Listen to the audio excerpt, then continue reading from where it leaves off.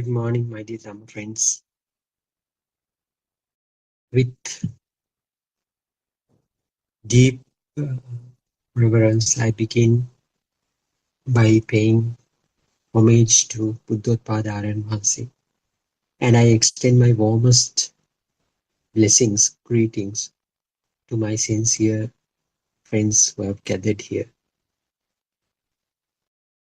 And Teruvan Saranai to all of you. This is kind of a precious gift. This moment is kind of a precious gift to gather here once again as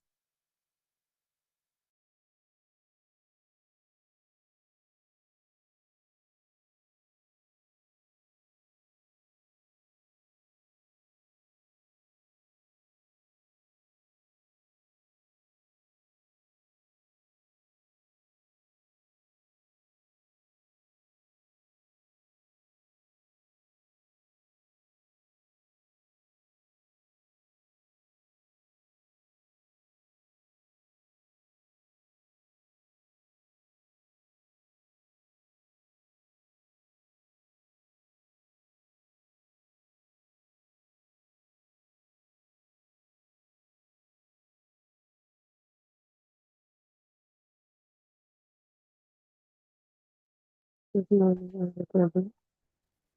Thanks and even someone on the phone. Let's turn our hearing from the stars, which is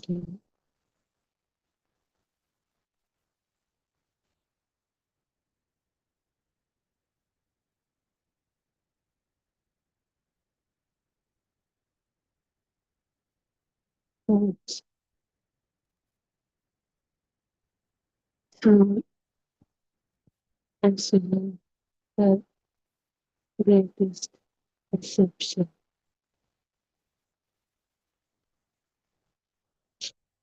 is thoughts.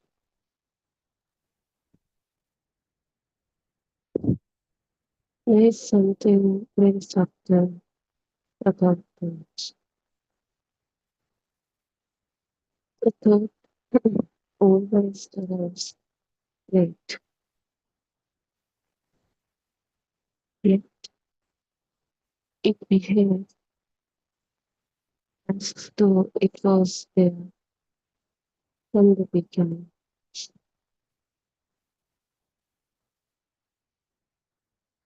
So let's see how a thought forms.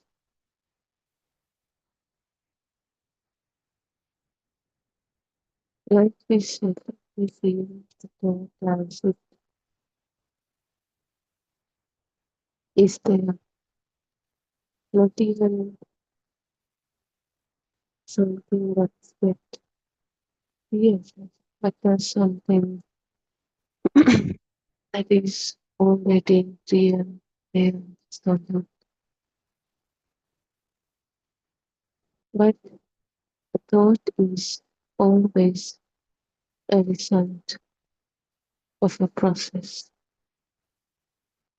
not something that exists on its own.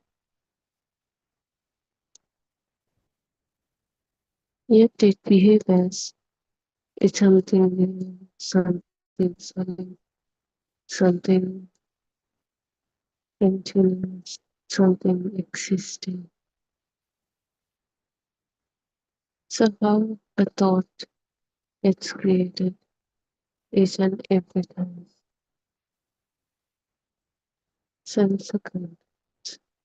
Sense contacts are the ones that they will trigger thoughts to get created. The sound is heard, and only afterward, thought says, I heard a word.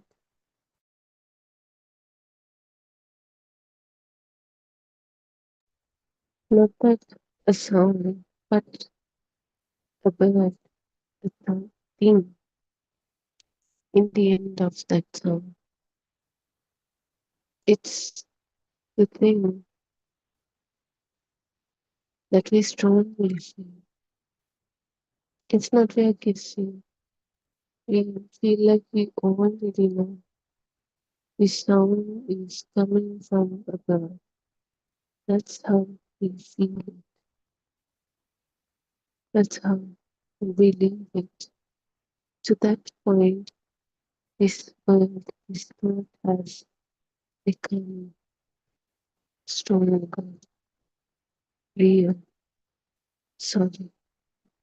We can't see a single bird. We can't touch a single bird. Only a sound was present, and immediately we strongly believe that sound is came from a bird. But did the vision or smell, taste, anything came from that sound? No, just only a sound occurred in the school. Yet, without any proof, without any sense of contact, without any direct experience, we still blindly, strongly believe there is a bird out there, and the sound came from that bird. That's how we feel it. That is the wrong perception. We are the ones interpreting this story. Only thing about one sound, either we can interpret as a bird is there, or either we can see it as just a sound. Okay. Yet, since childhood, we were used to believe that is the other side of that sound. The sound is coming from that point, that thing. So now, even without thinking twice, it appears immediately. It appears immediately to the point we feel like it's already there. We feel like it's definitely the bird that made that sound.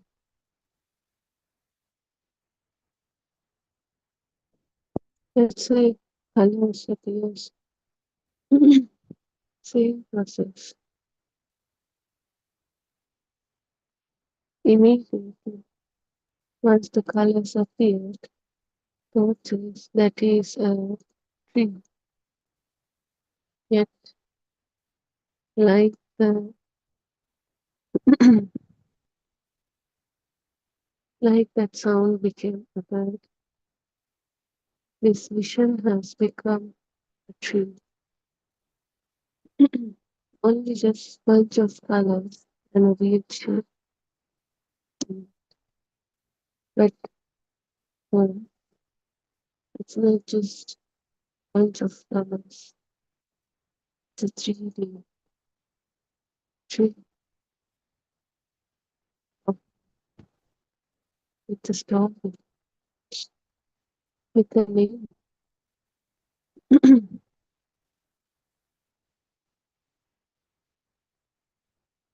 So this is how the thought is, as if it's existing out there. So this tree, it didn't come from within the sense contact. I suddenly gave bunch of colors, not a 3D mental. I didn't say this is a tree. So we are the ones assigning this tree, this mental object, to that sense of contact. And the thing is, we can see that we think that object, that mental tree is already out there. That's what we see. Look how this perception, our own perception, creates the illusion. Eyes can't give anything except colors. Yet we believe that whole 3D object, we feel as if that the whole 3D object was perceived by these eyes. When we see that bunch of colors, it feels like that touch, that texture, that sweet taste, everything within that.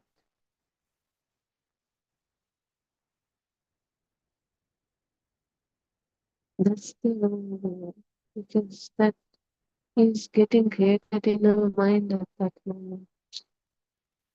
But for us, it feels like it came with that vision.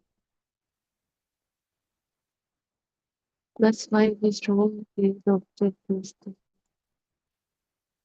But what really happens is just a bunch of colors, a visual marker, and the interpretation got created in the mind. And we immediately assign it. We see it not as something getting created in our mind, but as something existing out there. That's our own perception. That's our own perspective. Even though it's a wrong perception, we are so used to it. We we've seen each and everything in this way. Mental object gets created in the mind. Immediately we see it as something existing out there. We never questioned it. So through our entire lifetime, we saw the world in this way.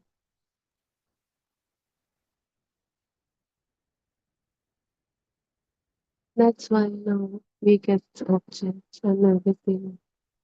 We feel as if they are really existing out there. We don't have to think. It feels like it's already there. It feels natural. Because to that point, this wrong perception, this illusional perception, reality has become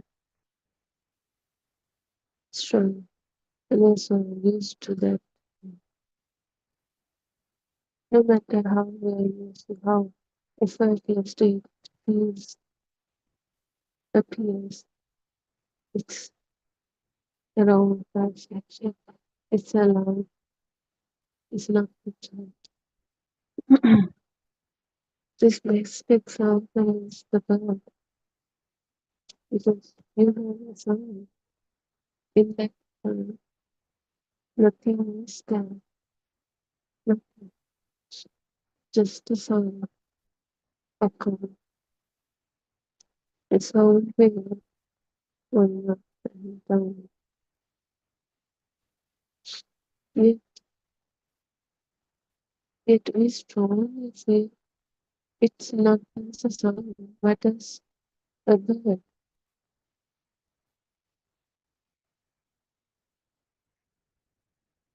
Did it come out there?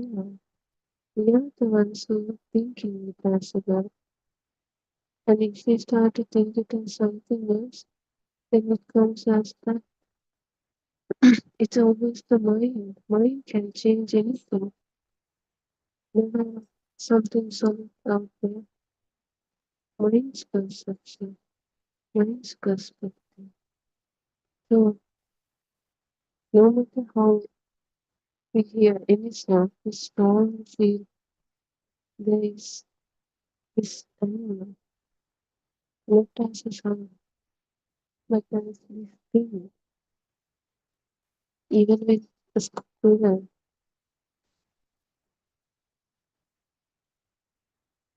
when we He answered, we don't hear a sound, we hear the scooter. But we only hear a sound. How are we so sure that's a scooter? Because it's the mind. Mind is the one who's creating thoughts. Mind is the one so sure it's a scooter. Because it creates the scooter and it believes the scooter. It's always the mind's conception. Each and every time we get sense of that, and mind creates a mental object thing. And the thing is, it strongly believes this sound is that mental object. This sound is coming from that thing, and it exists out there. This is the standard, wrong perception.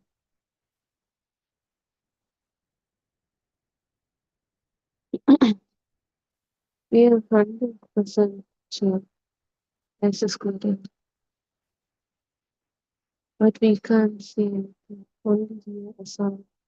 The student is not physically present, yet we strongly believe it's a student. So strong to the point we can't even think it is not a student. Let me observe carefully. We are the ones assigning a mental object to this sound.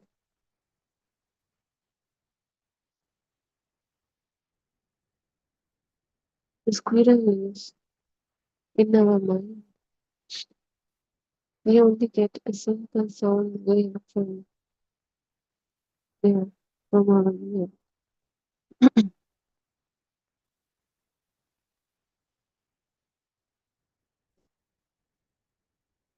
There's no squirrel in that sound, just a sound. This whole squirrel is in your mind.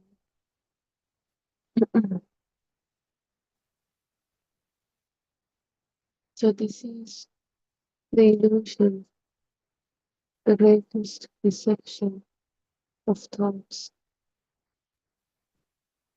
They are never out there solid, really existing things. They are always in our mind,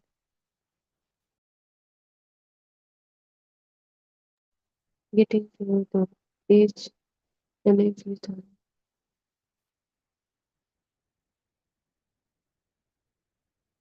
Yet it never feels like that. We always feel like they're out there, existing on its own, solid, real, continuous. So imagine not just the spirit, but each and everything we believe real is blindly believed in this way. Each and every sound you get, you immediately never hear the sound. You hear a thing, a person,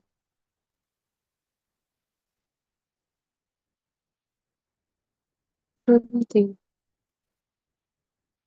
So it feels like this mental object is out there and it is making this noise. Squirrel is making this noise. Someone is making this noise. The machine is making this noise.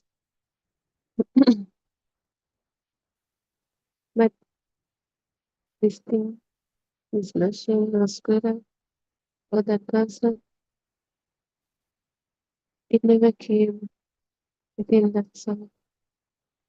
It get created in our mind's creation, mind's person, mind object. Yet look how we see as it exists out there, and how we blindly believe from that thing the sound comes. This is the greatest deception of thoughts of the mind.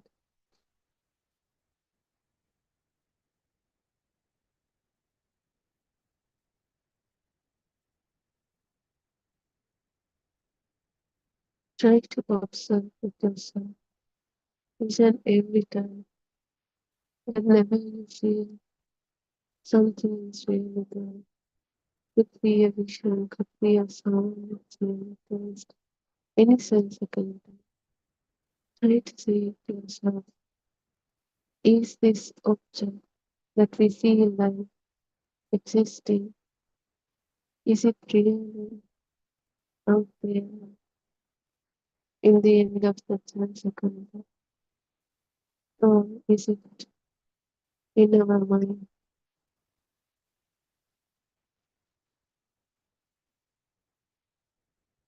Try to see it yourself. Try to observe what we really get, what really occurs, and what we believe as real, what we see as real. So life is this outside world, things, objects. There is another thought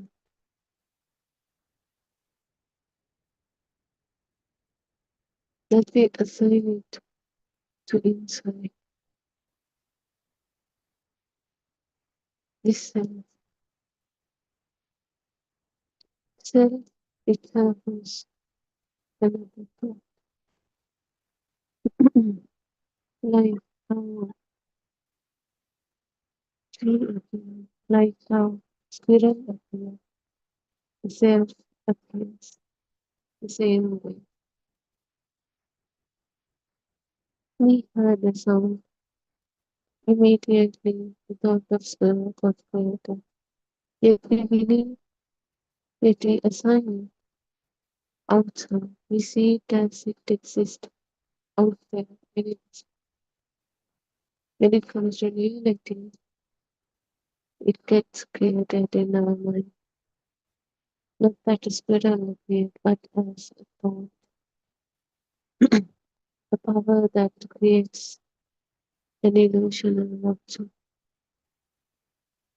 a feeling like an object here, not that a real object came to the mind.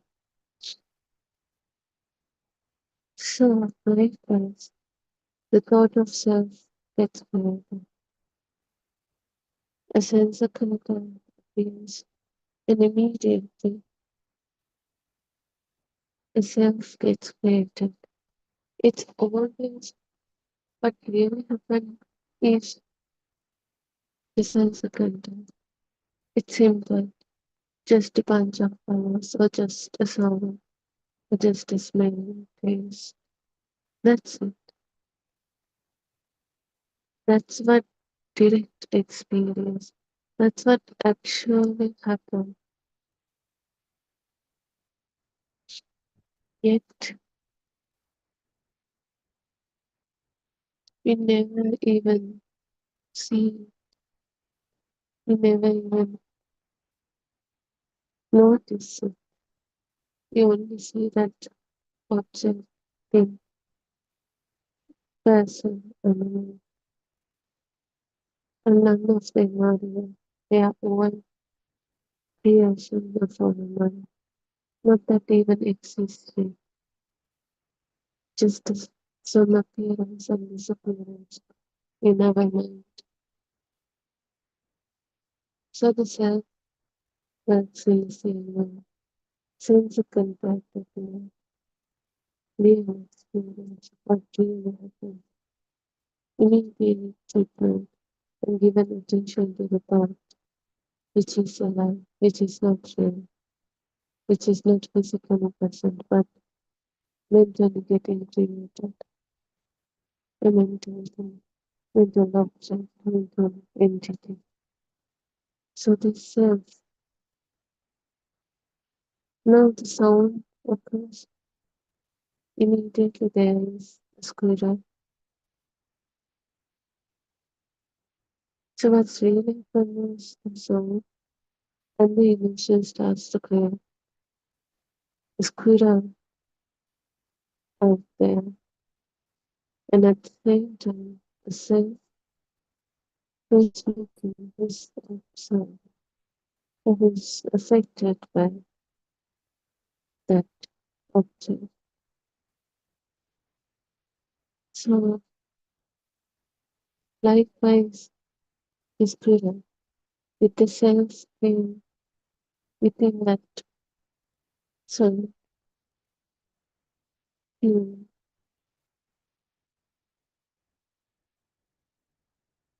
it is created.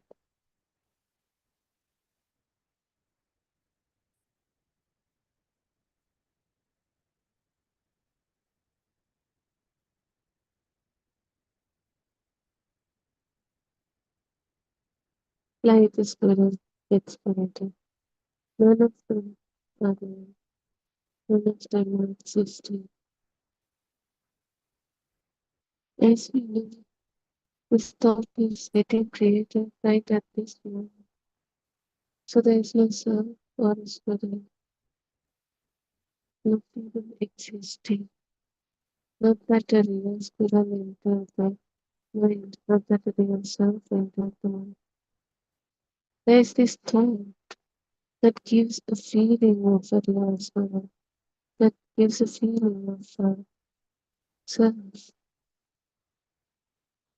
We can never see it, touch it, hold it, show it, because it is itself alive, but it gives this emotional, visual object, mental object, like feeling, mental self, identity, like feeling. But we cannot assign it, show it, touch it. That's why we strongly believe it. And we can easily assign it to outside. Because if we see it from, we already break free from us. That's why when we assign this mental object to outside, it's way more easy. It anchored the thought, and we can easily blindly believe something like that. But if we see the truth that there is this thought, this object in our mind, and that is also not true because and real object cannot enter the mind. Yes, nothing is physically present there. Just a power creates a feeling of an experience and mental object thing. That's it. Then the truth comes. And that's how this greatest deception is found in this way. That's why we see objects as if they are existing out there. When it comes to reality, it's just a power that creates a feeling of something, not that even existing. That object, that feeling is what we call thought. And that thought, we believe it exists out there. Look how we are tangled up in this ball of yarn. Look how The greatest illusion of all time is found each and every moment in our life, each and every second in our lives. Whatever we believe in solid exists out there is real. That's our own belief, our own creation. We are the ones seeing and believing and thinking real this object. The value given to that object, the power it holds, all in our mind, all depend on our mind. For one person, it can be so powerful. For another, it's not that powerful. Because this mental world is a mental world, it's not real physical world.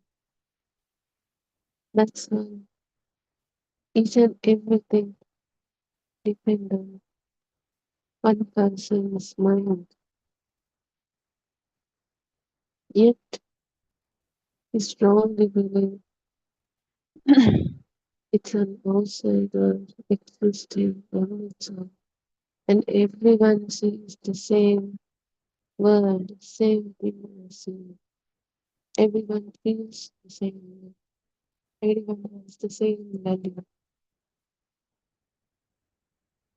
Because we think our mental world, mental landscapes are real.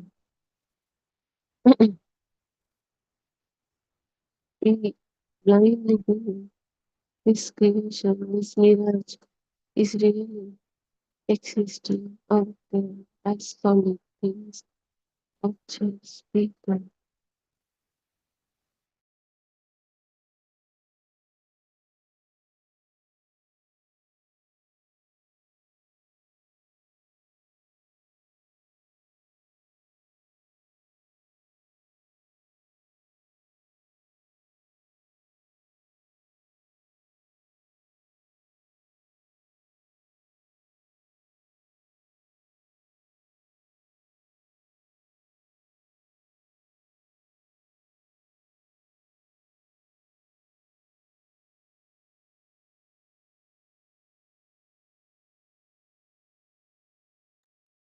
So this is the greatest deception. So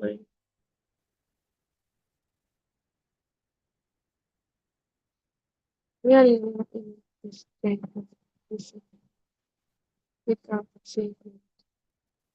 It's strongly within dream.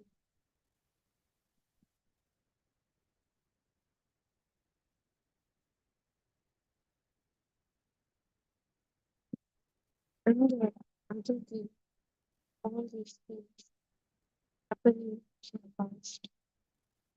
So we cannot easily grasp it because of that practice.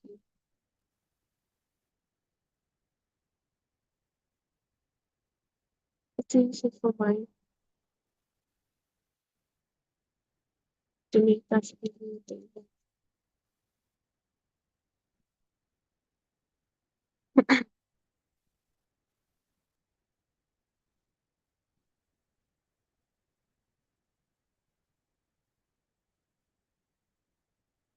But each and every time we observe it also. Before this thought, the things change. It is a feeling. Thought is not something successful. It's something getting to your every time. You know, it's something that gets. So what is actually present sense of it? That also change, not continuous, not sudden. Sense contains always changing, but that's the real experience.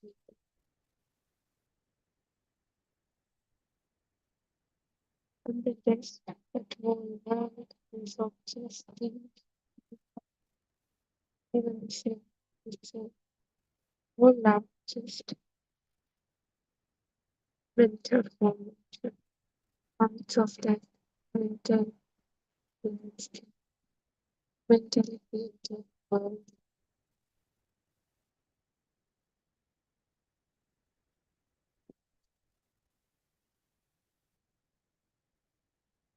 So these thoughts explain each and everything.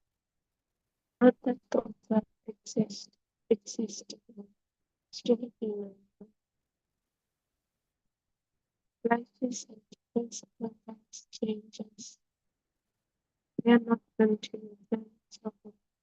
So each and every when some conditions arise, a sense of back preference and condition of that sense of identity. So because of this sense of thoughts of thoughts experience, reflex, renown, not that stored from their storage or the real existing object comes to mind. That thought itself, the mental object itself, it's create right technique in the mind.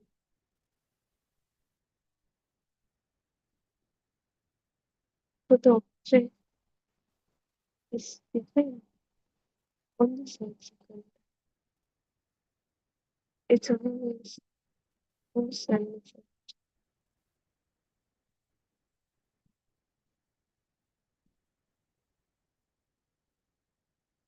So since the contact touch the thought of object of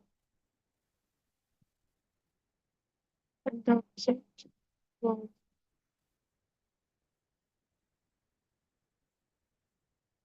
not that we can stop at it occurs and disappears.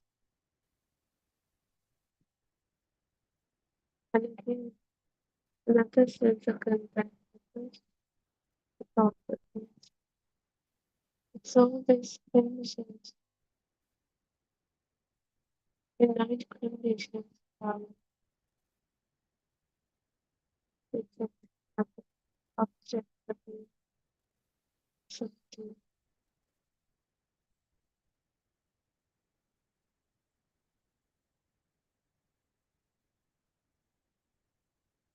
So the thoughts appear just like that, not that the one where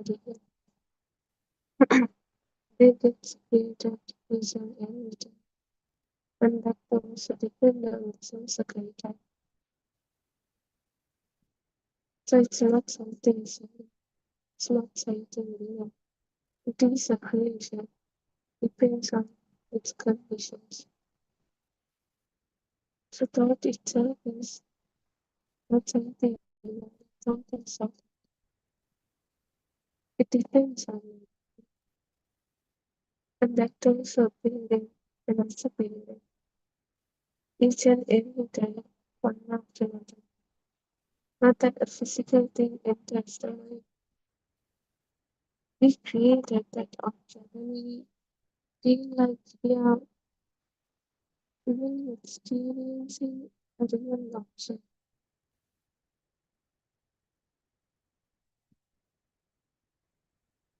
It's the power of that builds this illusion of creativity experience, like you really experiencing a mental object.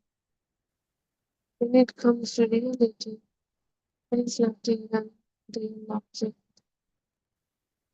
So how can we experience an object? The object itself is a creation of the mind. Not that it came within exists in form. It was given the step by step.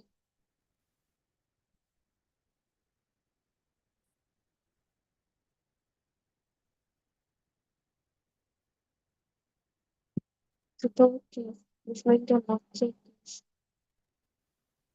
our emotional use, and that creation is reconstructing, reconstructing again and again. Not that the same, not the beauty, but something similar, but not something constructing again and again. Yet for us, we don't do this thing like it. We feel as if we are strong, which seem option, solid and continuous option. Yet nothing is firm, nothing is solid, nothing is real. Each and every time everything changes, nothing is existing. The thought itself is even and disappearing, not even existing. And the thought that gives us a feel like an object, a real living thing, yet and slowly fading to. Is there a real living thing around there? No, it's just a cover that creates an illusion, often experiencing beauty in person.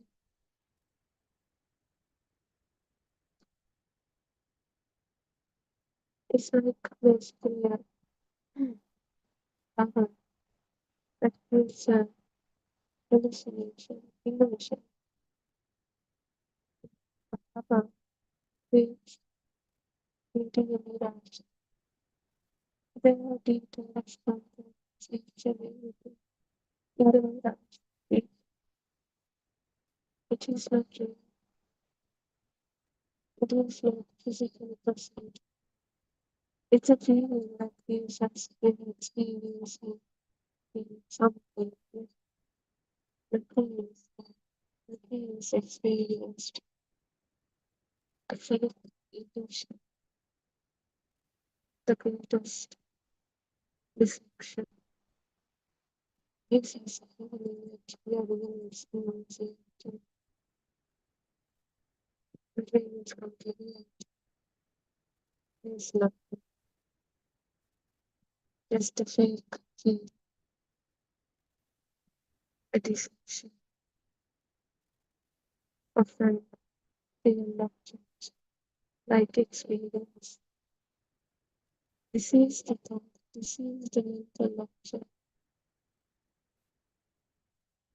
but we don't feel it in nothing. We strongly feel it in, we strongly feel it exists out there. Look how we are captain the things. There's nothing in something that happens. The thought itself is alive. So how can we assume the process when it comes to reality? There's nothing there. How can we assume nothing the process? It's basically like a mirage. There's no object here, even though it feels real, even though it gives us a feeling of a real object that we are experiencing a limited dimensional object. But it's not, we cannot touch it, we cannot feel it, we cannot see it, and we can't feel it.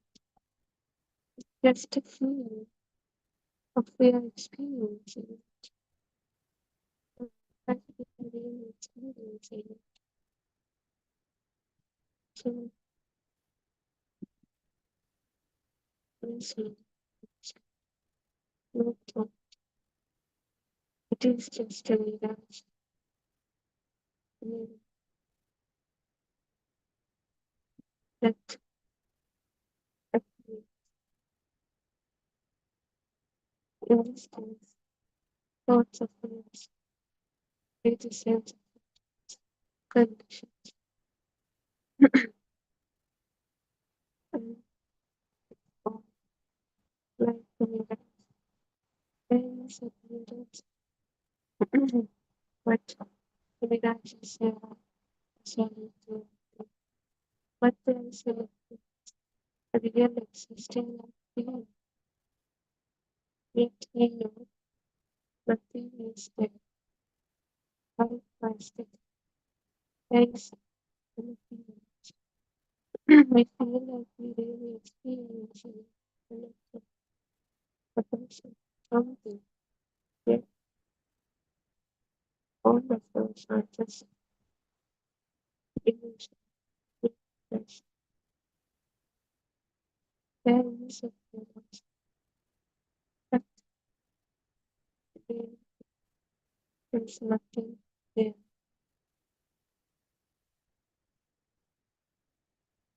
It's just very best deception. Someone. It creates the cover. It is the center landscape. Feel like they are really existing. You feel like they are really experiencing. But when it comes to reality, there is no such thing as object. Person, thing. There's just a thing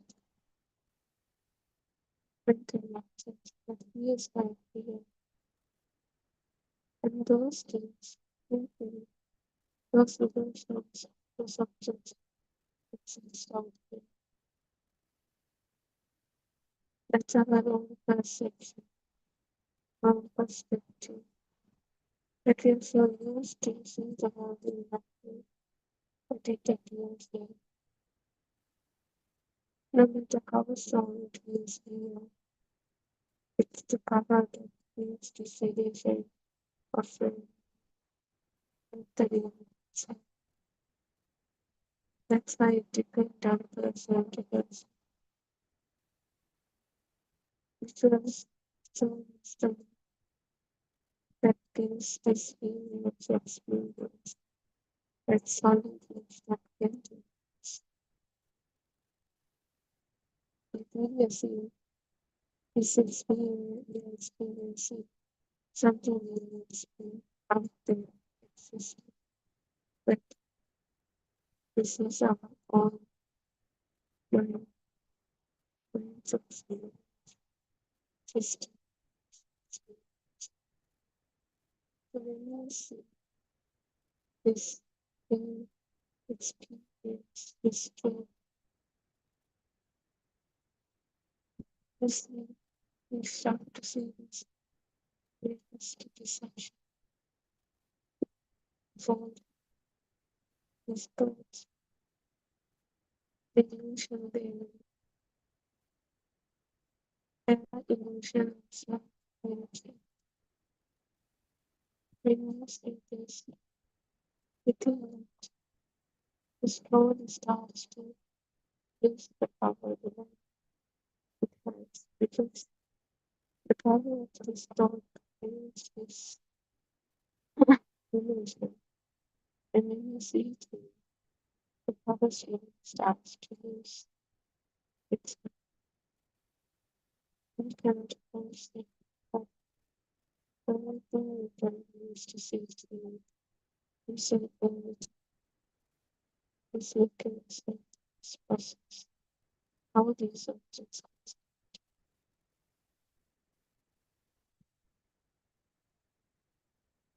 and it will slowly starts to lose the power inside the very is feeling like moving.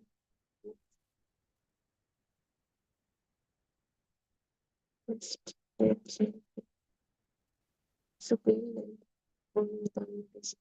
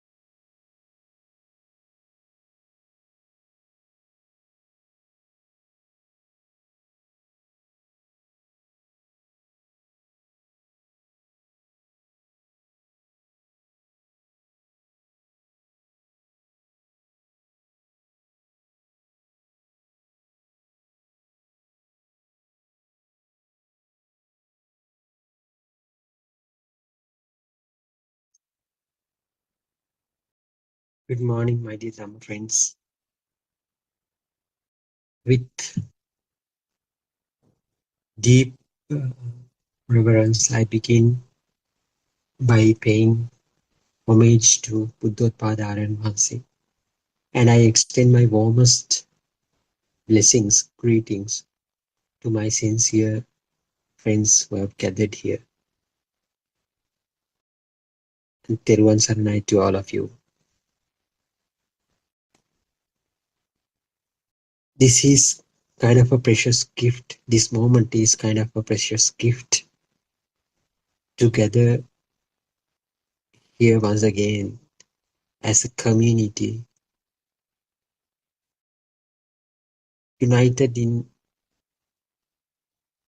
one common wish to listen, reflect, and realize this timeless wisdom of true Dhamma.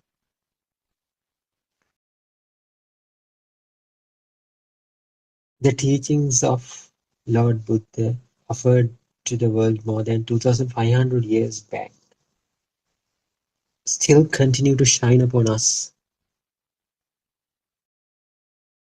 with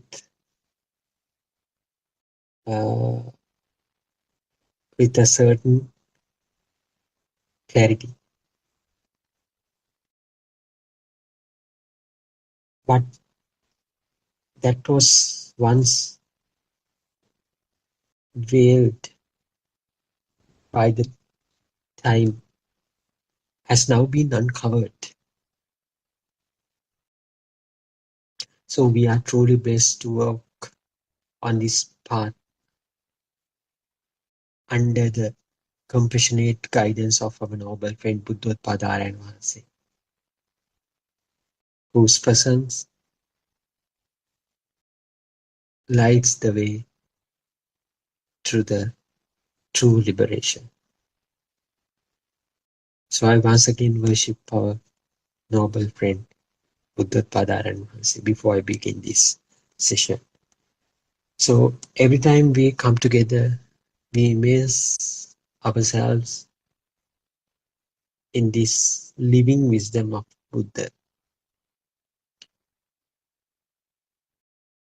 Other than these kind of discussions, we have plenty of texts to be read, especially in our main website. That website is www.buddhodpada-dhamma.com website. So you will find many more books here that are free to be downloaded, and you can read them attentively if you wish. So if you have any question, doubts while you are going through them, you can bring them up here and we can discuss them openly in this forum. So this forum is for you to discuss, to reflect, to uh, mm, logically analyze what the Dhamma is. So other than that, we have another website that is I usually remind this at the beginning of every discussion. Uh, that website is www.wisdomofasia.com. People who is very much technically sound, they can go and visit that site. They can visit that site and see how these modern day scientific findings tally with this ancient wisdom. Actually, if we called it is an ancient wisdom, but it is not ancient, it is the truth. Truth never goes older. Truth remains same. Truth is the absolute truth. It is, it helps us to get to know who we are, what is the purpose of being here. So what will happen to us? For the question of who we are, a lot of philosophers, a lot of people tend to give answers. So we have a nice history. Uh, Not in Sri Lanka, from all over the world, there are so many people, so many spiritual leaders tried who tried to find out what the absolute truth is. Even Lord Buddha said, "What is the truth?" But with the time, that revelation was covered with the sands of time. So uh, until Buddhottpada Arahant reveals this, so we were doing a uh, lot of things that are not relevant uh, for this clear understanding, especially this Amisa Puja. So, Amisa in the sense what we do externally. So, that means without any underlying truth, we tend to give the things to the people, to help the peoples, to worship, to go behind. A lot of myths and a lot of beliefs were there with us. Some people tend to think if you do good things, we collect merits. If you do bad things, it will accumulate as sins. So, likewise, uh, the things that have been taught by different kind of spiritual leaders misled us, and uh, in most of the instances. But with the help of our noble friend Buddothpado and Nuance, we were able to find out. We were able to realize what the absolute truth is. So so we are a set of unique people who gathered here out of all 8 billion people in the world. So we are hearing today the truth. It is not another kind of a belief. It is not another kind of a faith. It is a logical Dhamma that can be understood irrespective of your social status. So yesterday also, so people who listen this discussion for the first time, he or she may be very keen to know what this so-called truth is. In yesterday's reflection, Misurangika shared about how we give value to the images, sound, and objects, mistakenly seeing them as mine or me. Lord Buddha wanted to reveal to this world a non-soul Dhamma. That is the basic theory, that is the basic thing, fact, that he wanted to reveal to this world. Even though we think that we are living, even though we think we are having such a birth, such kind of a birth, or in one fine day we'll have to leave this, say goodbye to this world. He wanted to give this message to the entire world that there is no person here to be born or to death. So, but it is very difficult for us to understand because we have been uh, dealing with this life for such a long period. So we we tend to feel, we tend to think that we are some kind of a different species other than the other animals and the rest of the world. So we tend to think that we are human beings. But what Lord Buddha said is something different. Think and look at this Dhamma from another perspective, another unique way. So you will find there is no call such a living being here. This is all about an unsolved Dhamma. That is the absolute truth that Lord Buddha wanted to reveal into this world.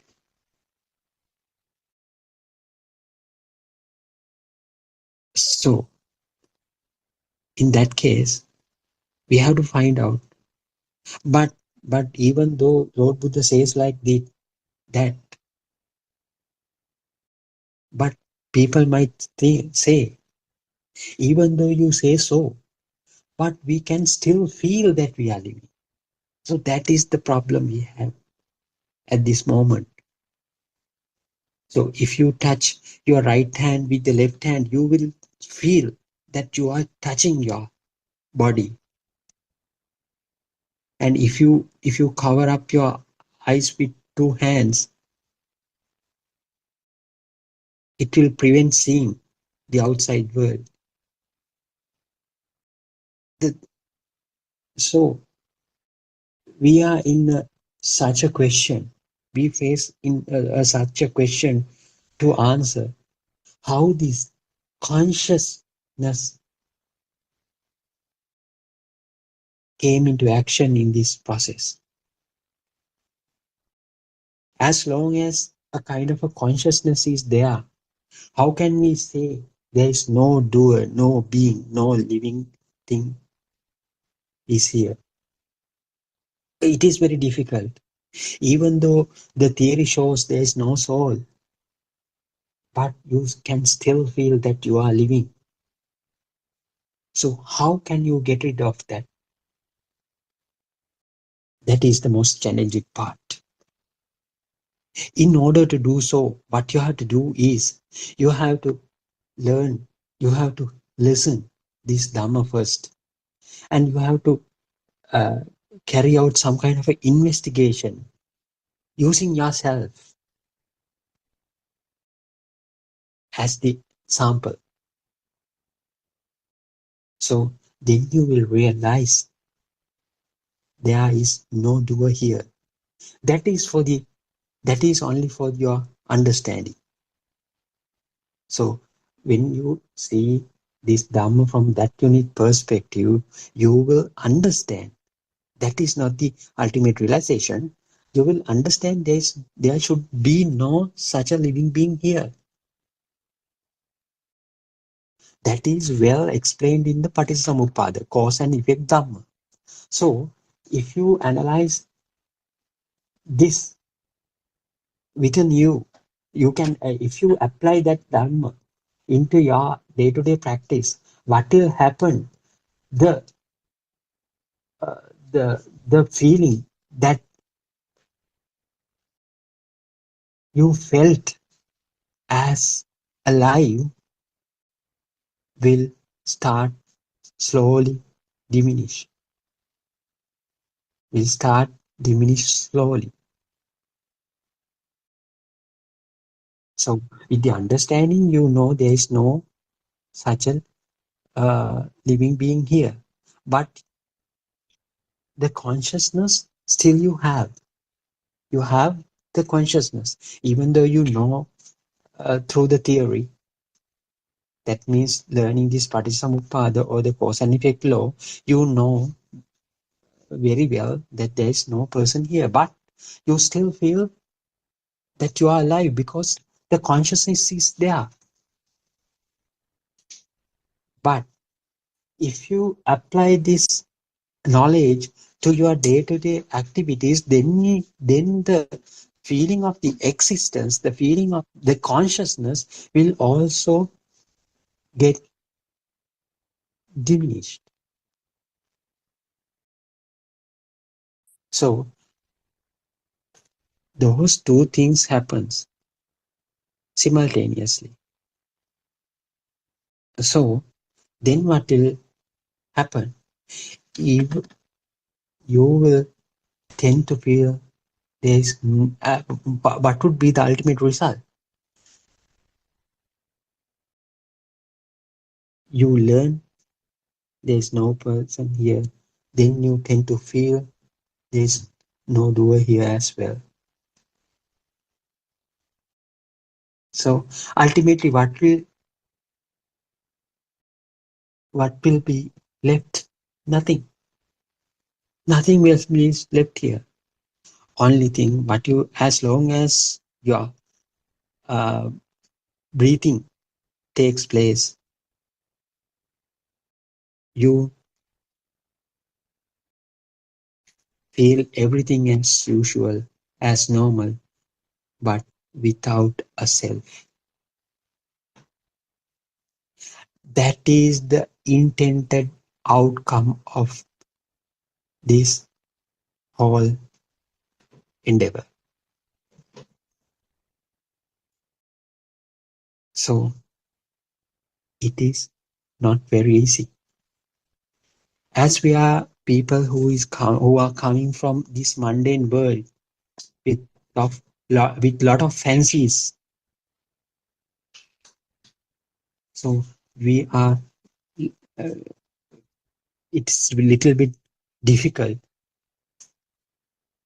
for us to grab this uh, truth at first glance. So it will take some time. So we have to be very patient. We have to be very attentive. We have to be very curious. So all these things collectively push us forward for this true realization. What is the realization? What is the intended outcome? Is the feeling of non-soul state.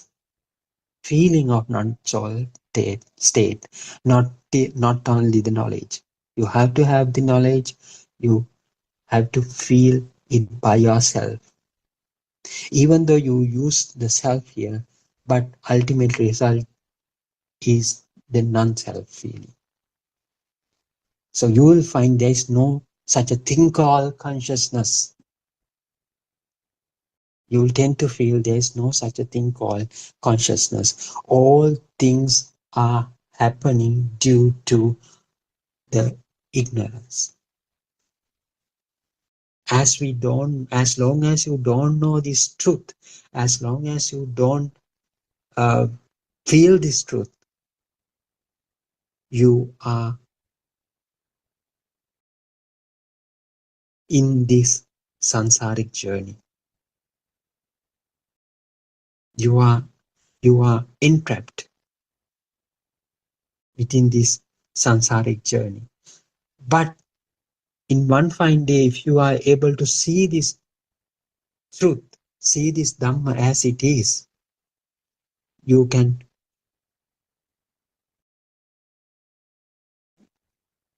easily come out from that sansaric journey,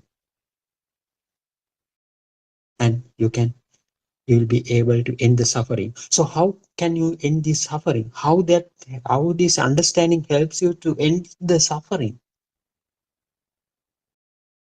So we'll take it as like this. If there is no person to receive any kind of a consciousness here, who there who else there be to receive or perceive the suffering? No one would there be to suffer. This is the way the cessation of suffering takes place. If there is no responsible authoritative person, or the responsible person, or soul to suffer, who is going there is who will be there to suffer? No one. So that's why Lord Buddha expressed this truth as a way to cessation of the suffering. The only way to cessation of the suffering is the understanding this truth, or the experiencing this truth.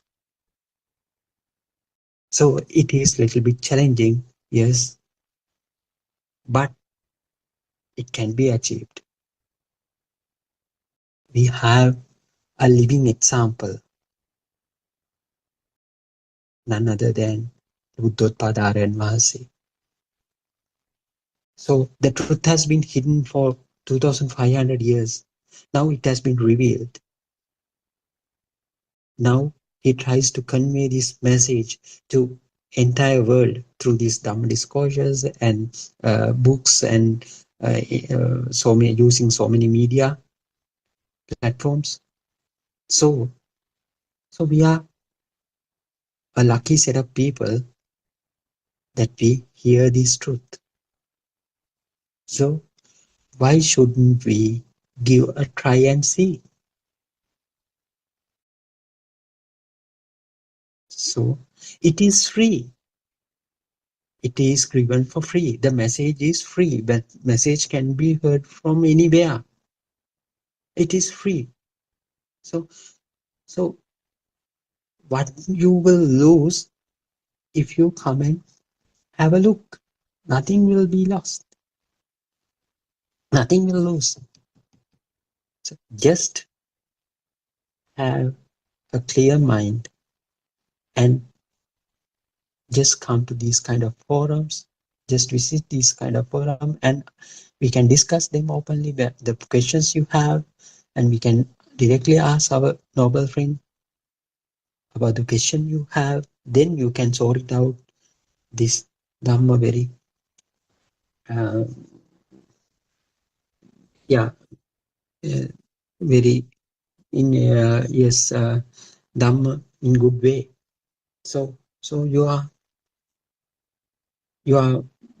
please feel free to ask questions. So uh, before we starting our daily discussion, so I would like to read few pages from the book that we used to read at the beginning of every discussion. So that is the book, the volume number 6 of the series, the True Dhamma Has Awakened book series. So we are focusing on the page number 86. Uh, so I'll read a few pages from there. Participant asks, Aryan Mahanse, Thiruvan Saranai Aryan Mahanse, I bow down at your feet. I have a question regarding faith and how much faith I have. Uh, he or she is having some kind of a question about the faith she has. Recently, in my imagination, Sripada appeared and I bowed down. I felt my mind was so affected by the faith. Also, there was a being who worshipped the place. Uh, she thinks that she has some kind of a faith on Lord Buddha, about the Lord Buddha. She asks Aryan Mahanse, is it a good thing or bad thing? So how to what extent does she or he has that faith towards the Lord Buddha? So Aryan Mahanse replies, this is called Amulika Saddha, a common Saddha. This is not the same as Akaravati Saddha. The faith occurs as a power given by the faculties. Right. So there are, so Aryan explains there are two different types of faiths. One faith is called Amulika Saddha. The other faith is called the Akaravati Saddha. So to the mundane world, with full of wrong views, when objects become real, a common faith occurs. Ah, now Varanas explains how this Amulika Saddha takes place. In all religions in the world, this kind of faith is practiced. In all religions of in this world, this kind of faith is practiced. What is the faith? Is the Amulika Saddha. What is this Amulika Saddha all about? When the objects become real, a common faith occurs. For that we call this Amulika Saddha. Can someone achieve Nibbana by offering flowers to the objects? Even the person who gets toddy from a tree bow down before climbs the tree. So even the person who hunts or kills bow down the gun. This is the common faith that is common to everything. Wow. Look how, how he explains this fact. Even though you Even though you are going to do something bad, you bow down upon the weapon that you use to do the harm. That makes that you have certain faith. You build some kind of a faith towards that the weapon that you are going to use. But with that weapon, you usually do some kind of a harmful thing. But you still believe you that weapon won't harm yourself.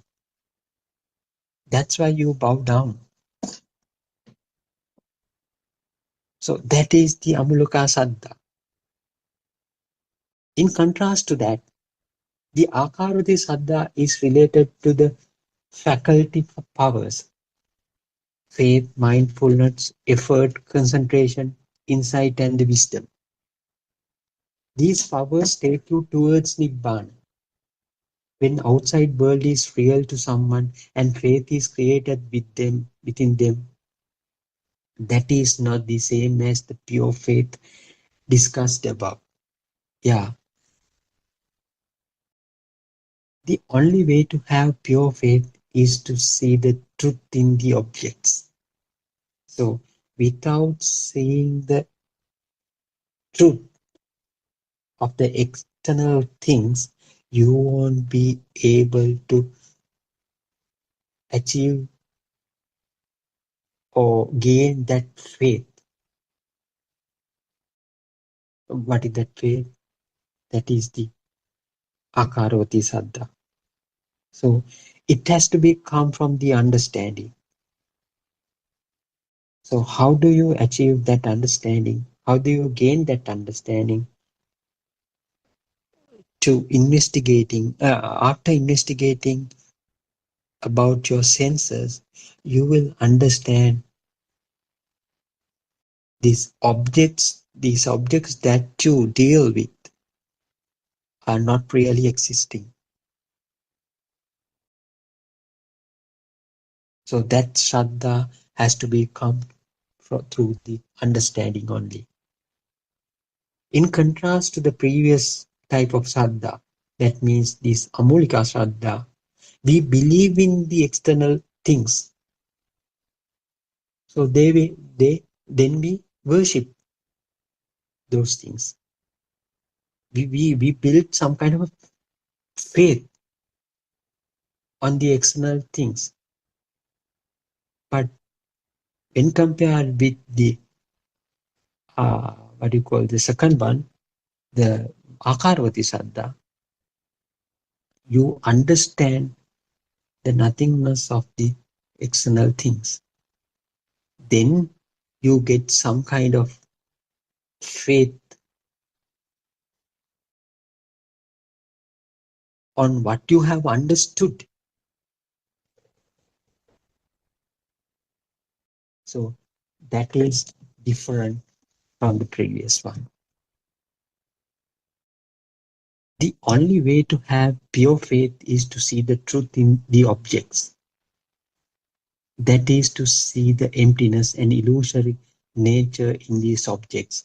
By experiencing the truth and knowing how the illusions are created in the mind, consciousness, as explained in Buddhist doctrine, the pure faith can be generated. One must realize the truth. That is the only way of achieving this Akaravati Saddha. Yeah, when someone, if someone understand this truth, then he or she will get some kind of a faith about his or her understanding. That for that faith we call this uh, Akaravati Saddha. Then participant asks Aran Hanse, when I was worshipping, I felt the notion of an individual self cannot be incorporated. Prior to this experience, I felt the presence of the images, Rupa Darshana. What is that? Aranvasi replies, in that case, there is a self. Therefore, in that situation, because of the wrong view of the existing self, a feeling of individual existence is present. Yeah. So what Taranvasi wanted to highlight is that the fact that even though you think that you are alive, also if you think that you are alive, that also become a part of this external world. So once you understand the external is not real, the illusionary nature of the world, the self, the existence of self is also get dissolved.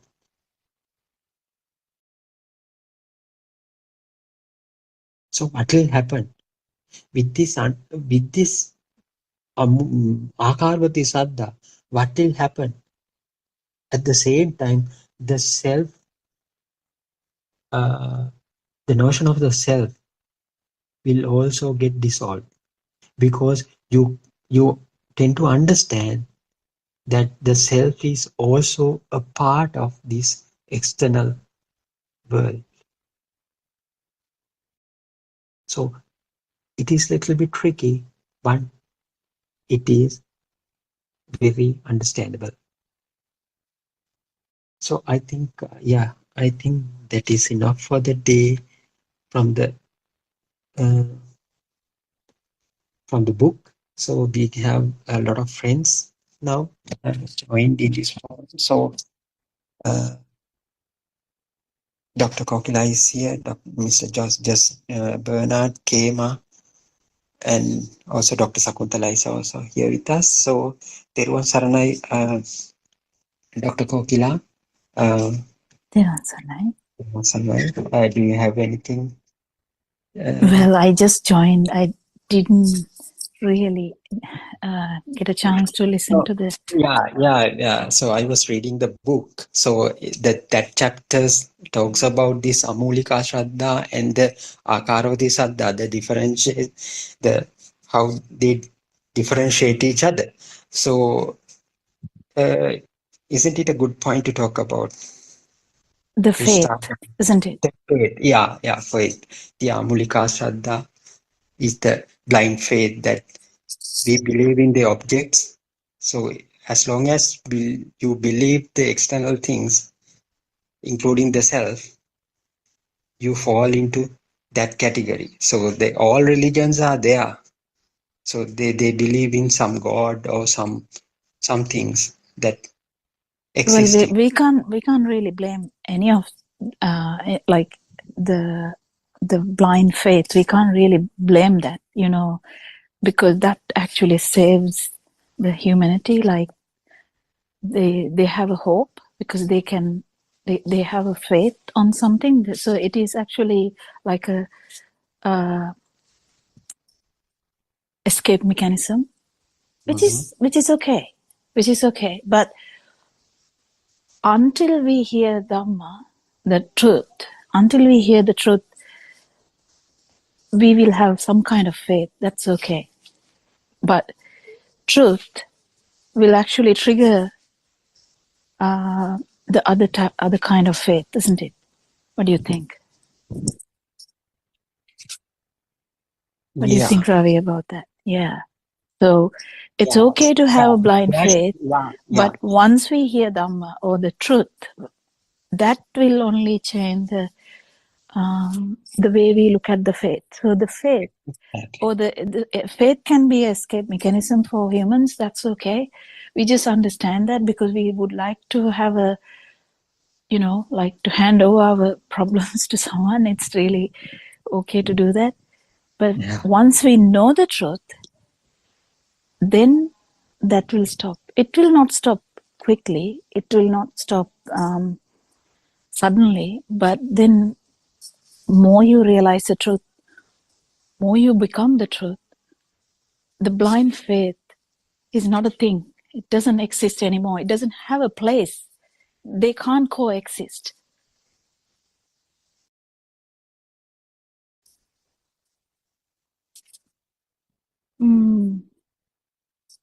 Anything to add? I'm not. As we know, the human minds uh,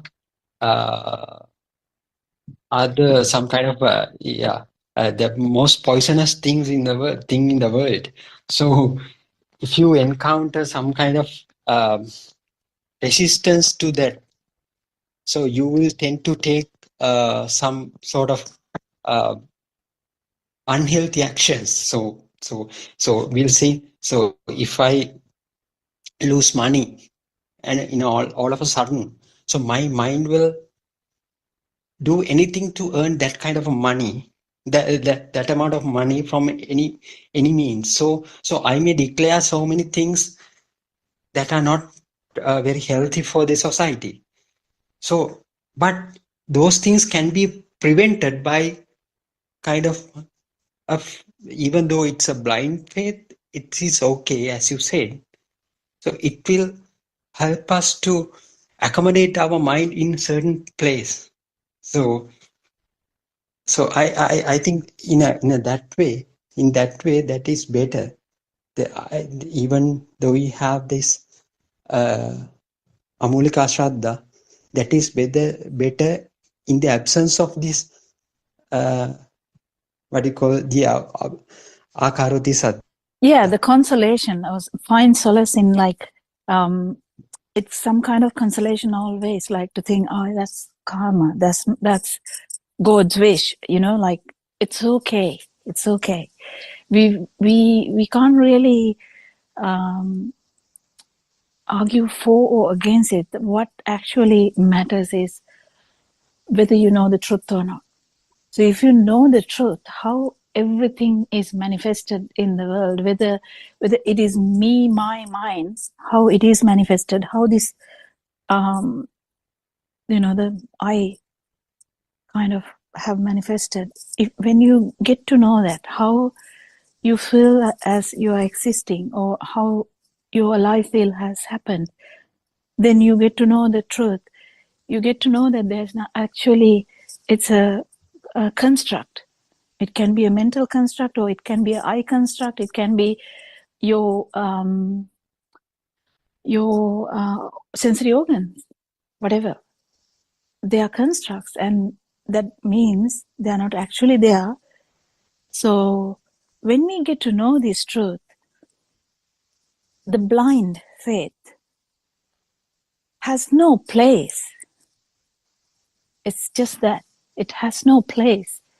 And in future, I think blind faith is going to fade away anyway, because people will, even without knowing the truth, they will understand this can't be, because they know too much science, too much stuff.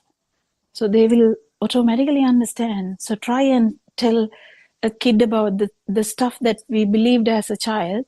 I mean, in our small days, if a grandfather or grandmother tells a story, we listen to like that it's magic, In nowadays, if we tell the same story, they will be like, what's that?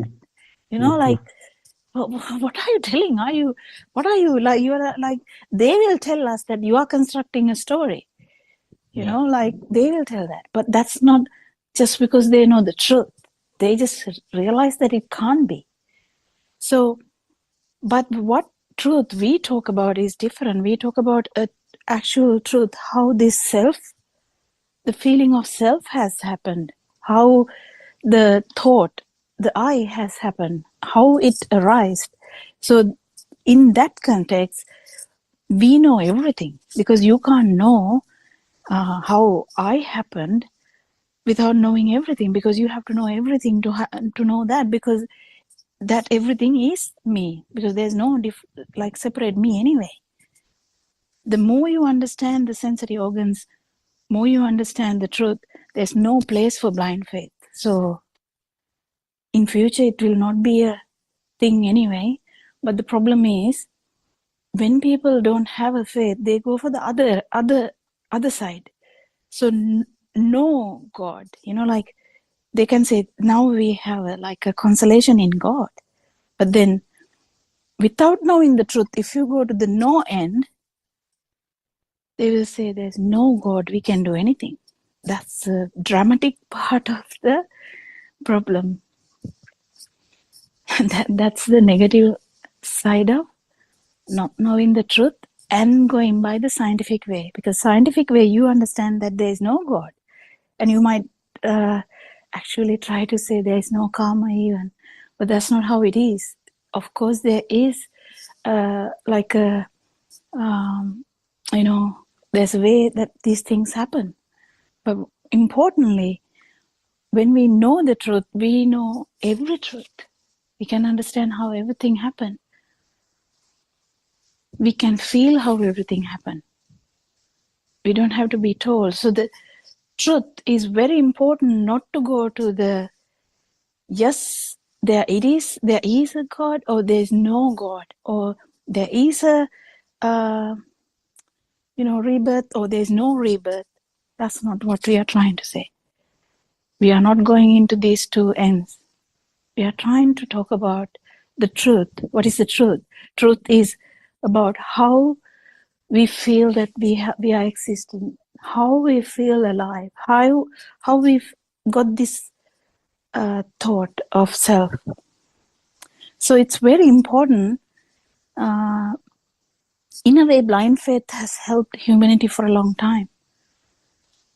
It helped, but without actual truth, that what Lord Buddha has explained to us, the whole humanity can go to the other end, say no repercussions, no problem of doing whatsoever, because there's no one to know God.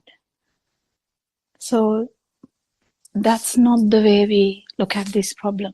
Of course there is repercussions, but the thing is knowing how the receiver and how we get this problem of that we feel that the sensory organs are ours, or sensory organ holder, how we get that idea, how we feel that the mind is ours, or body is ours, how we feel that we are in a world and we are actually in the world, and we are acting in the world, and we are talking in the world, and what we are talking is true, what we are acting on is true.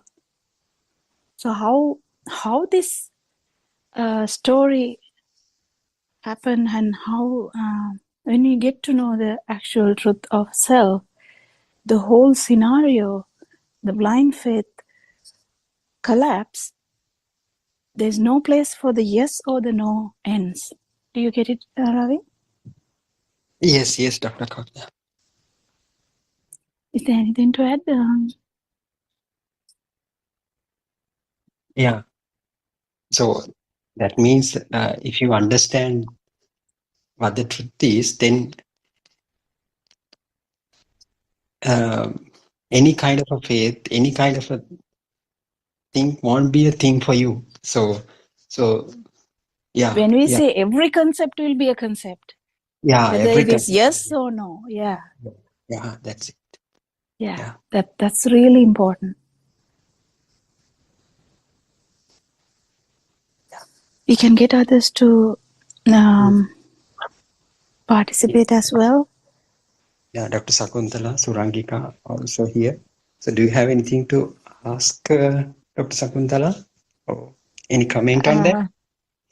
Yes, there was some, I think, out of the things that both of you mentioned, as Kokila said, it's actually a rope to cling on rather than falling into the well, I suppose. So, Amolika Shraddha is something like a rope when there is no help. So, we see that more and more people in the society nowadays are going to that direction. And as Ravi said, now there are many Or the things. other direction. Actually, Dr. Sakuntala, some countries, it's the other direction, that there's no one. or nothing to No look one. Oh, look yes. forward to, or nothing to. Yes. There's no repercussions. This is it. This life is This is it. it. Yeah. Exactly. So Yes. it's always two ends. Yes. That's right. So when you see, I mean, there are many things in the day-to-day life. Now, as Ravi said, people tend to put the hands together and worship. Even the steering wheel, a driver who is by profession, before starting the work in the morning, they touch the steering wheel and worship. Now, that is something that is practiced not only by the Sinhala Buddhist, even Tamil Hindu people are doing it. So it's purely taking the material world as a thing, and then I am there. So there is very obvious dualities there. So Yeah, there actually, but again, there he's is expressing that consolation in that. That's it the is, thing. yes, that's a faith, yes, So thinking showing the that faith. it would be Mm, it would be looking after me, like there would be exactly. no problem in me. So they get, Mm, actually, it's kind of a thing that they find consolation in themselves thinking like mm. that. Because And also if you're showing with the God will look mm, after me. yes, yes.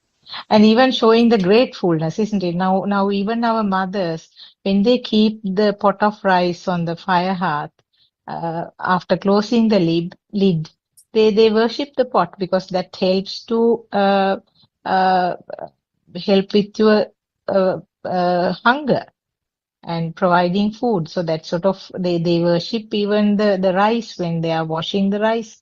That's a ritual that our mothers are doing.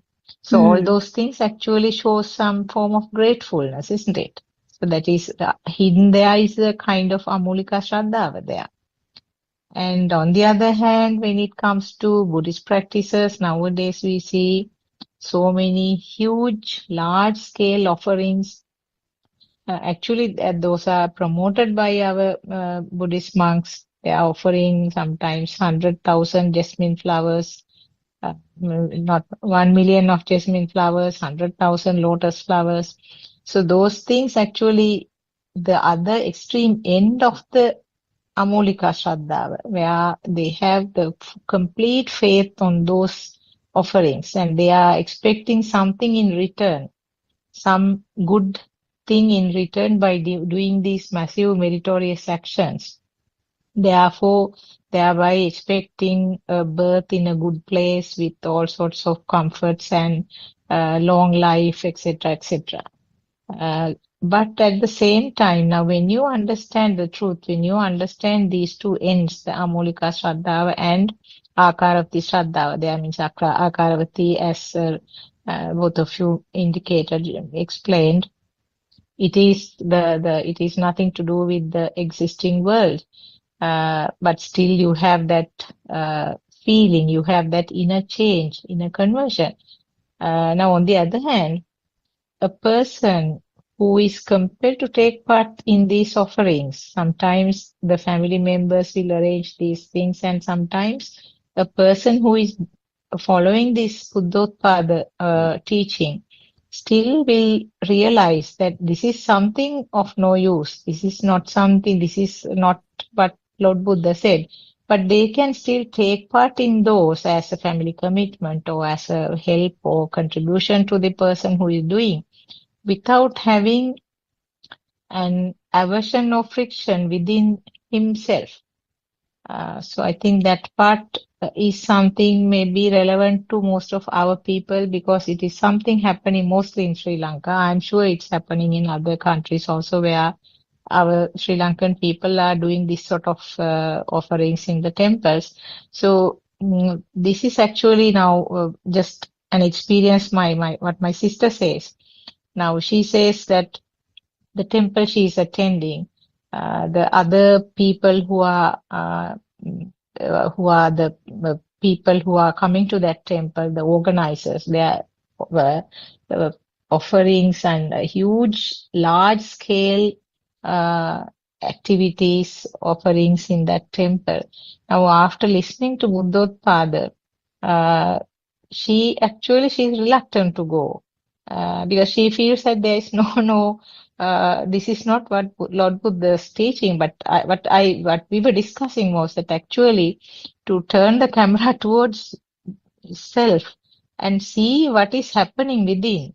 That is something that you should understood, because you may not be able to change the people attitude, and completely you can't change these activities, but be conscious about what is rising within you when you are taking part in these activities. Do you think about those? I'm sure you must be experiencing those or in Australia also. Yeah, actually, there would be no difference Hmm. that the, it would be just another Event only. event only. Yeah. So Hmm. aversion part is when you actually try to think about it. Yes.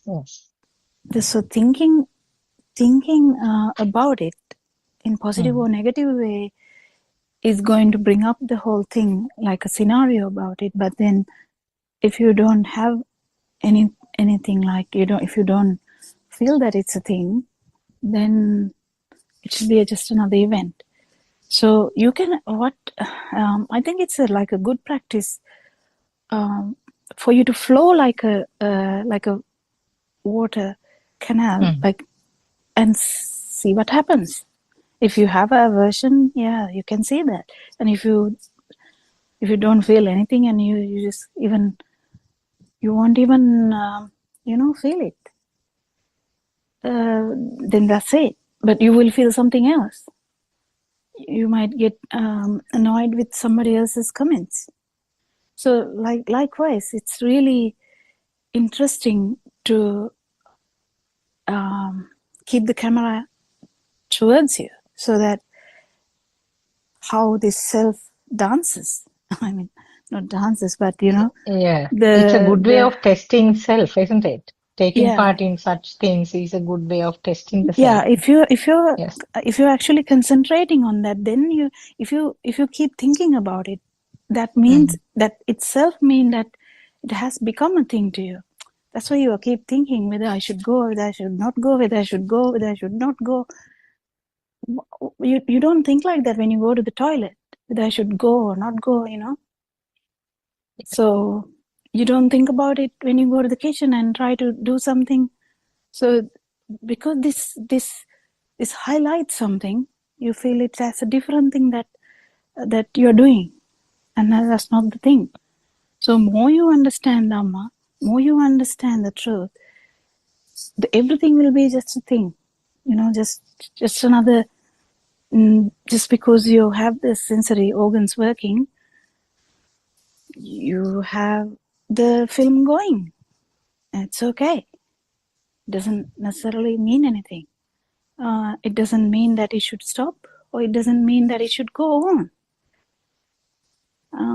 So that's the interesting part of knowing Dhamma, or knowing the truth, that you will be like free like a feather, and you'll be doing whatever you can do. Yeah, it's Whatever you actually can do. something that most of us experience, I suppose. Now, I just want to point out something that I experienced. Now, there are a couple of annual almsgivings that we do uh, to a big number of monks.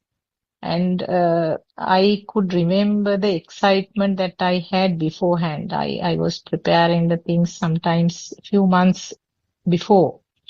The excitement will gradually build up and reach a climax by the time that the almsgiving is there. So excited, and will invite so many other people, and actually it was a kind of stress underneath, but that time I didn't feel it as a stress, but it was a kind of excitement. Now it's the same current that now I can see that it is same current. But now I feel that I'm still doing the things in the same way. I have change in the plan. I do it completely in the same way. But that excitement which was there. The current which was rising with time when it is coming closer and closer The is stress. very little. Very little, Yeah. yes. Yeah. So that's really important. That's the thing. Mm. So the more you understand the truth, the more the more you attain the tranquility. That's all. You will be functioning as before. But Yes. you might lose some stuff because automatically you might because you have a ritual. You go once a year almsgiving. You get a date, so you Mm. tend to do that.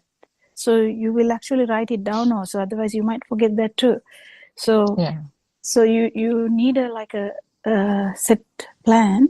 Then you will go according to that. But whether you want to do something, that's really not be the case. So you might actually not do some stuff that you have done before. That's not a problem. Yes. Not a problem. Actually, no one else notices that either because no one has questioned me and asked, aren't you interested like earlier? Because I automatically, it doesn't seem to be appearing from outside to an outsider. But that was the inner feeling that I had that I still go on doing it in my maximum way, with the maximum attention and paying the maximum time and spending all sorts of things, effort, everything. And no change in the type of the meals prepared and everything. Exactly the same. And no one has realized any change either. But that current which was there is minimal now. Uh, yeah. Yeah. So the faith actually faith can vary Mhm. with knowing the truth and without knowing the truth. So with truth and without truth. So that will actually in future, I think in about 100 years time, this younger generation, Gen Alpha, or is it Gen Alpha? I think Gen Alpha. So in their time, I don't think there would be anything that we can talk about. I think it will be just knowing the truth and not knowing the truth, Mhm. because they might even question the almsgiving. Yes, exactly. Yeah, but then someone has to know how to explain all that, because you can't actually explain how one can be happy by giving a almsgiving, how an other person will not be happy by giving an almsgiving. So they don't understand the difference between that, how one can be happy and other, how when they think that it's a nonsense, then why the other one is annoyed.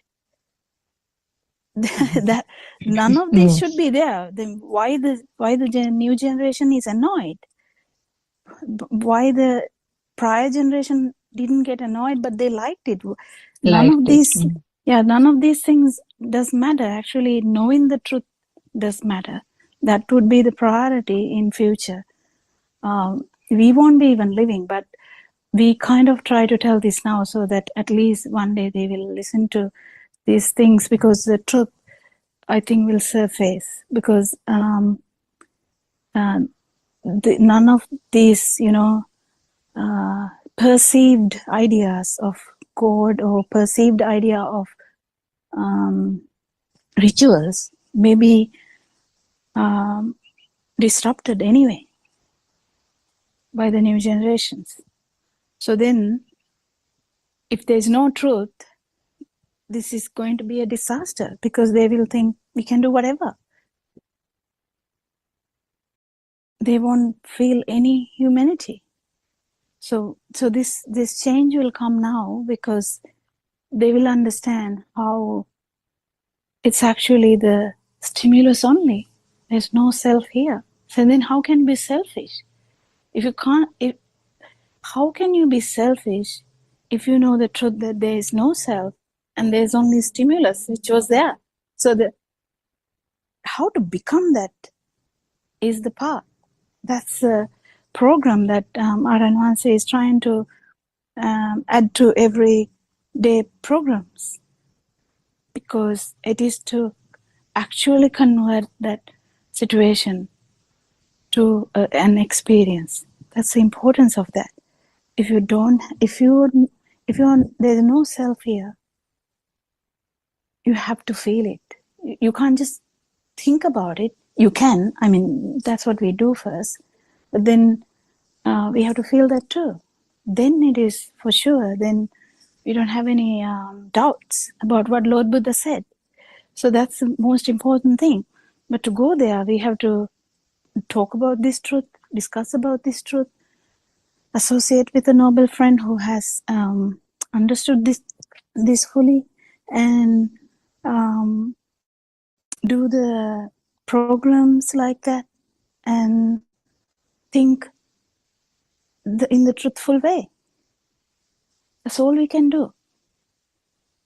And what we are trying to do by Zoom discussions is trying to give this truth to the future generation, because future generation can't be deceived. They can't be deceived. They can't be asked to, like, believe this. We believed whatever someone said. Like, we had that quality. We had that blind faith. I must admit that. What do you think? If mother said something, didn't we like take it as a thing? Like, if the grandmother said something, we would say, oh yeah. I mean, we just take it. Yes. But nowadays they question it. They would be like, no, and we don't have an answer. If you don't know the truth, you don't have an answer. You will be like lost. And you will be like, oh, they don't have anything. They will be going to the hell. No, that's not the point either. They will go to the hell if they don't know the truth, yes. But you have to have the truth to give it to someone. You can't give the truth to someone if you don't know the truth. So that's why we are trying to arrange Zoom meetings and try to tell this, because in 100 years' time, I don't think anyone will be, going into rituals that much, because the world will be going towards the science too much, and then think everything in a scientific way. And they will be really materialistic, really, really materialistic. So this is how we are trying to get the spiritual path into fruit with the truth, because only truth can argue with the science. Only truth can handle the future. What do you think, Ravi? Yes, exactly. I think there will be no harm if you if you know the truth. So you can do whatever the things you want after knowing these things as well. So this truth as well. So to that initial question that I had, so as Dr. Sakuntala said, starting with, so shall I ask a question from that? So starting from some kind of acceptable level of this Amulika Saddhava, that means, so we'll say, as Dr. Sakuntala said, worshipping the rice pot when it keep on fire. So it is kind of a good acceptable thing for us now. So starting from that, there is some kind of a tendency to push her towards that the massive scale offerings, to go to that kind of massive scale offerings as well. So 1,000 million what do you call jasmine offering. So there is kind of a tendency. So if you go to that level, so even though hear this truth, so you won't be able to grasp this.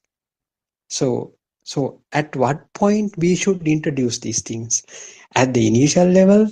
Or so is so many people have I think some kind of minds will, which is I don't know how to say that in English, but when we say drishtigata, like we have like so strong concepts, we might not be able to break it.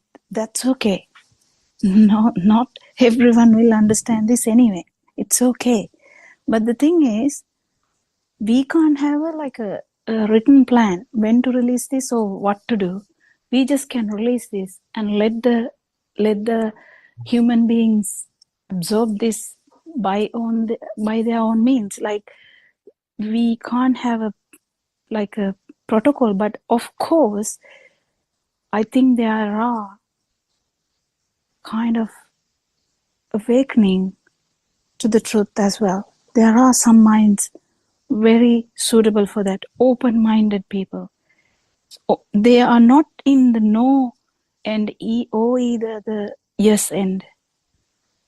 So, what is it? At another, the what do we call it in single English? No extremities. So, yeah, I don't know. Yeah. Yeah, like we think that there is, or we think there is not. So those two ends. So there's always a balance in this. At one point, the whole world will be in the no end, or there's nothing to believe. There's no self, and there's no rebirth. There's no everything, and nothing to worry. And then there's the other way around. Yes end, and to think that there is someone controlling us. There is good thing has good things, but there's no problem in that. Lord Buddha actually said it's better to be in the yes end than the no end, because no end can be really, really disastrous, because that person is not going to listen to anything. So that can be disastrous. The whole world, one nuclear bomb can, destroy the whole world. So that can be that end, because they don't believe in anything. And but the truth has awakened at the moment. It has awakened already. So there will be minds, open-minded minds suitable for this now. And that will carry for another some odd years, that's how it is going to be. Truth always surface and go down. So it's a surfacing time. So we talk about the truth. At least we talk about the truth now. Because if we don't have the truth, the newer generation, the Gen Alpha or Gen C is already here. Gen Alpha, I don't know what Gen is the next one, but whatever these generations, it's difficult to convince them. Without the truth, it's difficult to convince them. So whether to tell it now or whether to tell it then, there's no point in that. It is now, it's open now, it has resurfaced now, so it will be now. But who will listen to that, we'll never know. So that's why it will be documented everywhere. It will be in YouTube, it will be in book form, it will be everywhere. But this actually goes from teacher to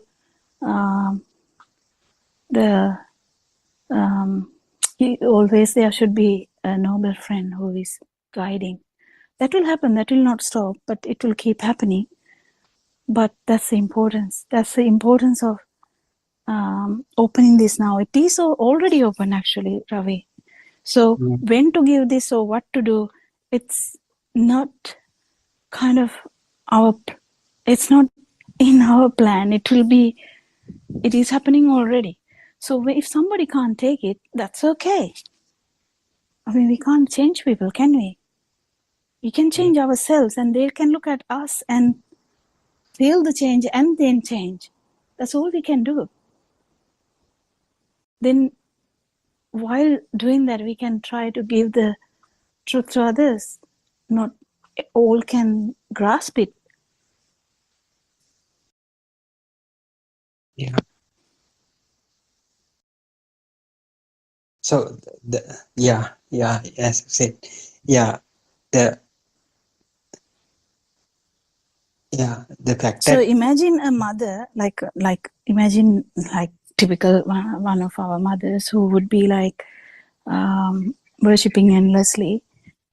Mhm. You are not going to stop that, because there will be repercussions of that. Like there will be aversion, and that person will run away from you. So you can't really give anything to that person if that person starts to run away. You can't really do that, but you can start slowly by saying, "Isn't that in your mind?" You can like a, like get a point somewhere and bring it up. That's what you can do in children too. You can bring it up in a particular moment where it is very obvious that it's in the mind, and bring it up, and the person will be like, wow, yeah, it's in the mind. And it won't do anything at one point, but it might happen again and again, because if one person is suitable enough, whatever the blind faith they have, they might change. They might do a 180-degree turn. We never know. We can only sense the opportunity and do it, even if the person is very highly,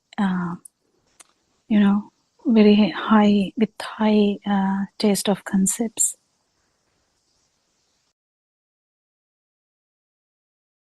It won't go to our plan. It doesn't matter. yeah, We shouldn't go and attack the ritual first. Then they will run away from us. That's not the way. So if someone is addicted to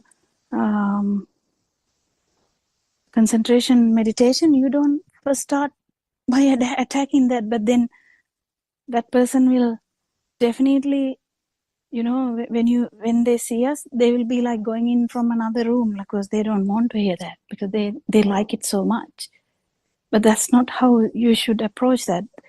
There would be a time that he's out of that meditation and then suffer. Then you can show it. No, don't worry, that's in your mind. And actually, that's not true. But then he might realize it. He may or he may not. That's not that's not, that can't be predicted, can we? We can try only. yeah, yes, yes. I think Randima and Surangita are also here. Do you have anything to add or anything to ask, Randima? Therwan Saranai? තෙරුවන් සරණයි Dr. Ravi, තෙරුවන් සරණයි Kokila and Sakuntala. So, yeah, I think it's a very interesting discussion because this blind faith, I think some rituals and some practices. So, this blind faith, you see, that is very strongly rooted. So, these things are happening in a way like people are also helpless, so they go by some blind faith because there is no any other consolation for them. So faith, if we take the faith for what? So definitely faith is there for something. So that means it is extreme. There is something means that's the mind. Because mind, what is mind? Mind is extreme.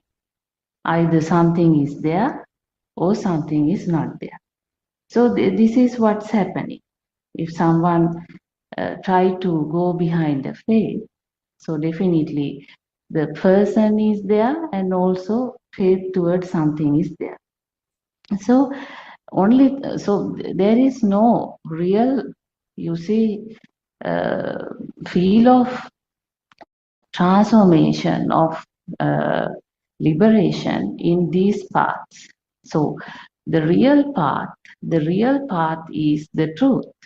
So as you all discussed, so if one get a chance to listen to this Dhamma, that there is no soul here, And when it understands the formation of this mechanism, and when it starts to feel the truth in the sense the transformation, so that is the inside transformation or this internal transformation.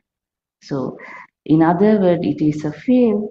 So this transformation is the one that matters, because with the transformation, you see automatically the value for things, value for faith, value for practices, value for rituals, and value for so-called me, and all that will drop. So it Actually, will. Nandima, it's really good that you brought out that point. Yeah, All these valuable things actually is based on me, because they want to protect me.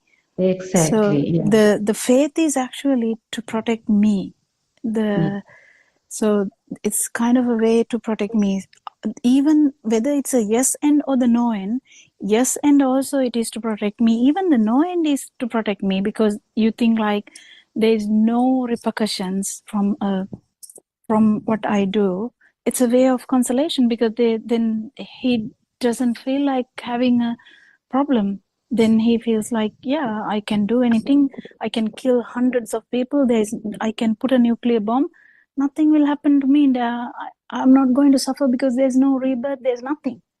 So that's another way of consolation to the self, actually. So when the rooted idea of self is there, there's always the self try to like get the consolation from either the yes end or the no end with the blind faith. So blind faith not necessarily depend on all these rituals. Blind faith is there when you think that there is no self as well. Like when you think knowing that the no end, like when there is no rebirth, no nothing, this is just this birth only, which is very prominent in other European countries. That is also another kind of faith, because they have a consolation in that, so they don't have to worry about the moment now. So those two ends are actually hidden ways of consoling the soul, or the whatever they perceive as soul, or whatever their self.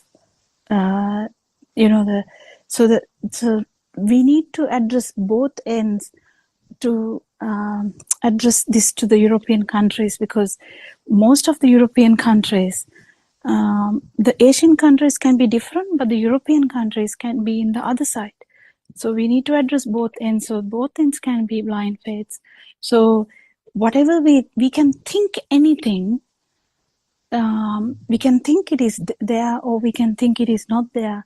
Whatever we think is not true, and whatever we feel that there is self is also actually a mirage. So that's where the truth begins. That truth can cover both ends. Otherwise, the world will shift from one end to the other end. It has happened before, and it will keep happening in the future too. Isn't it, Randima? Yeah, exactly, Kokila. Yeah, because this mind is the extreme. So if one in the mind is still it's think in the mind that there is no soul, is another end. It's another thought. It's back again falling to another. Actually, we use the word drushti, misconception. So it's very difficult sometimes to convince this, isn't it? Yeah, only way to convince the truth is to explain how this self-existence, the feeling of self-existence or feeling alive happened, and how this self-thought has arisen. That's the only way. That's the only way that Lord Buddha used, and that's the only way we can use. That's the only way a person will really understand the truth. That's where the magician's magic won't be magic anymore, because you know how this perception, self-perception occurred. And that's a good message to everyone, I think. Isn't it? Yeah. I think when we use the term drushti, the misconception. So I think for some category of people, this misconception side is very strong. Some rituals, practices, some strongly rooted beliefs, maybe on a god or something. So you see, it's blocked for to be open mind. But there are certain waves of people where they are a bit of more open mind, so it's not very much blocked in a particular, you see, a Yeah. frame. Yeah.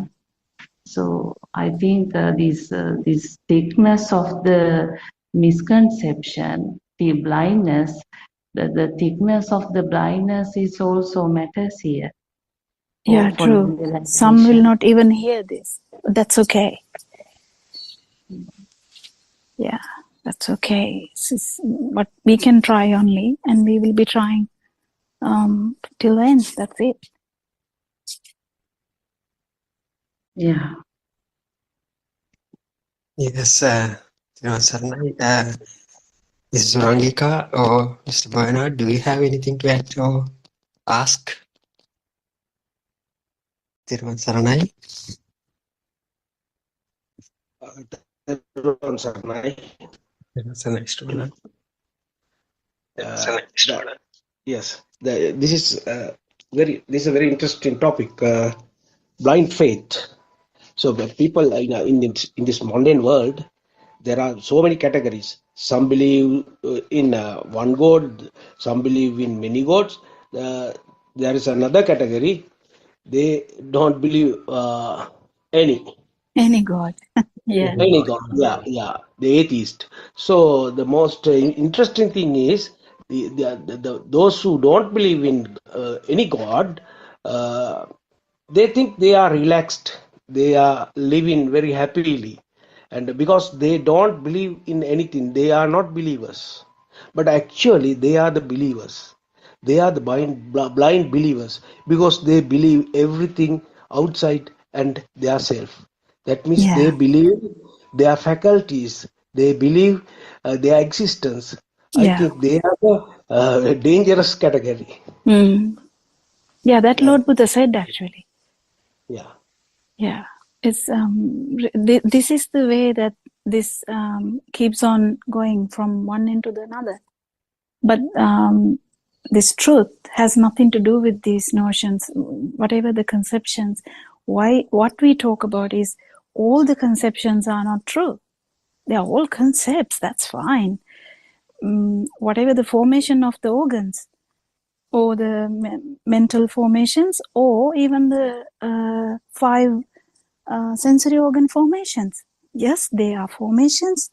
There is a manifestation, that's fine. But are they actually there, or are they? If you feel that it is there, then there will be feeling of self. You will feel the feeling of existence. That's how the self perception has occurred. That's the truth that we have to give. Yes, you feel something. We know that because we feel it. But that's because we still have something that we feel as real. And is it real? Well, mirage. When we talk about a mirage, yes, we see water, but we don't really take it as there. So we don't really run there to take water because we know it's a mirage. So when someone knows that self-existence or self-perception is a mirage, no one will try to maintain it. That's the biggest achievement I can say. That's the most happiest, the most beautiful thing in the world. Not wanting to maintain anything, not wanting to even maintain the self-existence, isn't it, Bernard? Yes, that is indeed true. That Yeah, is right. it's That's really right. beautiful. Yeah. Yeah. Yeah, තෙරුවන් සරණයි Mr. Bernard. Mrs. Suranga, do you have anything to ask or add? Thirwan Sanai, Dr. Ravi, and to all Dhamma friends. Yeah, I think there's a lot of perspectives given on the way these beliefs have worked.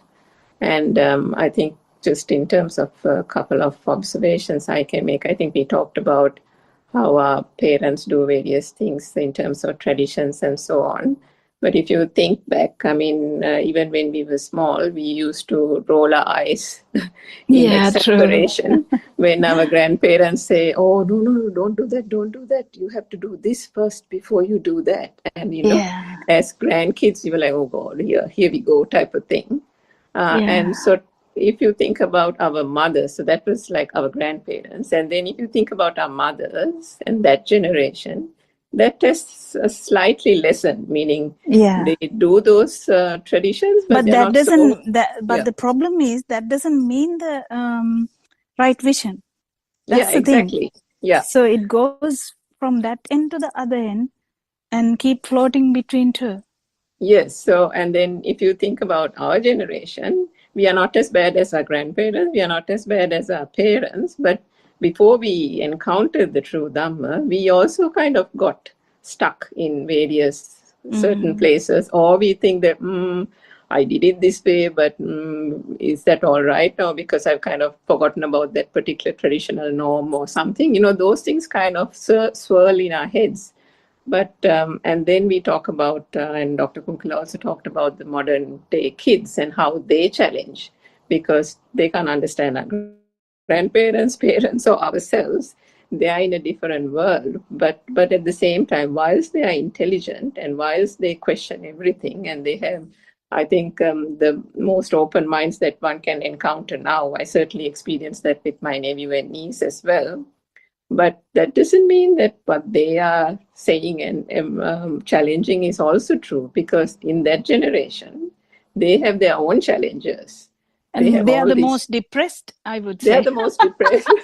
they every day it's a new thing that they're getting attached to. There is that something that is in trend, something in vogue, something somewhere. I mean, they are very scornful, I would say, about traditions and dogmas and beliefs and all that. But at the same time, they don't understand that the things that they get fixated on are also some kind of an infatuation, isn't it? Yeah, true. That's the thing. So Yeah. the world floats between these two ends, and that's I think the passion, I would say, like that would be there anytime, and we can't do much about that. But what we can do is introduce truth in between these generations, which is actually good time, because they are not too much in extremes at the moment. This time is really suitable because there is 2 or 3 generations that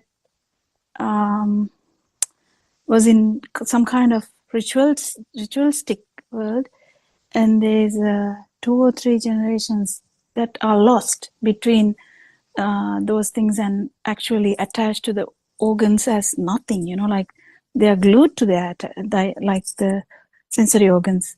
So Exactly. yeah, the truth is surfacing in that kind of a time, and it's so beautiful. It would be so interesting to I think know. what Aranwansa is doing, and he has said this in several Zoom sessions, if you think about our grandparents and the old ammas in the villages, you can't take away, I think several people mentioned that in this talk, you can't take away the pouring of water to the Bodhi tree, those little rituals which brings a sense of happiness and peace and calm to that grandmother, because that is far better to put that person's mind at ease by allowing that little tradition to take place. But at the same time, just as you said, Dr. Kokila, once you do that and help the mother to do that, then you just sit them down and introduce in a very simple way the truth, the pure Dhamma, and not make it too forceful, not make it too heavy, in plain Sinhalese or English or whatever it is, and then you're kind of balancing the two. And then gradually that mother will slowly realize, oh, actually, I don't really need to do the pouring of the water, or she might still do it, but she won't be invested in it. She won't do it out of fear when she goes and worships Devadas. That is done out of fear. As I Yeah. think Randima said, the deep-rooted fear to protect oneself, because the self is still so Yeah. prominent. And gradually, through introduction of the truth, one weans the person away from those dogmas and traditions. You can't do it overnight. It has to happen gradually over Yeah, time. it will. I think it And has started already that we are actually exactly. doing a Zoom discussion like this. Yeah, Yeah. and then, I mean, the thing that Aryanvans is doing with the children, you have to do it with children and allow them to approach it with a sense of curiosity, isn't it? Because children are naturally curious. And if you say, son, all this is arising, or the things that you're experiencing is only a thought, then the child is naturally curious. And she said, oh, if I like a dog, is that dog, just a thought? And then the child will start thinking about it that way. And that's the real ripe age where you can introduce this novel concept, because it's unheard of. They don't hear it in their households. They don't hear it from their parents. And that is what Aryan say is gradually introducing, so that I think he's dealing with every generation in a very artful and very novel way, isn't it? Yeah, that's so beautiful. Yeah. Yeah.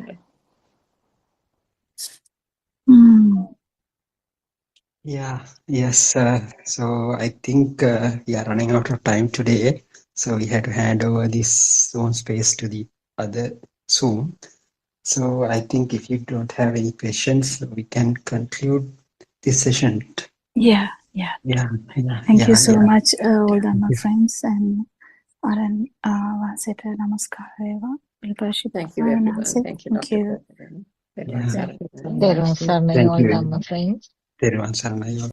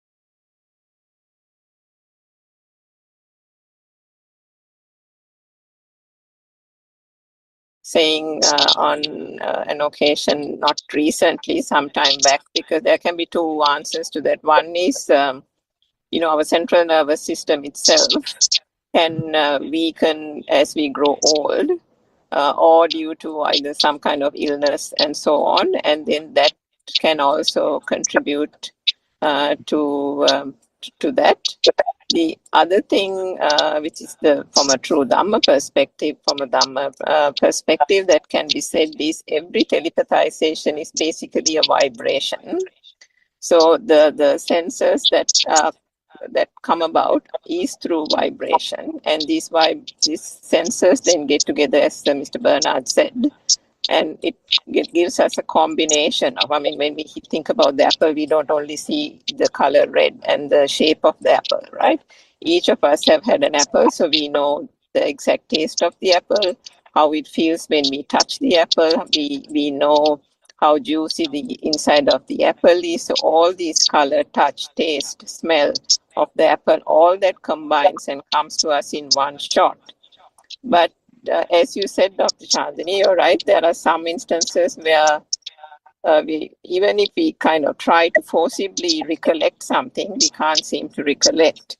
And so apart from that other physical or health-wise kind of reason, the other one that Mahanse says is the evolution of the vibration. So if one has got attached and given quite a bit of value to that vibration and to that sensory perception at the time one perceived it, and you continuously associate and continue to give value to that sensory perception, thinking it's real, and making it one's own, desiring it, and so on, then the attachment is so great that the sense of vibration and the vibrational pattern and the power that underlies it is equally great. But over time, there is an evolution. The word in Sinhalese is, of course, viparinama. I'm not quite sure exactly what the viparinama word in English is, but there is a fading away of the power, because the vibrations and the vibrational patterns themselves are subject to change. And with that change, there is an automatic fading away. So if one doesn't reinforce the value attached to that object continuously, for example, all of us have been attached to various things. But if we have, through the true Dhamma, we now know how the trees are formed, how the car is formed, how is the mother and father formed. And gradually over time, the attachment that we have had to these so-called objects, people, and so on, have faded over time. And therefore, even if we think up that person's name or think up of a very fond memory that we had been holding on to in the past, those are just a thought at the moment, and then it fades away, and that's it. So that whole thing comes about through the change of the vibrational pattern by itself, which is a natural thing. It's the phenomena of how the thought process works. And the other thing is through the realization of the Dhamma itself, where gradually the value that has been attached to those objects fades over time, because one realizes that these are all made up of just thoughts and thoughts alone. And is there anything of substance in the thoughts? There's nothing. So there are different ways of looking at that. Dr. Chandani, I hope that answered your question. Yes, Surangika. So when we talk about memorizing, say memorizing a new language or memorizing a new word, it's actually it's repeated telepathizing is happening, isn't it? So, is it so? I think that is so, because of the repeated thing is the reinforcing of the same vibration. Mr. Bernard or anyone else on the call who would like to add to that? Can you elaborate that question again, please? I didn't get that. Yes, when we talk about memorizing something, so it means it's actually the repeated telepathizing system is happening, isn't it? Yeah, that's right. That's right. To say,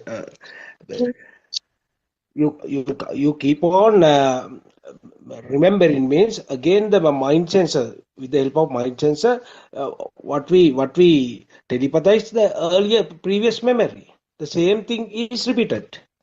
Same Repeating, thing yes. is repeated. Yeah, that's right. Yes. Yeah.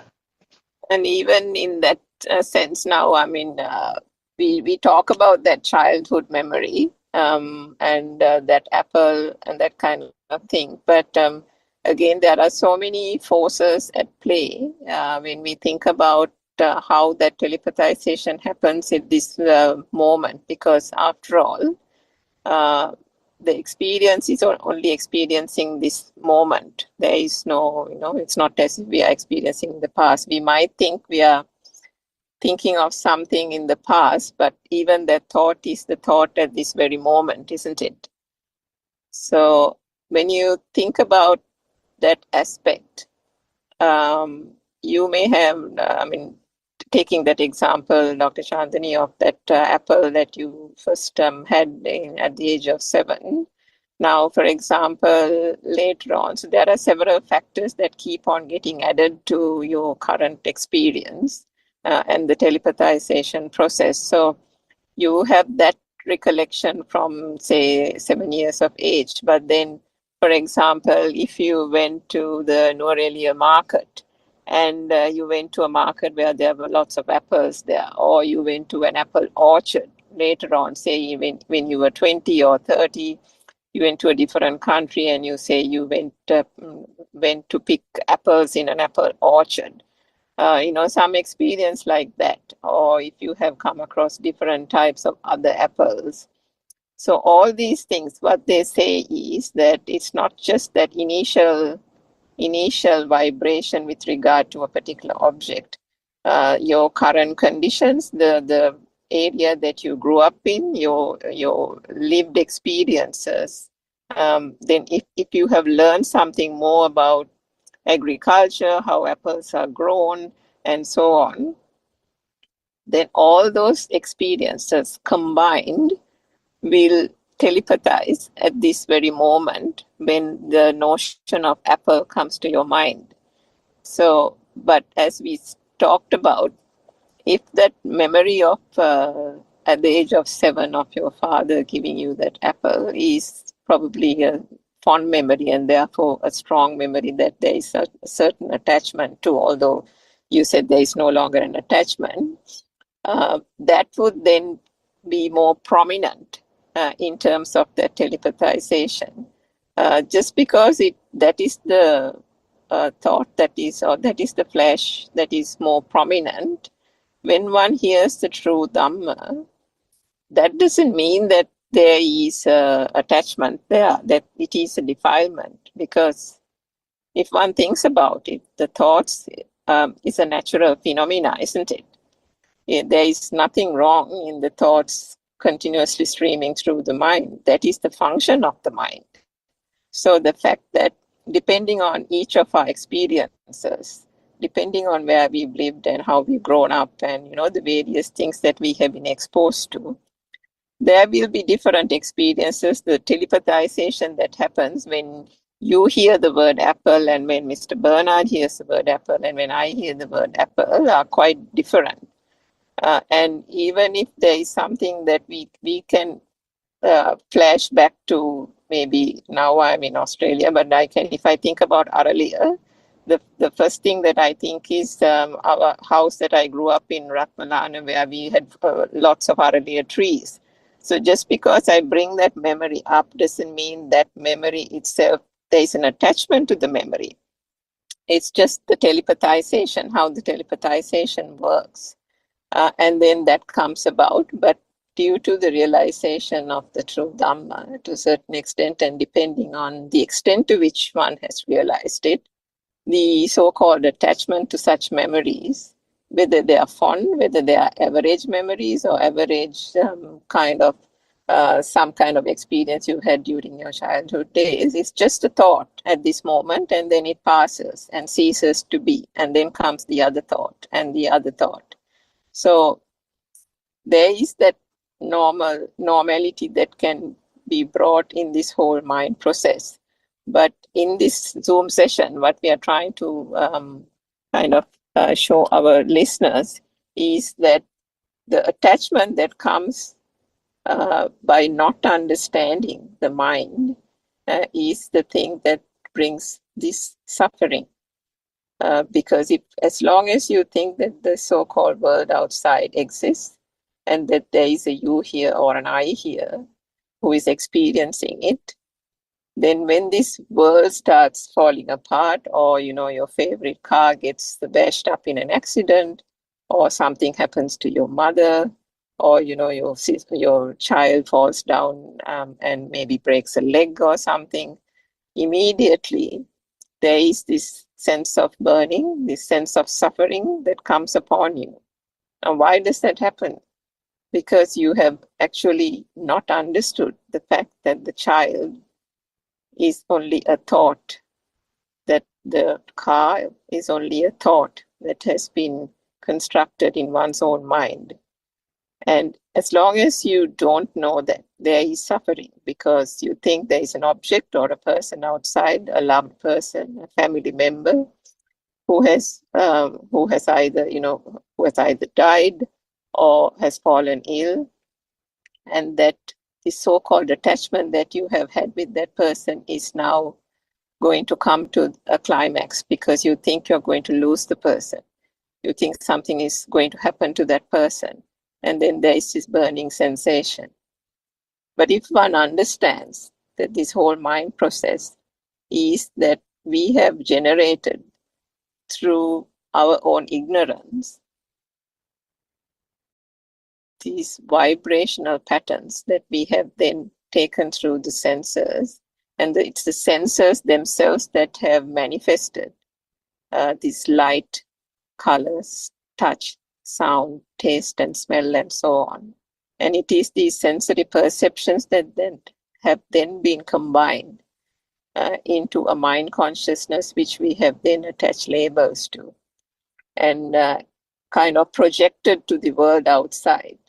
What is only going on in the mind consciousness has been through our own ignorance projected outside, and that is all it is. But in reality, as R.N. Vanse mentioned in that little discourse that I related to this audience, everything is constructed only in one's mind. And if one understands that, there is an enormous sense of peace and calm that comes about because you're no longer attached, or the attachment starts gradually diminishing because you know that all this is just a manifestation, that this is all a construct, and there is even nothing in the thought. The thought itself is also just a combination of color, sound, touch and taste and smell and so on. Is there anything in it? There isn't. They themselves were created only through the speed of vibration. If the speed was not there, this manifestation itself would not have happened.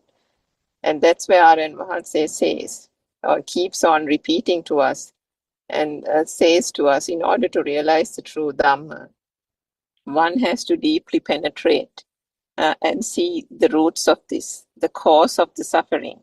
And where does all this start? It starts with ignorance, yes, but it also starts with the senses. And if these sensors didn't have the speed of vibration, there wouldn't have been anything to begin with for the mind consciousness to start and create all these so-called notions and objects that we have got attached to. So if there's anything else that anyone can add to that. Theron Sarnai. Yeah. Do we see a apple, or do we hear the word apple, or do we think? We think it as an apple. We hear the word, but we think apple. So that is we always consume thoughts. This is the root cause, the thoughts. How the thoughts are generated in the mind That is the very important question.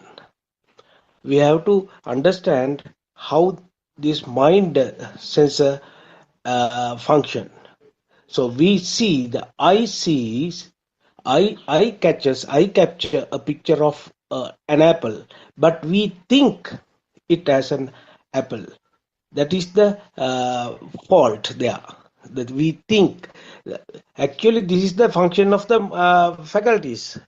But mind sensor or the mind faculty is very important. So it is not just seen an apple, but we think. We always think something exists outside. So that is the problem. So when we think something exists outside, automatically the self-consciousness, self-existence arises. So then we have two problems there. One is something exists outside, something is there, and someone is here. So two problems arises at the same time. So in order to understand this, we have to keep on listening to them and how these sensors function, how these sensors work, the mechanism of these sensors.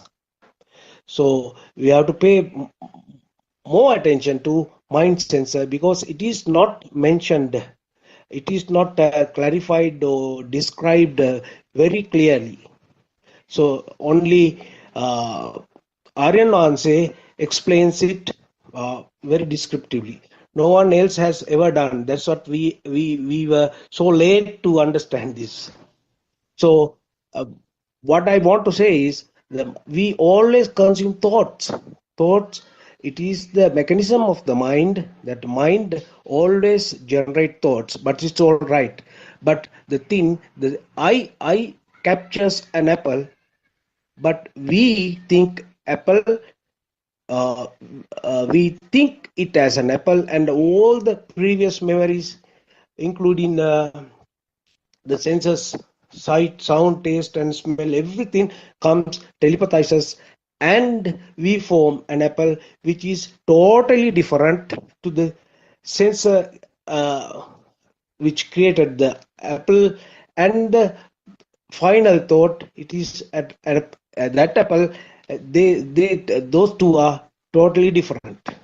So here next one is, I want an apple, I want to keep this apple, and the aversion, you start creating defilements. So this is how the process goes on, man. So we have to solve this slowly by understanding what is created outside and how this self is created. So then only we can skillfully solve this problem.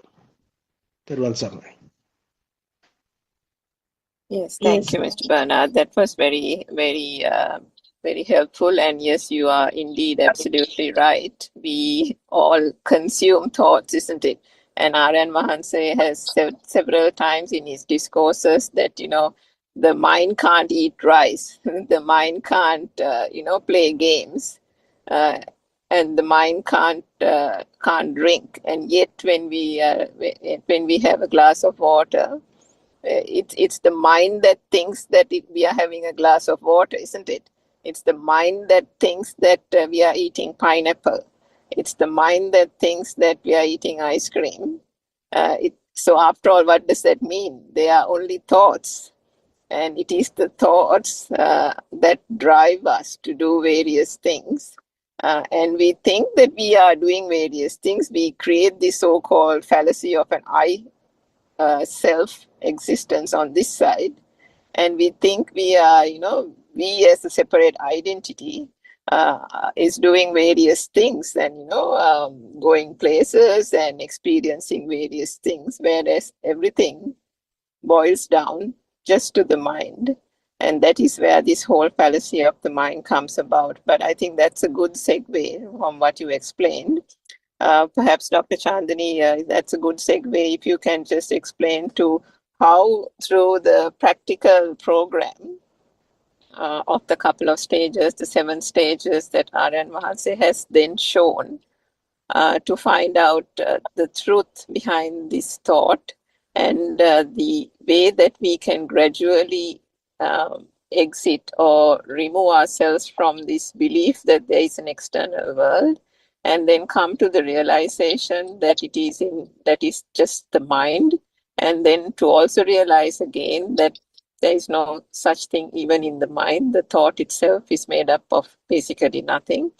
And this so-called creation of an I, an existent field, is also just a fallacy. So if you don't mind, just outline through the practical program how this whole thing is, how an apprentice understanding the true Dhamma is taken through those couple of steps, if you can. Yes, Surangika. So as Mr. Bernard explained, yeah, the mind sensor is very important to understand, and it's the most difficult thing to understand also, I think. So as if we talk about the practical part, as you said, as the first thing, we can't go to the mind sensor. It's actually, we are approaching it step by step, isn't it, Surangika? Yes, that's so right.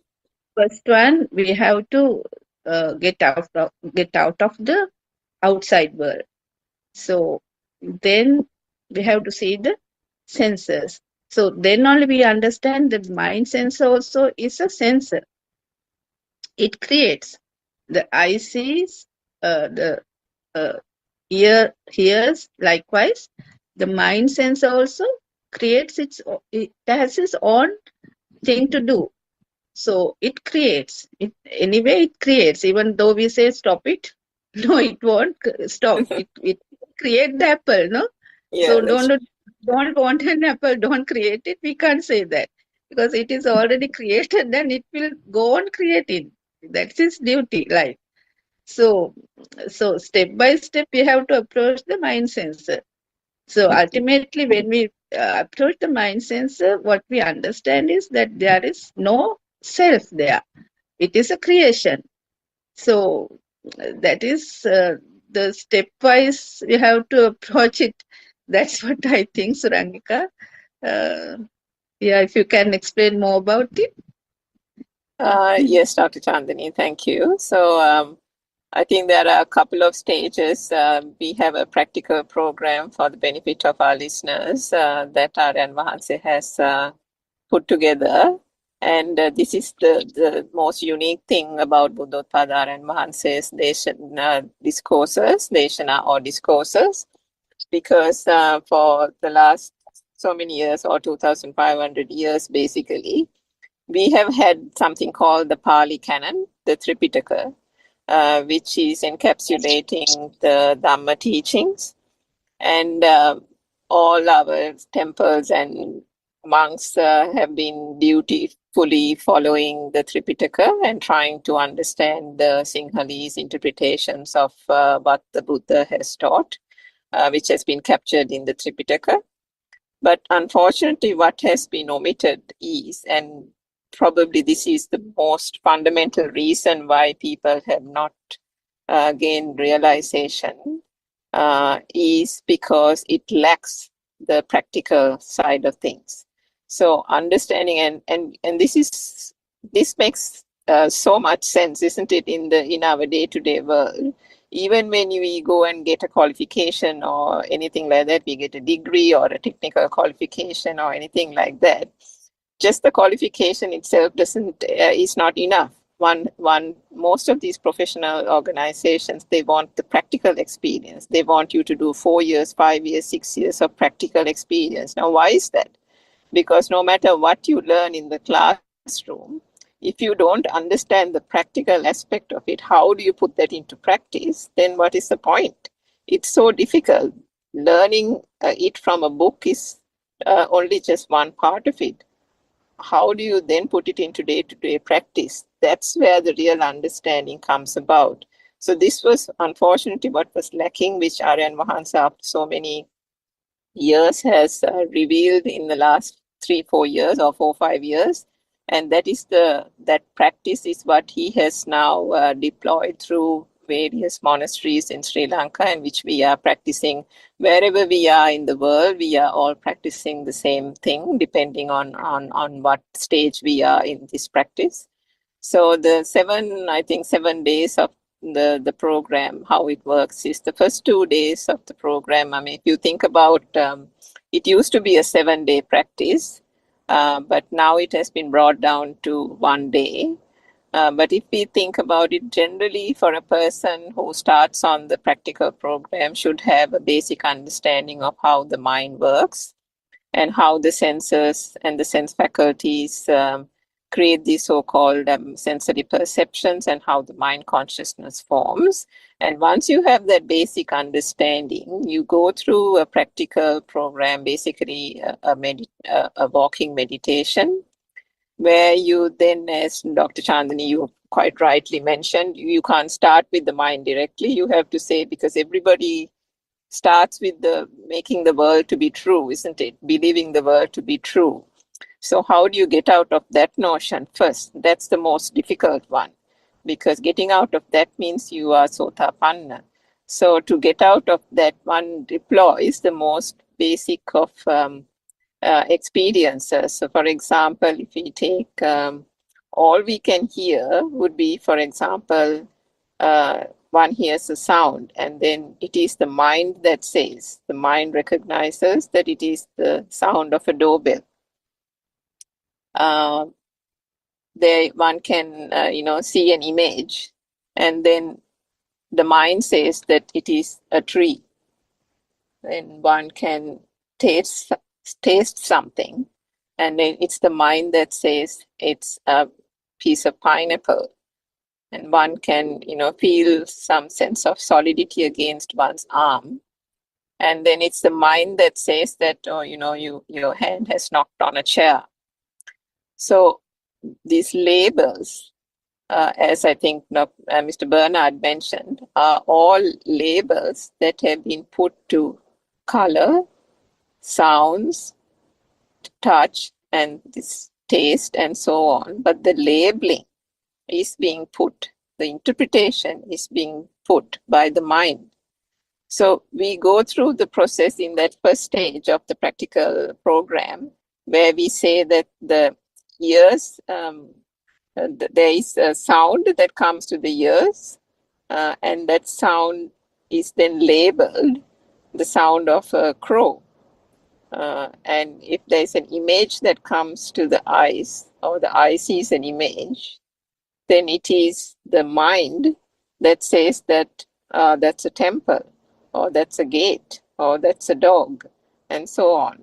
So gradually, when you keep on doing this, taking this practice and using it on all your different sense faculties, one comes to the realization that it is always the mind that is putting an interpretation to that image, putting an interpretation to the sound, smell, touch, taste, and so on. Without the mind getting into this whole mix, there is no interpretation. There is no labeling. And then what happens? The person who is undergoing that practice, they themselves start to realize, although we have always, forever and a day, been thinking that there was a tree outside, there was a car outside, there's a mother and father and children and so on. All I can see, or all the eye can see, is an image. It's my mind that is saying that's the mother. All I can hear is a sound. It's my mind that is saying it's a doorbell ringing. It's my mind that is saying that a car is approaching. It's my mind that is saying that a lawnmower is working in the next door garden. So then the person starts realizing, actually, it's all the mind that is saying all this. I haven't even actually seen anything. It's the mind that is saying. Always it's the mind. And then one comes to the second stage, where then they turn from this external world to the mind. Because what's the point in thinking about this so-called external world? Because there is no external world. It is the mind that is saying that there is a gate and a tree and a chair and so on. So then the focus turns to the mind. But then the person who's practicing starts reflecting on the mind. So the mind means the thought, right? So what is the constitution of the composition of the thought? The thought is only made up of sensory perceptions. So what's a sensory perception? The sensory perception is light, color, sound, touch. What are those? Those are just perceptions, isn't it? So then the person practicing thinks, but there's nothing in those, because when we learned the true Dhamma, we understood that light, touch, taste are all also just a manifestation of the speed of vibration. There was no such thing called light. There was no such thing called sound. They are only manifested, and only through the speed of vibration. But so if they were only manifested through the speed of vibration and then they don't exist, is there anything of substance in that thought? There isn't. So then the person practicing thinks, so then there isn't anything in the external world, because the mind is the one that's interpreting it. The mind is only telling us. But then when we turn to the mind and the thought, there's nothing in the thought either. The thought is just sensory perceptions, and then there is nothing of substance in the sensory perceptions either. And then one comes to the realization, but we are still, there is a certain mechanism. There is still a functioning, meaning one goes about, one walks, one does it's a person's daily activities, one is engaged in walking meditation. So then one realizes that just because it's the mind and the thought, and there's nothing in the thought but sensory perceptions, and that there's nothing of substance there, but there is still a walking, there is still a hearing, there is still a touch or a sensation that gets felt to the body. There is a sense of hearing. So these sense faculties still function, and these natural functions of those sense faculties still work, but they work mechanically. They work almost, there is nothing but just the function of it. And then gradually one comes to the realization that there is a mechanical almost functioning of these sensors or the sense faculties, and therefore there wasn't actually an I or an ego here. So the faculties work, the functions work, and there was never, or there isn't, an I here. So then that is the most fundamental and important realization that one comes to at the end of the practice, that there is no external world. We have only been thinking that there is an external world. So when we turn to the mind and the thought, there is nothing of substance there. Then we realize that these faculties is not I seeing something, I hearing something, I am touching something, and so on, but just a touching, just a hearing, just a seeing, and just a smelling or tasting. That's it. It's just those functions. That's all. And there was never an I or an ego or a self here in the first place. So this whole notion and this practical program, or the practical steps that one follows, which one can do continuously over weeks and months and so on, then gives the person the gradual realization that there wasn't anything here. The so-called notions that we have given so much attachment to, that has brought us so much suffering, was out of just our ignorance, because we didn't understand the mechanics of the mind. If we did understand the mechanics of the mind, which this practical program helps us to do, gradually the value that we have attached to these objects disappear, because we know it's a notion of the mind. We know how the mind process works. We know that the so-called self-existence was created because we have believed things wrongfully because of our ignorance. And this self-existence, which then gives rise to this I, or the fattening of the ego, gradually also dissipates over time to finally bring us a sense of peace and calm and inner transformation, which then puts us onto the path to Nibbana. So, yeah, that's what I wanted to say. If there's anybody else who would like to add to that, everyone, Saranai. I see Dr. Kokila has joined. Yes, Dr. Kokila, everyone, Saranai. Theron Sarnai. Yeah, it was really good explanation, but everything comes to the practical aspect, as you said, and we invite everyone to actually try this and see. But the first step is understanding what she said, like she was trying to say about the truth, how this mind works, how this feeling of self-existence, feeling of existence, basically not even self, it's like a feeling of existence, how that is created. That is created.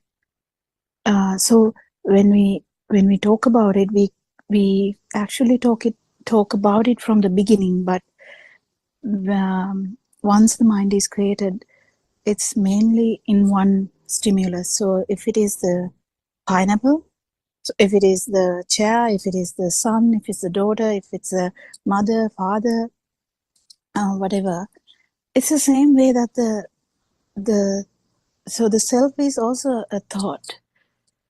And why this thought about a self has created this thought of a self has created very simply because there was a difference. We felt as a difference. We felt something, a difference from the stimulus. So that was the main reason that then with the Lord Buddha's message, we understand that why we felt the difference, why we felt that there is existence, why we feel a feeling of existence even at the level of a baby, even though we can't go back to that level, we can understand how it happened. And then when we come to the manifestation now is different. Manifestation now is mother. We can't go back more than that, but that's the beauty of it. You can understand this whole thing, understanding the mother, father, or chair.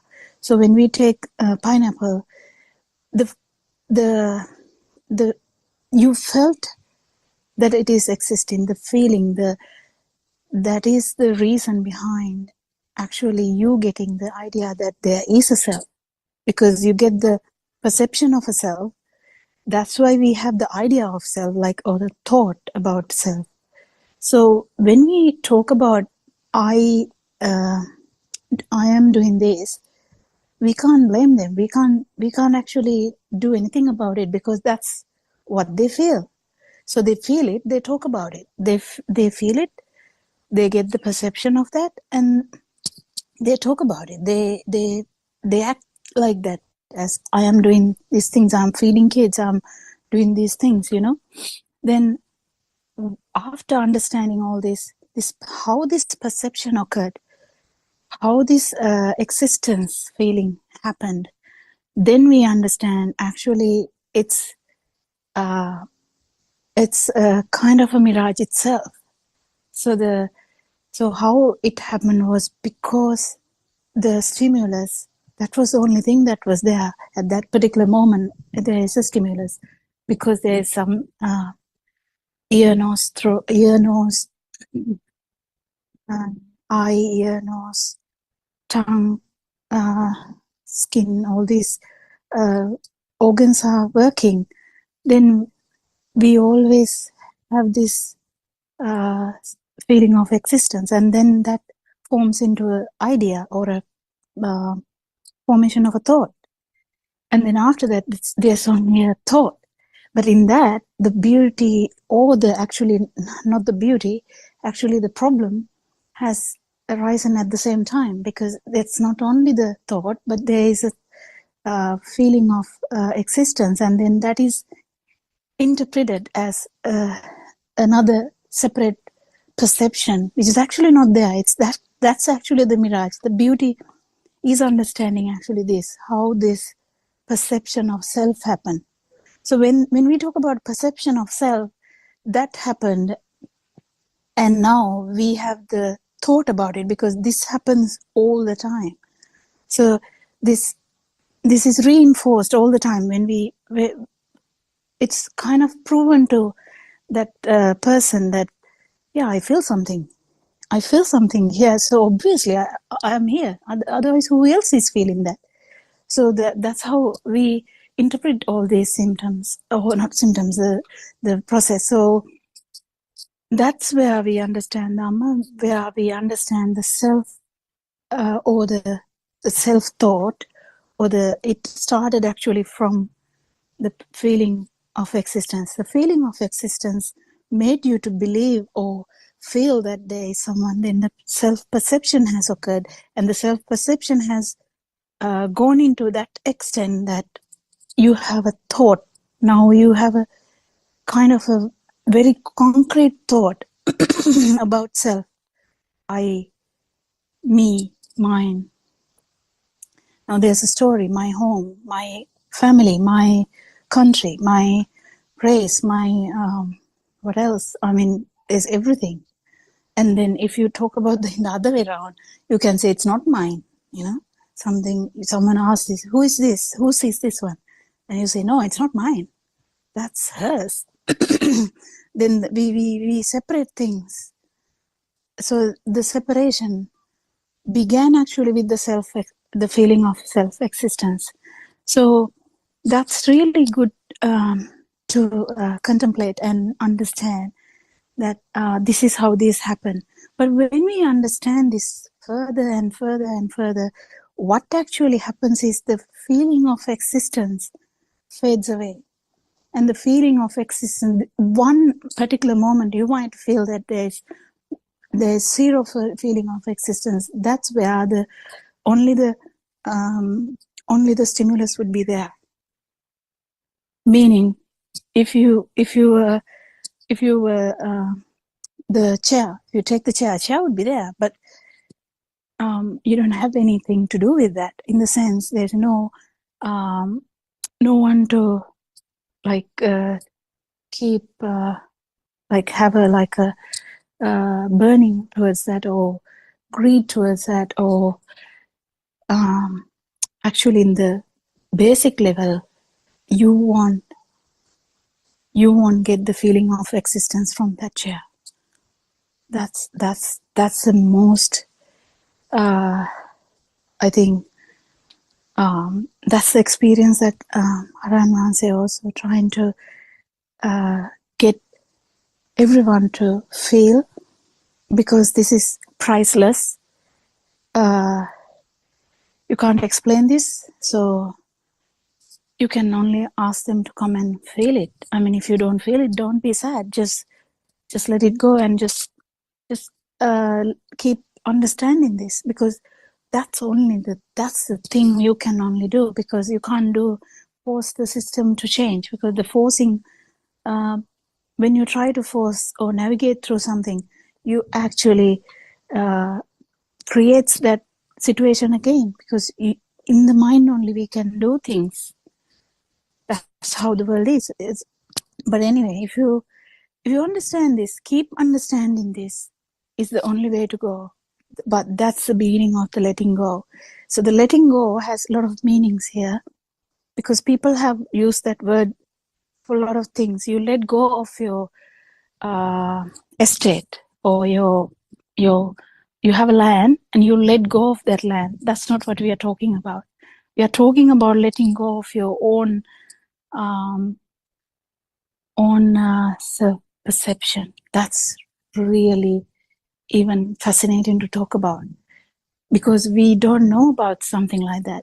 So it's nice to know I invite everyone to listen to this Dhamma and try to understand this. We have about 10 Zoom discussions throughout the day, or 8, I'm not sure, around that number throughout the day, and it's mainly in single language, but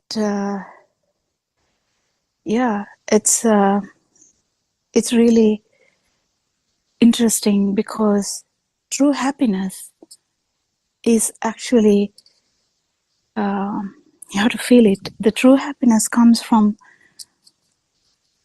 the dissolution of the self-perception, or the when it is dissolving the self-perception, or not. The word dissolve is not good.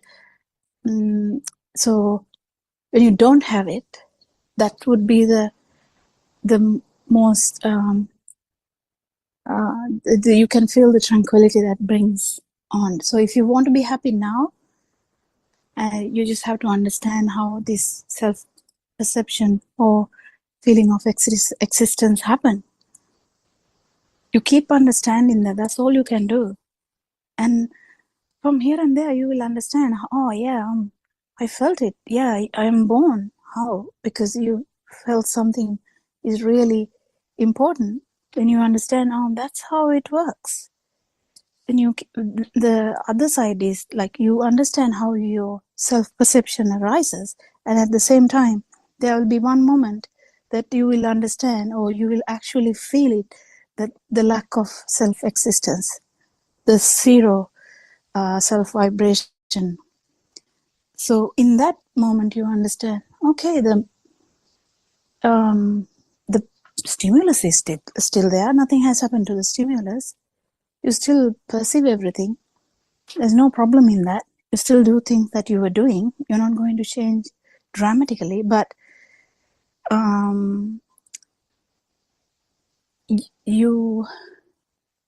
nothing will amaze you. Nothing will spoil you. Nothing will actually worry you. Isn't that amazing? Nothing will spoil you. Nothing will amaze you. Nothing will worry you, because there's no one to get worried. There's no one to get amazed. There's no one to, because there's actually in the other way around, when we put into a different word, nothing can worry you means actually you understand that there's nothing. So it's we can talk about it in different ways, because the stimulus is actually a mirage. So it's a production of your sensory organs. Yes, we agree to that. It's a production of your sensory organs, because you are born with a sensory organ. Yeah, kind of, you have a body, you have your 5 or 6 senses. They will work until your last breath is done. But that's not the problem. The problem is the burning, the fire inside you. That is not part of that body, actually. Even that is not part of your mind. That's actually due to ignorance. So the more you understand about that, ignorance will be gone. Ignorance, so when the ignorance is not there, the self-vibration it doesn't have a field to grow. There's nothing you can do. But you will be happy, tranquility. That's not the happy that you get from enjoying something, like you're happy when you're eating pineapple. That's really a basic happiness. If you know the tranquility you get from understanding this Dhamma, you won't even compare those things. But we can only say, come and understand. I'll hand over to Surangika. Thiransanai Surangika. Sanai, Dr. Kokila, that was a really good explanation, and you took it further and in a more advanced fashion explained how that whole momentum and the underlying power is or dissipates through the realization. And there are no words that can explain it, isn't it? One has to come and experience. As we say in the Pali canon, ehipassiko, come and explain, or sandittika, one has to experience it to understand. And how much one tries to use words to explain it, words don't do justice to that experience, because it is not something that can be understood through the sensory perceptions, because it transcends the sensory perceptions by themselves. So a couple of things that I wanted to perhaps raise again is that, so we know that the practical program is going on in so many monasteries, and sometimes maybe people feel that, oh, you know, I can't get away from home or get away from my activities or from my job to the monastery and undertake a one-day program. I know it has been brought down from 7 days to 1 day, but people still think that they have to get away from their homes and households and their normal livelihoods to get to a temple to do this thing. But there is no such thing, isn't it? Because wherever you go, the sensory perceptions are the sensory perceptions. And perhaps if you can take half an hour, 1 hour of your time, slow down, meaning slow down the activity in order to understand the different functions of each sensors, and then understand how, you know, an image comes, the mind recognizes that that is this. Another image comes and the mind recognizes it as it's a door, or you take just the routine of brushing your teeth or having a shower or having your breakfast. You slow down that process, and then you can put that experience, that practical experience, into practice by understanding how these different sensory perceptions are then interpreted by the mind. Actually, is there anything in the thought? There's nothing in the thought. And then go through the motions of that practical program in one's own house, in one's own daily routine, which Aryan Vanse has taken a lot of pains to explain. The other one that I wanted to ask, perhaps if you could elaborate, is recently, I think you have talked about it yourself in the morning Zoom, about how people on this practice followers are at different stages, and therefore, depending on what stage they are, if they're a relative newcomer, then the sense of the reflection has to be more of an active reflection.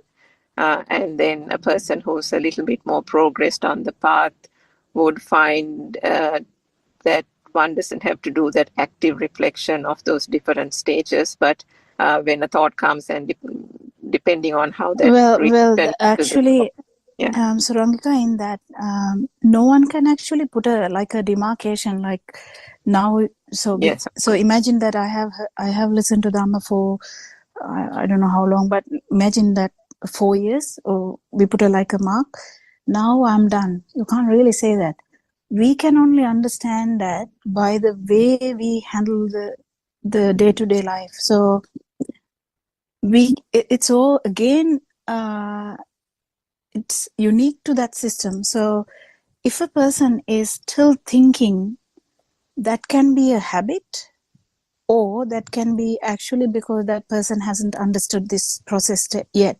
So the puzzles should be done appropriately, so that that you get the whole idea.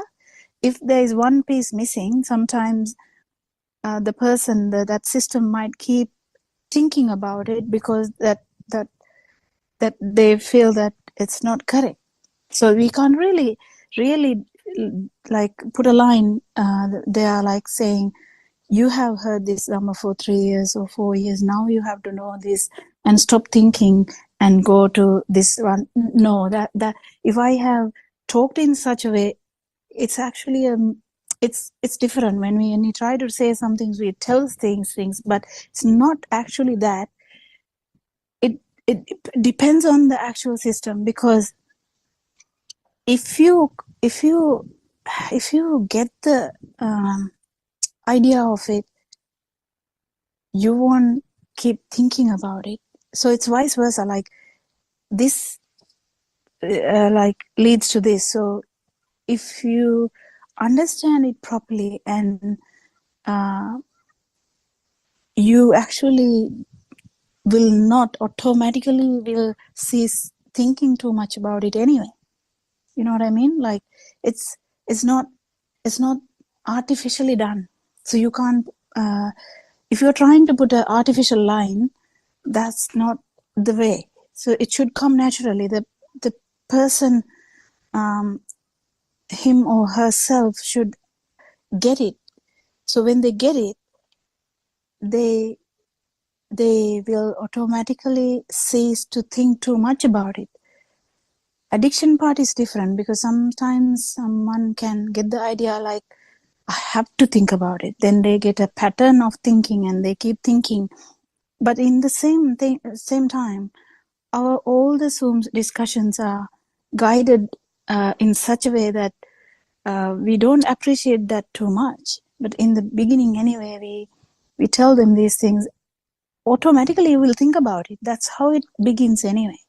But when to cease that thinking is actually unique to that individual, because if that individual has not come to the particular understanding, or has not got all the puzzles together and has got the clear picture, they will definitely keep thinking. Once you get into that level, sometimes you stop like you automatically, the system will cease thinking, and then here and there the thought will come to you. It will naturally come to you, and that also you can't stop them forcefully. You know what I mean? Like if you are doing something here, then you are there. Even when you describe Surangika, the beginning part, it's a bit difficult to explain this, but if you try to focus too much on something, like, then you have to know that you are in the mind, because when you are focusing too much on something, then you can get a concentration meditation, but then you just have to know what these differences are. So it's okay, because if someone is actually too distracted to everything, like some people are very distracted, so they can't come to like a pointedness, then they can concentrate and see. But then you don't really need to do that if you are in that some people are different. Some people are already having that, so then they don't have to. So it's really individualized. Really, it's different from system to system. So even the advice should be different to each person. That's why I tell most of the time to talk. When Naranwansi is there, to talk, someone to voice their concerns, voice their difficulties, voice their whatever. Because then it's very easy, even for yourself, to understand. If you are like getting a heart attack by trying to talk into in one of the Zoom discussions, then you really understand you have got this a big thing now. How do we know? Because we all have gone through all these things. So you can you might talk in front of a conference with 100 people there, but here you might be like, oh, do I know this? Or because there you are confident, you know what you're talking about. You are the guest speaker, so you will be like, yep, I'm going to do that guest, like I can do it. Yeah, you can do it. But then here you might you might hesitate a bit, because you don't know what you're talking about sometimes. So then the hesitation comes, then the the heaviness of the mind, you might feel all that, but that's natural. All these things are natural. So what you can do is you can shake away the concerns and keep talking, because you can talk. One thing is not keep talking haphazardly, like nonsense. No, nothing, not like that. But just try to understand this. If you feel that I'm still thinking, why am I thinking? Then it might be that you haven't got the puzzle correct. Who knows? But then if you talk about it, and then you understand that, do I have to do anything? Or if Aranwan says saying to have a cup of tea and rest, that means you have done too much now. Basically too much, because too much is you're in the mind. So yeah, there's a very, very balancing act between the forces here. Don't know whether you got it. Yes, Dr. Kokila, I think in terms of, I suppose, you definitely you're right in terms of you can't say 4 years, 5 years or anything if somebody's still in the mind and still acting that way and everything has become real and, experiences are making the person's emotions go haywire, then you certainly... Even the one person might be not in the mind, but in the field, but still not knowing what it means. Yes, that's true. So because you have to actually get this point correctly, because this is about non-existence, like zero self-vibration. So you might get it in the end of your life. We don't know. We can't really force anything into that system. So that's where the difference is. You might actually not have any problem with life, like you might not get shaken by anything, but still you haven't really understood this non-vibration. That can happen. So there are so many stages, and that's why there's talk about Mahayana and Theravada even, because there's so many ways.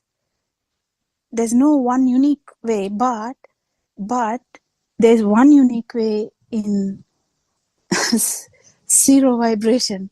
That's one unique way, because that is not, it's equal to everyone. That particular moment is equal, isn't it? So that's why Lord Buddha and Venerable Sariputta, they are kind of different. Their abilities are different. Everything is different, but the non-vibration level is equal. So there's only one path to that. So telepathizing into non-vibration is not that easy, but still it can happen. Whether it will happen to your agenda, that we will not know. We can't predict that, whether it will happen to your agenda, but it might happen at a moment where you don't have any agenda, isn't it? That's the most valuable moment, that you don't have any agenda of achieving anything, and you are in such a beautiful moment that you might feel it. Yes, indeed. I think that's the most important thing. And I think R.N. Mahanse also has, just like you, Dr. Kokila, repeatedly mentioned the point as to particularly people who are too earnest in this quest of realization, because he keeps asking, what are you looking for? What are you searching for? And is there something called Nibbana? I have heard him say that so many times. That is because we forget ourselves and we tend to get fixated, because then there is a focus, then there's an I, isn't it? The I is automatically born. Yeah, exactly. That's where we don't know how to let it go and how to be happy with what you have, because that is a particular moment that you might actually, you miss that point because you are so fixated on something. Yeah. Even whether it's nirvana or this non-vibration status, if you think that it is something, then you feel like, okay, that is the thing that I have to get. No, that is, you will get it when there is nothing to get, like kind of when you understand that there's nothing to get. You exactly, give up on everything. I mean, where there is the wanting, there is a vibration, isn't it? Yeah. And what is and the person who is wanting and has the vibration is what are they seeking, the non-vibration. How can that even be possible? Because the wanting is a vibration by itself. Yeah, that's the beauty of it. And more you understand this, more calmer you become, because you know that there's nothing to kind of, you can't really do anything on. Only thing you can do is think about these things, listen to Dhamma, discuss these things, and associate someone who has zero vibration, because it's so easy for you to kind of feel the difference, and also their advice and pratipada. I don't the what is the English word for that? The Practical program. Yeah, practical program. Yeah. So those are the only things we can do. But whether we have a seeking in our mind, like we are trying to achieve something, that part will not work. Yes. So taking something easy is very difficult. Very difficult. Yeah. That's not something we are that is practiced in some ways. Actually, the teacher might give you those clues. The teacher, in the sense, noble friend, might give you the clues. That's how it happened, and that will be the way that it will happen in the future too. Yeah. Thank you, Dr. Kokila. Before we conclude, let me open the forum to anyone else who would like to ask any questions from Dr. Kokila on what the last part of her explanation or whatever that she explained. Therwan Sarnai.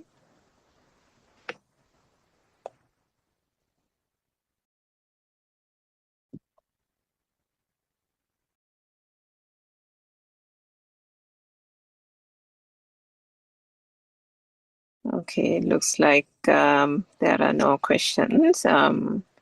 So before we conclude, Dr. Kokila, is there anything that you would like to say as your final remarks? Yeah, just listen to Dhamma, try to understand this. If you have any questions, try to join to one of the Zoom discussions and ask that.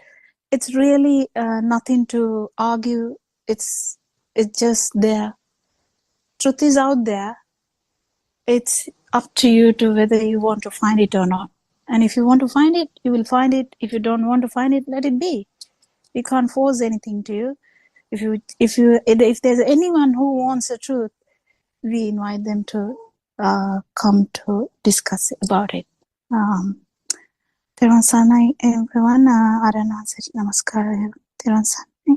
Therwan Sarnai, Dr. Kokila, and this concludes today's daily English Zoom session. Thank you, everyone, for joining and participating in the conversation. Let me pay homage to Buddothpado and Mahansa, Therwan Sarnai and Mahansa, and Therwan Sarnai to all Dhamma friends. Therwan Sarnai and Mahansa.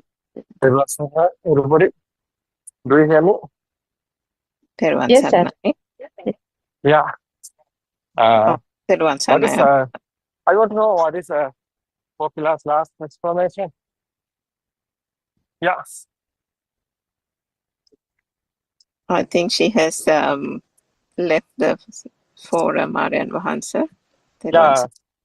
I said I won't know about that. What's Kokila's telling? Yeah. So I know. Yeah. Advance, I think what she said was the knowledge of the true Dhamma and going on the path is something that we can't force on people. It is something that they have to listen to the true Dhamma, understand themselves. Yeah. And each of us can take it at only our own pace and our own speed. Because we come from different backgrounds, and it's Ehipassika and Sandittika. So that's what she was saying, that I heard that I heard she told many ways here to Nibbana. I think it is wrong. Am I correct? One way is the Nibbana. No, many ways. So Theravada, Mahayana, these are one way.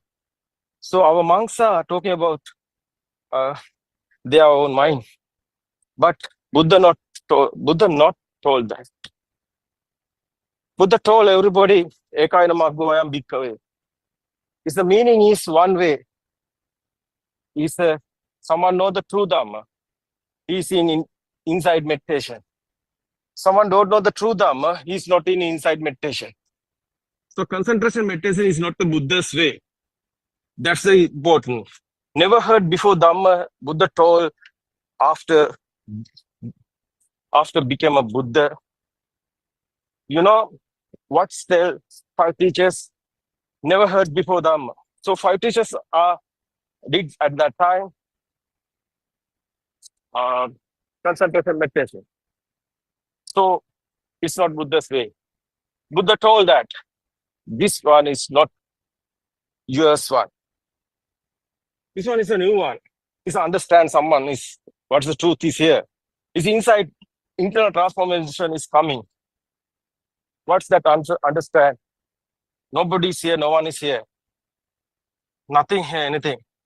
It's your mind, everything is your sense of creations. No? Salatana loko. This world is your sense of creations world. It's not any, yeah. That's why, no?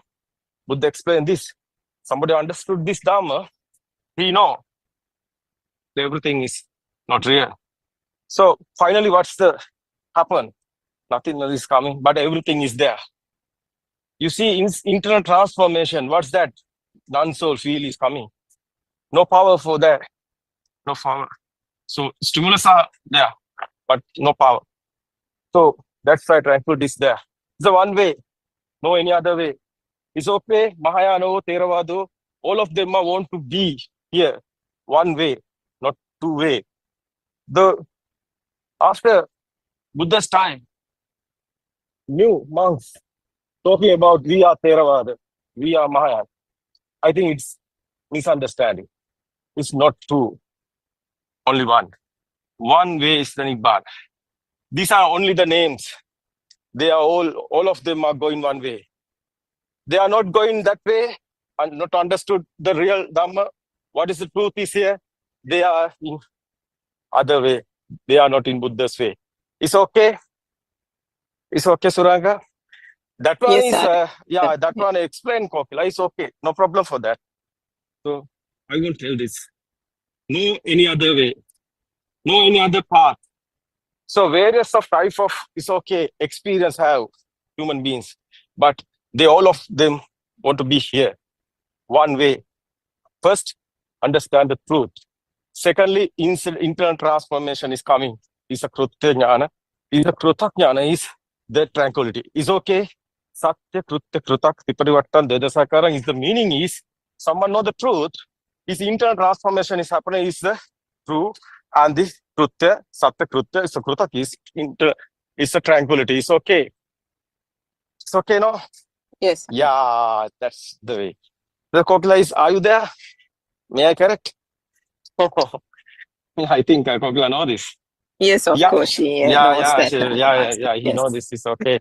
But I want to say this. I want to tell this. It's a one way. It's a one path. It's a one practical way. Otherwise, no any other way. It's inside meditation, not the concentration meditation. Inside meditation today, this whole world in the misunderstanding. This whole world, people in misunderstand. What do you think about Suranga? May I correct? Yes, sir. And I mean, that's why the Buddha said, Ekayana Maggo means whether people have created these wrong misconceptions about Mahayana Theravada, but they all lead to one non-vibrational state. Yeah. All of them, only the words, all of them are doing one. Yes. They are telling, all of them are telling me. So last few months, I went there, so Vietnam and the Thailand and the Laos and these countries, Mahayana countries. So they are talking about same. Buddhan Saranam Gacchami, Dhamman Saranam Gacchami, Sangham Saranam Gacchami. All these are same. And they are getting their lunch before the 12 o'clock. No, they're saying no. They are going same way. They are talking about the same thing. It's the same way, but they don't know the truth. Sri Lankan also, our Theravada monks, do you think they know the truth? They don't know the truth. So, Satya, Jnana, they haven't the Buddha Darshan. What is Buddha's real? What is Buddha's real? Explain. You know? So, Sri Lankan's Theravada monks are going the Dhamma Niyama. They are talking about the Dhamma Bhumi and Sri Lankan everywhere. The Sri Lankan people in misunderstood illusion. What's that? They are believing that karma. The monks also talking about the monks want to be trust the karma. But you know, the Buddha guys, who's the Buddha's guys? Who's the Buddha's guy? It's not Anusota, it's a Patisota. What's the difference, Suranga, Anusota and Patisota? What's the Buddha's guys? What's the illusion guys' difference? Yes, so the mundane world where people believe this external world to be true, and that creates a duality, and then they have an I who's experiencing it, is going on the Anusotagami or with the stream in the samsaric cycle. And when one hears the Buddha's true word, the true Dhamma philosophy, and then one realizes there is no external world, it is all a construct in the mind, and that there is no such thing as the self or the ego. This is a non-soul Dhamma. The realization of that is the Patisota. Problem is, Surangika, is a Kama Bhumi. What is the Hetupala Dhamma? What is the Buddha's explain? How is this? That's a cause and effect Dhamma. Yeah, cause and effect Dhamma and the action and effect Dhamma. That Sri Lankan monks today in action and effect Dhamma. They are not in cause and effect Dhamma. Really, it's practically not. They are not there. That is why I told that. What do you think about Sri Lanka Theravada, the Theros also illusion in today? Because they are in action and effect. So Mahayana Thero also same. What do you think about? Yes, all of them are thinking what is the Pratipada, what is the practical curve, what is the practical path. All of them are Mahayana or Theravada, all of them are talking about the concentration meditation. They don't know the inside meditation. Whole people, whole world. It's the Buddhist guys in illusion today. No? That's right. That's why I told this. No two way, no any other way. Only one way. That's why Ekayana Maggoyam Bhikkave. Satya Trutta Kritak. What is that? You want to know the truth. Yes, it starts with the truth. Action and not the action and effect. Is a cause and effect Dhamma. It's not action and effect Dhamma. It's you want to know how is this mind is creating, how is the thoughts are creating, how is life feel is coming, how is all is happening here. It's not real. No? May I correct? Yes, sir. Yeah, it's okay. That's why I want to tell this. It's okay. The words are very powerful. Don't worry about that. It's my family voices. It's okay, but the message is important. That's actually important, Aryan Mahansa, particularly for the English audience, because in our countries or in these Western countries, most of the monasteries are following concentration meditation, and they don't understand, as you have said so many times in your talks, that the Buddha, before he was the Buddha, went to the 5 ascetics and tried concentration meditation and then gave up. Why did he give up? Because it didn't work. He went to the jhanas and he practiced right up to the advanced jhanas, but he realized the soul was still here. When he came out of the meditation, there was still suffering. So then he realized that was not correct, that wasn't the path to Nibbana. And then he embarked on a path of his own and then realized the cause and effect Dhamma, which was then pronounced and propounded to the world. Yeah. Because that's why Buddothpado Dhamma discourse is very important today. Whole so it's a really is we won't telling that our experience. We won't telling not copies, not any others. These are own. No, it's your experience. No, Surangita. That's why you are here. You have Yes, experience. You know it's true. That's why you are you follow many paths, but finally you understood it's not yes, it's not anywhere. That's why it's okay. That's why Kokila also here. That's why Dr. Ravi also here. That's why Suranka also here. Everybody, they understand. No, they are not believing. They are not us. They have experience. That is why they are here, because you have now peaceful mind. No, now you know about that. It's very yes. important. Yeah, thank you so much, Pastor Ranga, today, because more guys today not here. It's okay. We Thanks had a Dr. lot. Chandani and Yeah, Mr. yeah, yeah. Bernard as well, Everybody, unanswered. I heard that voice. Yeah. Dr. Chandani so many times. No, after many times later, no. Dr. Chandani here. Thank you so much, Dr. Chandani, and the Bernard here also. Terima kasih, everybody. Tomorrow we can join us again. Terima kasih. Thank you, everybody. Thank you. Thank you so much. Thiruvan Sarna, Aryan also. Thiruvan Sarna, everybody.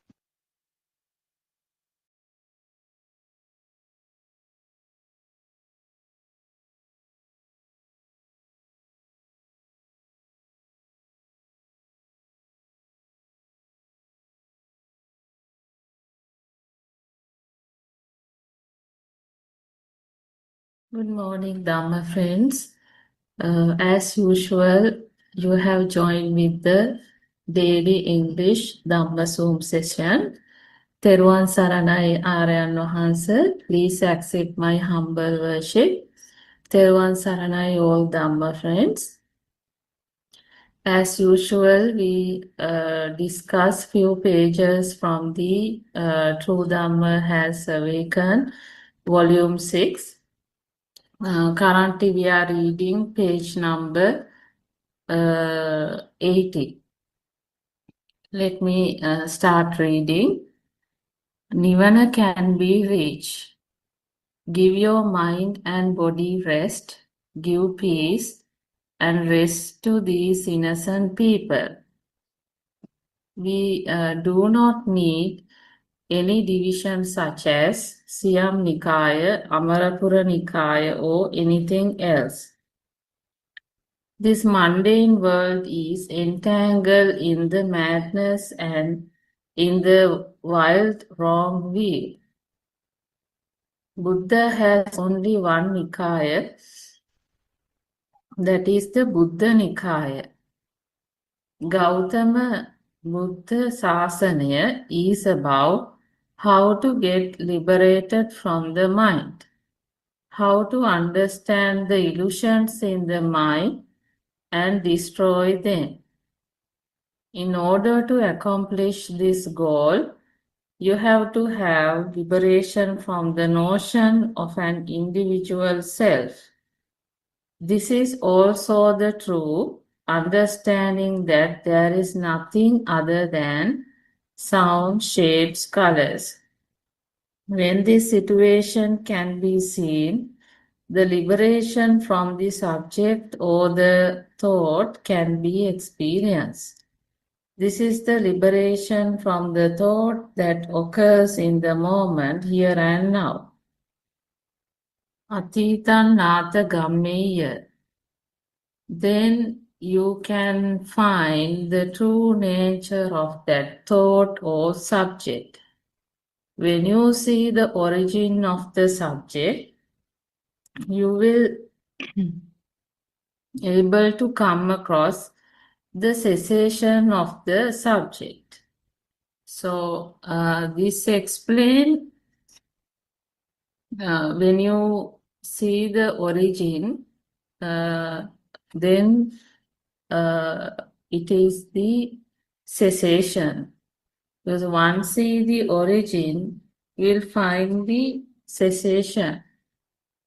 So actually, there are no segregation when it comes to Buddha Nikaya, because it is the Buddha. So that is one Gautama Buddha Sasana. So I think that's really important. So let me continue reading. Participant Theruvan Saranai Aryan Wahansa. On the Poya day, I thought of visiting the temple. The monk in charge asked me to conduct the evening program, saying that he had to attend a funeral. I accepted the invitation.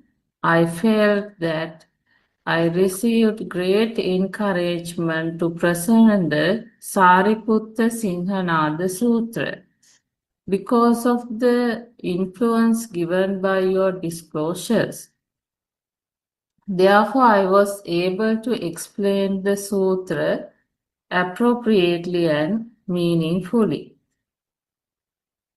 The part that describes the rain and the buffalo with broken horns, I was able to explain so very well. The participant expressed their happiness after listening to the sutra. I want to say I was able to perform so well only because I have been listening to your disclosures. You describe the Dhamma concept in a unique and different ways. Aryan Mahansa is asking, how is it different? Then the participant says, in this disclosure, it is stated that just like disregarding the rain, fire, or a buffalo with a broken horns, things should be disregarded.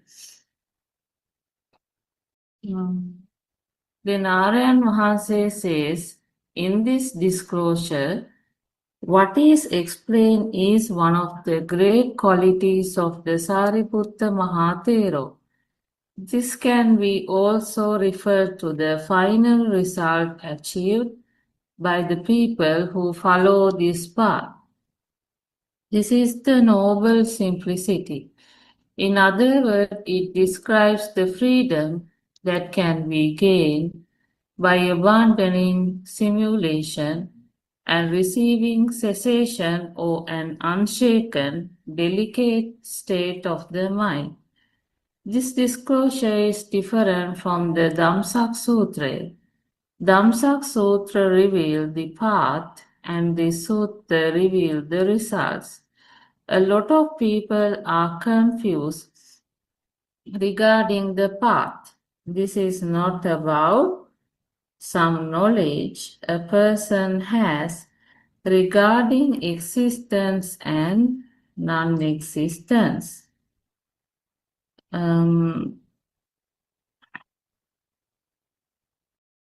This refers to knowing and understanding and how this happens. Satya. Then the practical side must be followed. In the Sariputta Singhanada Sutta, Sariputta Mahathero's great simplicity and humble nature have been explained. It has also been said that it was like a rock.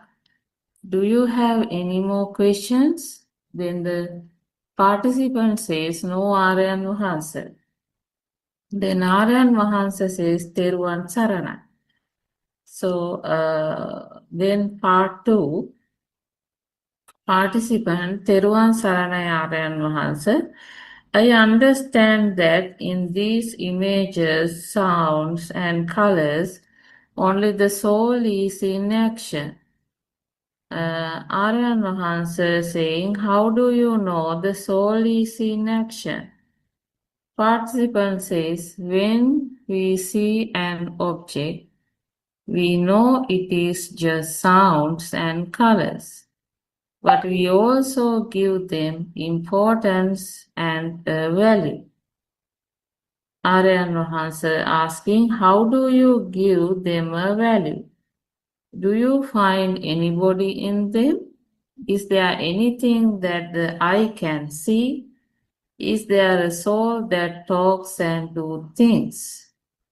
Then the participant says, we try to own objects, rupa, material things, and relationships, nama. We think these are beautiful, even if we know this is idea is a lie.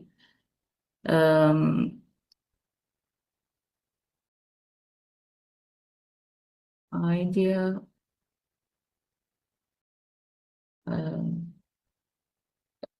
What is the lie you are referring to?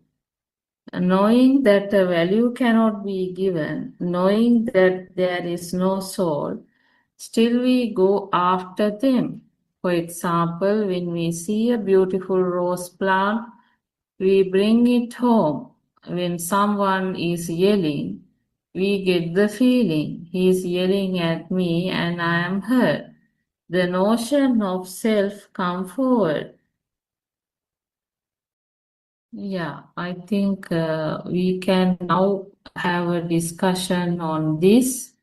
I can see my friends, Dr. Sakuntala is joined and Mr. Bernard is also joined. So I think how this self come forward, I think this is very interesting, the instances where the self come forward and that power appears. So that is felt. I think Dr. Sakuntala, will you please explain that, and you can continue the discussion with Mr. Bernard. Teruan Saranai, both of you. Teruan Saranai, Doctor. Teruan Saranai, Nandima. Thank you for starting in spite of having a physical problem. You are not well today, but still you made the beginning. I pay my homage to R.N. Mahanse, Teruan Saranai, all Dharma friends. Would Mr. Bernard like to raise any questions on what you heard, or shall I just talk on that topic? Would Mr. Bernard like to raise anything or start the discussion? Go ahead. You start, will you? Okay. Okay, so I think in Dhamma discussions, all these, the path that Aryan Mahanse is showing us, actually that was Lord Buddha's teaching, but that has been going under the cover all these years, and various different concepts have been coming up and covering the true Dhamma facts. So it's even though lots and lots of books are written on these topics, and so many deshanas, so many discussions are happening, none of them actually lead to the true facts that we have to understand in Buddha's teaching, which is the root. Actually, root is the concept or the illusion that self-existence or self-perception, and that is what is always coming up, always it's surfacing, and giving various sort of various masks. Well, I would say it wears different masks and appears in different ways. But really, if you take the root of it, it's always this, the main problem, the one and only single problem is the self-perception, or the illusion of self-existence. But what happens is, now it's always projected to the outside world. we always expect happiness and sadness. We always project that responsibility to the outside world. And but if you take the root of every defilement, everything that is happening around us, the root is the illusion of this self-existence. Now, I think we have discussed these facts again and again in this morning English Zoom, how this illusion of self is coming up. It's not something purposely done by a person, but it is a part of the system, part of uh, uh, an automatic, I would say, automatic mechanism, and it is the end result of that. So there is no way of controlling or stopping it halfway. As we know already, now this concept or this illusion is not there in the baby who has the radiant mind, but his or her senses are functioning. If the organs, if the material physical organ is there, the sensor function is created then and there. So as a result, the baby can see, baby can hear, baby can smell, taste, and the sensation on the skin. So these things happen. This is a continuous and very fast process. Now, if the baby is awake, one after the other, the sensor functions are changing from one to the other. It's a very speedy process. The baby will see something, then hear a sound, and then will feel something on the skin and get the smell. Especially when the mother is coming near, the baby will get that mother smell. And then if the baby is fed, the taste of the milk. So all these sensors are functioning alternatively, one sensor at a time. But because of the speedy process, you tend to feel that it is happening at the same time. So that time there is no self-image, no self-perception, but the baby experiences through the sensor formation. And what happens thereafter? When it progresses to the formation of the thoughts. Again, as I said, this is a very speedy process. So it occurs at a very fast speed. You feel that it is really existing. So the same thing happens at the sensor level also. Because of the speed of vibration, you tend to feel a light. Because of the speedy vibration, you tend to feel that there is a sound. So all five senses act like that. And that itself leads to the feeling that there is a light, there is a sound, there is a taste. How does that happen? It's because of the fine current or the fine power generated with these vibrations. And same thing moves forward, and then it when it comes to the level where the thoughts are formed, again the thoughts occur at a very fast speed, and what happens is when there is a fast speed of thought formation, you tend to feel that it is existing. So your thoughts are the mother, father, sun, moon, house, car, orange, apple, all those are thoughts. The illusion of a thought is that it is a construct of the mind. The sound which is vibrated in the ear doesn't say that it is the cawing of the crow. And the eardrum doesn't know that it is a crow, but the construct is a cawing of a crow. So that is your thought. So like that, everything is a construct of the mind. And construct means then and there it happens. The formation or aggregation happens then and there. It's an instant thing. So will it stop from there? No, it will not stop. There is no way of stopping this process. The thought will progress to the feeling that it is existing, which in Pali we call itha. You feel that it is really existing. And the feel that you get the existing doesn't stop from there. Like the other side of the coin, you get you feel that I am enjoying this, or I am witnessing this. I feel it. So there is a label of myself. Now, this process, as I said earlier, it's a continuous one.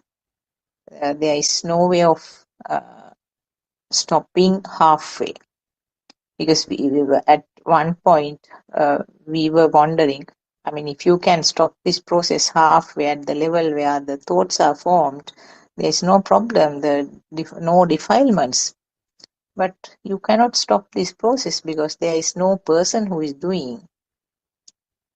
Since this is a nature's law, it will continue. So it's the ultimate product always which you come across. So the ultimate product is that the feeling of self-existence, or the self-perception, or your soul, which different words are used, but the same feeling. And what you really feel is that, now those are all words actually what you use, but what you really feel is that some form of sensation which is described in several words. Now, you might, in some instances, depending on the situation, it might be described as a sadness. Depending on a different situation, you might describe it as happiness, or sometimes anger. So all these things actually is used, all these words are used to interpret a form of current that is formed as a result of the non-stop, unstoppable process which happens. So what can you do then? This is in Pali what is called the Sakkaya Ditthiya or Atma Drushtiya. Both words are used to interpret the same thing. That means you give a value to a thought and projects it to the outside world. So what can you do about it now? There is no escape actually, because it is a continuous process and no controller. So what can you do? Only way is what Lord Buddha said was, know what this process is. So that is your knowledge, that is your Satya Jnanaya, or we call it in Darshana. That means you as a fact, you learn the mechanism, you study the mechanism, how it happens. So you have to be very thorough in this one. You have to thoroughly study this, maybe by listening to Dharma Deshana, or you can read the relevant books, which there are, I mean, number of books written under Buddothpado Deshana. So you can read some of those books. That will give a very clear idea about this process.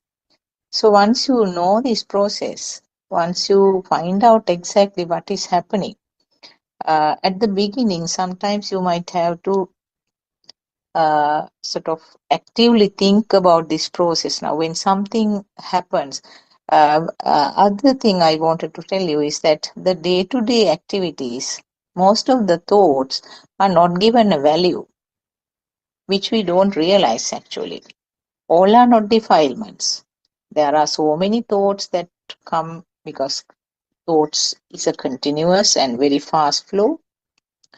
So if you look at these thoughts, it's a speedy process, and most of the thoughts actually do not give rise to defilements. They are sort of mental pictures, and you attend to day-to-day work. Sometimes, for example, if you are walking from one room to the other, or if you are combing your hair, maybe you are having a cup of tea. It's done just with the preset mental picture, and you have no burning fire within you. So in those instances, actually, there is nothing to think about it and analyze. Anyway, practically analyzing all the thoughts is not possible. So what you have to do is you will be able to identify now with this knowledge about the how the self-image is formed. With that knowledge, when the knowledge is very clear to you, so now some of the some people, most of us actually have to listen to some of these deshanas so many times again and again. And once you get a very clear picture, with that knowledge at the base as the as your background information, then you will realize that you will be able to automatically identify the thoughts which actually gives you a weight, which you feel heavy. Now it may be a sad thought, angry thought, or maybe a happy thought. Now one thing that we don't realize is that an incident that causes happiness is not considered as a heavy feeling. We sort of brush it off, thinking that these are okay because you feel happy with that. But what we don't realize is that the happiness is equally a heavy thought. Because if you lose that reason, whatever has given you the happiness, the sorrow follows. So happiness is not actually happiness. Happiness is another phase of the sorrow.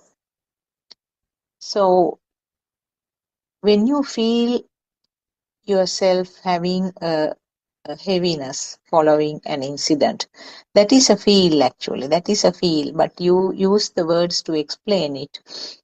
You use different words, as I mentioned earlier, to explain it. Then it becomes a thought.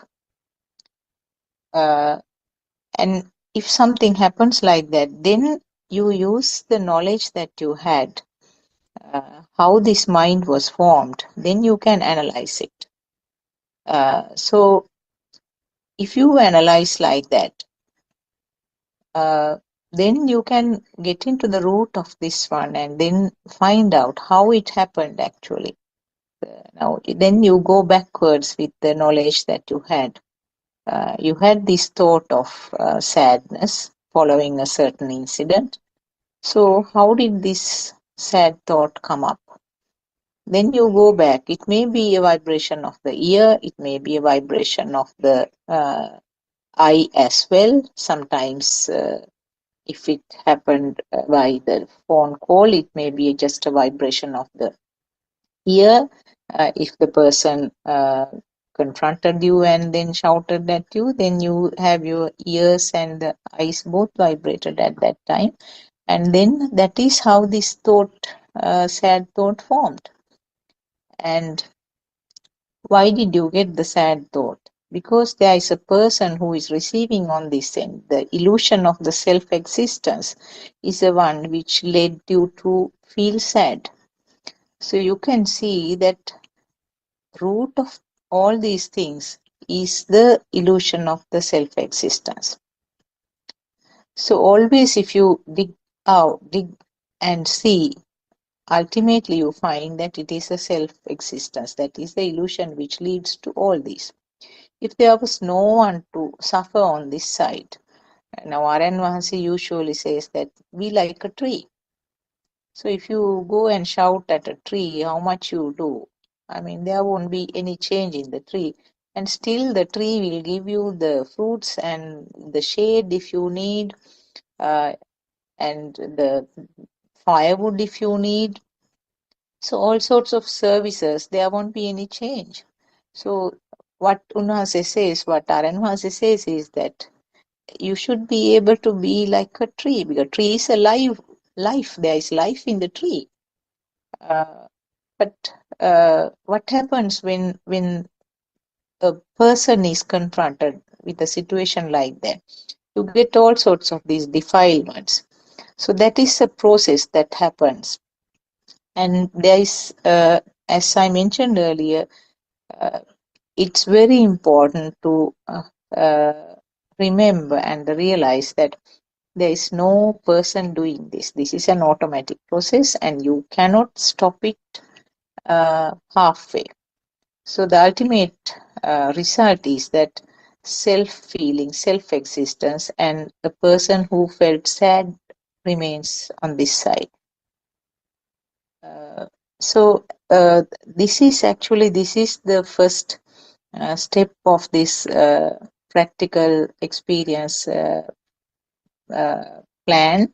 And in the first step, uh, you when you realize this sense of function, what is happening here, and then you can see very clearly that all these things, even though automatically you tend to project it to the outside world, it is a creation of the mind on this side.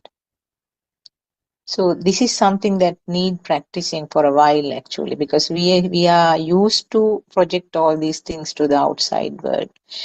Because of them, I feel sad. If they come and visit us, I feel happy. And because they are doing bad things, I feel angry. So always it's a projection to the outside world. Now just take another example, how this mind is behaving. Simple example, if you take a leader of a country, uh, now the moment that you see his or her face on the TV screens, uh, and maybe he's giving a talk or something, several people are watching, and different people have different images in their mind. One might feel that, oh, he's a good person, he's trying to do a change. Another person might say he had a, he had so many bad things in the history, very bad history, and now he is trying to show a nice face to everyone, and he's a big liar.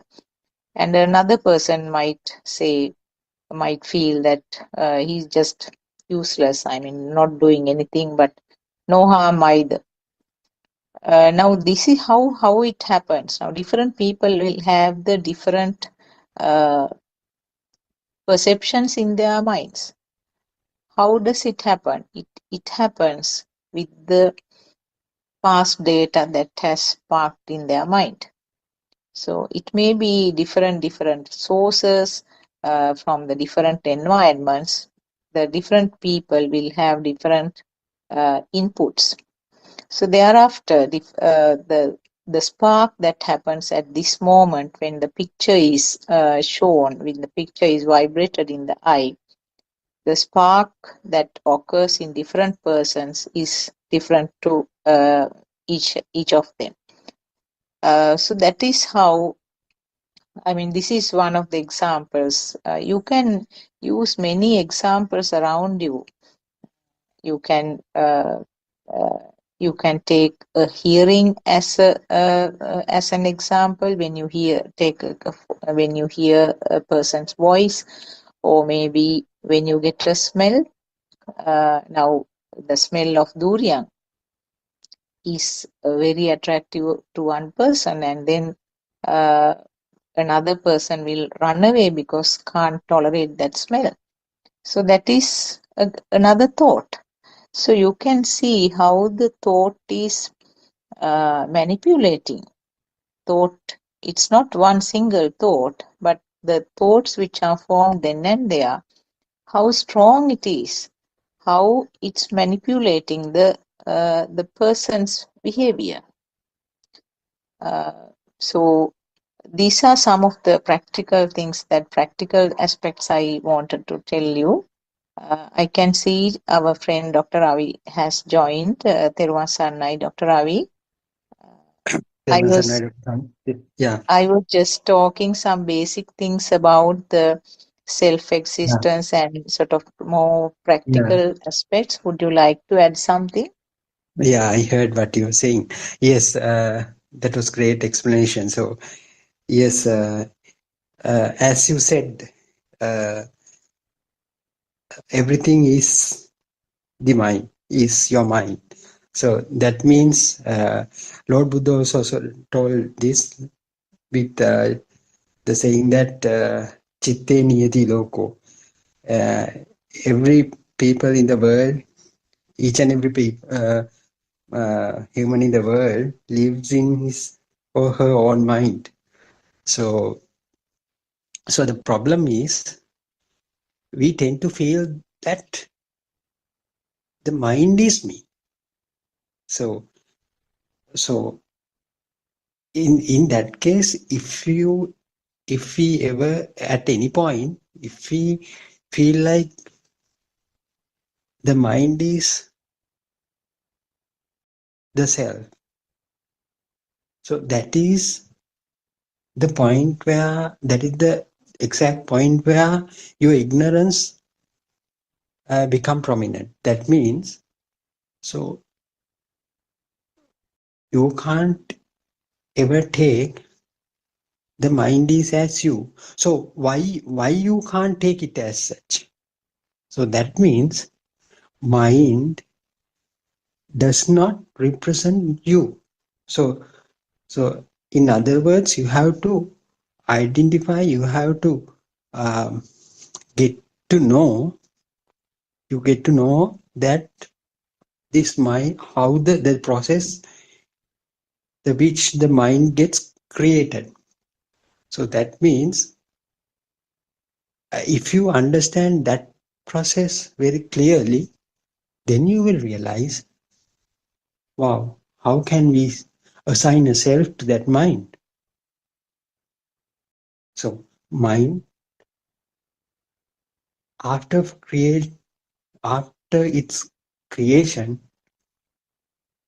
it behaves as another kind of a sensor, which is very similar to eye, ear, nose, and tongue. So, but unfortunately, people who is still in the mundane world, they don't feel like as such. They tend to feel, I am the one who is thinking. The mind is me. So, so even though you tell the mind is not you, so how can I believe it? Because I feel, I am thinking, I am planning for the future. So I am the one who is doing. So how can you say this mind is not me? So that's bring that's bring a big query for everyone to find out what it, in which way that mind has got created. So in order to address that question, Lord Buddha has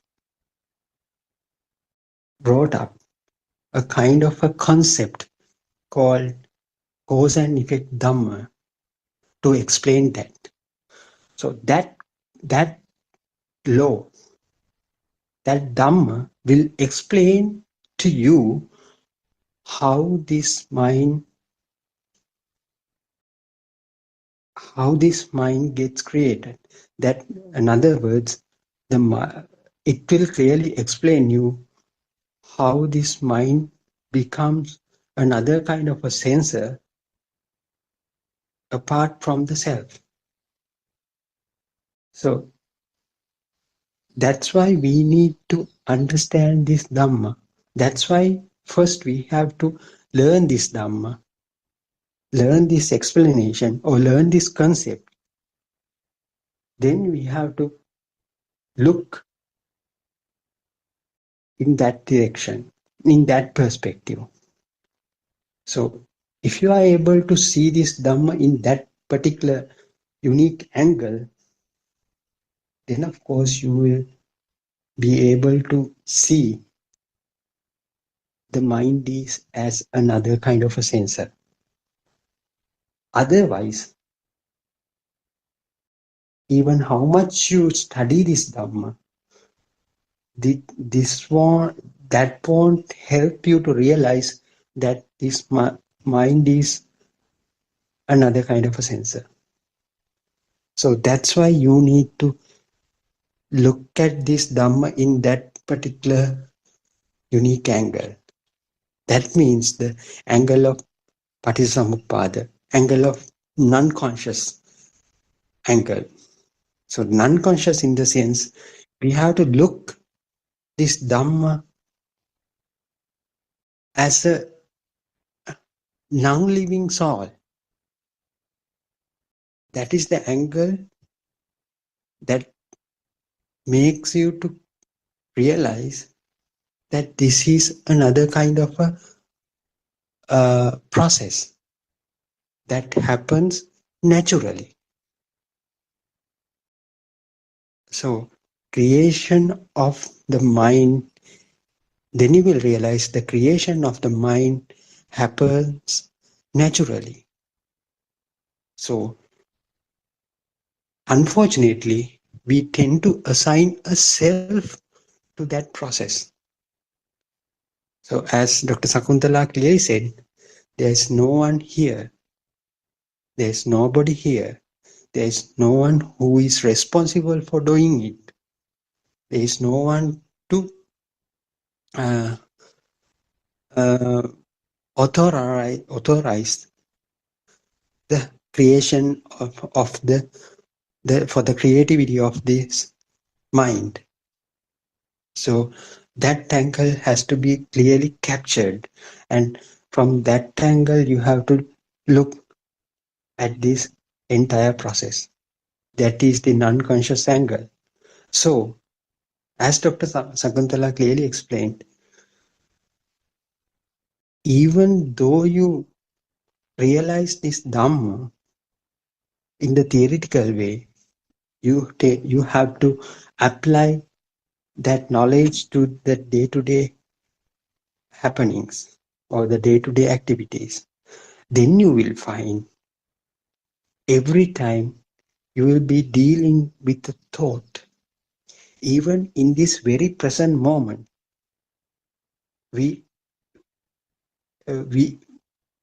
our thought is there, is here. We are focusing on this discussion. So it is also a creation of the mind. It is also a thought. So I have a thought in my mind. I am talking in this forum. So it is also a thought. Thought in the sense it contributes to create the mind. So how does this mind get created? I heard Dr. Sakuntala was speaking, and I heard in the YouTube Dr. Andima had initiated this discussion. So all thoughts are there in my mind. So I got to know, now the discussion is going on. It is also a thought. So then I got a feeling I have to take part in this discussion. So then I join these things. It is also a thought. So how I joined this? I opened up the Zoom link, then I joined the um, this discussion. So what are the things I followed? What were the things I followed?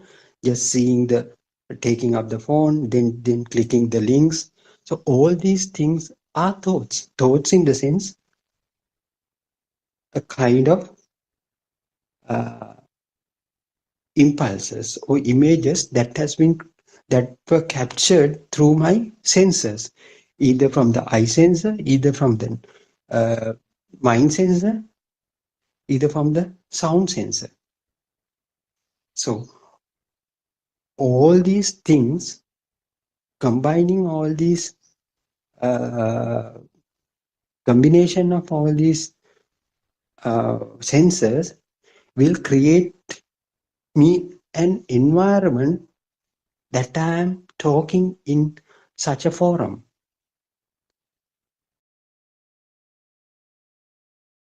To that we call the mind. So my mind says, now my mind says, I'm talking in a forum. But if we analyze that, how did that mind become, how this mind got created? So the simple theory can be applied with the help of the other five sensors. The mind gets created.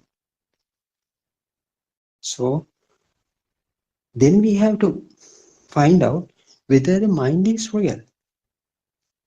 No, it is not real, because we know the faculties that have been that have been created, that gives the inputs for that creation, are not permanent. They get created then and there. So at this very moment, I don't hear any sound from the rest of the friends. I hear my own voice.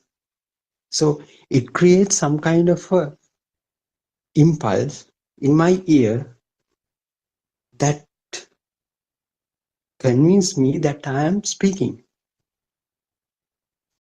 It's another thought. So if I take this instance as, am I the one who is speaking in this forum, that would be my ignorance. So that doesn't say I should not speak up. No, I must speak up, but I should not take this entire incident as a real thing, because I know I know very well the thoughts are not permanent. They are not real. And also, the thought behind everything, the self, I already know the self, the thought that says the self is speaking in this forum. Am I the one who is speaking in this forum? Is also another thought. So both these things can't be real. So that is the way how we should apply that knowledge we gain through the listening into the practice. So we can analyze, we can apply each moment, even while you are walking, even while you are doing your job. You can put it into the practice. In the practice, in the sense, for a beginner, you have to contemplate, memorize what Lord Buddha said, and you can apply. All things are thoughts.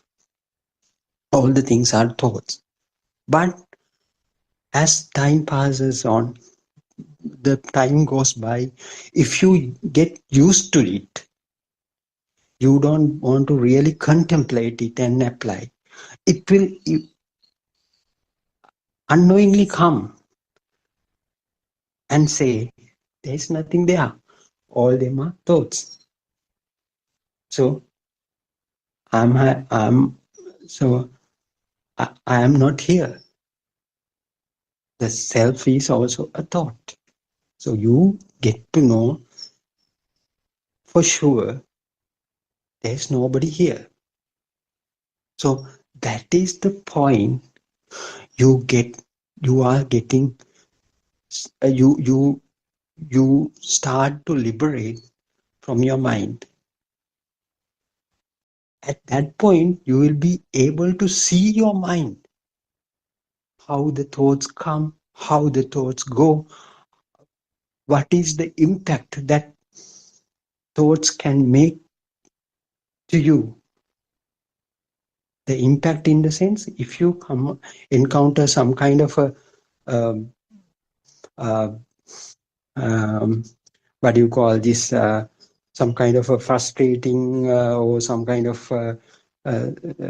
sad, uh, some kind of a anger or sadness. So you will see, you will be able to see how your mind behaves at that particular point. Mind gets some kind of sad feelings in the sense, sad thoughts. So yesterday we were able to listen to the practical Zoom session that has been conducted for the children. So one child told that she gets some kind of a sad feeling when she hears the sound that hits, someone hits a cow or an animal. So then you will, at that point, you will be able to see how your thoughts behave. First, you received some kind of a sound. Then you realize, it is the sound that has been generated after hitting someone with a piece of stick. Then you get to know it is a cow. Oh, then you get another another thought, that animal might have get hurt. So that feeling, that thought made her to feel a sadness. So all things can be clearly visualized if you are able to understand this Dhamma. How the behavior of your mind also can be clearly seen. How these sad feelings, how these happy feelings, how these um, uh, aversions come into your mind. Everything can be clearly visualized if you understand this mind, if you are able to liberate from the mind. But at this point, you will get sad feelings. But who cares about it? That is the impact of the mind. As a result of creating the mind, you will get a feeling of a sadness. So, what is all about? You know clearly there is no doer here. There is no person to receive that feeling. So, that you will realize that is the nature. So, at the same time, we'll take some kind of ailment. So, if you have had headache, yeah, my head Head is another thought. But you feel the pain, the throbbing pain that comes from the forehead. But if you assign it to your head, that will carry a lot of pain for you. But if you are able to see the head, the so-called forehead is also a, what do you call, a thought. It is also a mind creation. So mind creation gives that kind of a feeling of pain. Then who cares? Let the head have that pain. So why should I worry about that? But pain is still there. So likewise, Aryan Vance says, when you eat something so spicy, you feel a hot tongue. Your tongue will burn. You will get a burning sensation in your tongue. You might eat something sweet. You might drink a lot of water to get away from that. But at that point, was there a person who is responsible for that burning sensation? No, because you know everything that has been created, the environment, the food that you ate, uh, the tongue that is burning at the moment, all the things are thoughts. But the burning will be there. You get the burning sensation as a result of eating a spicy food.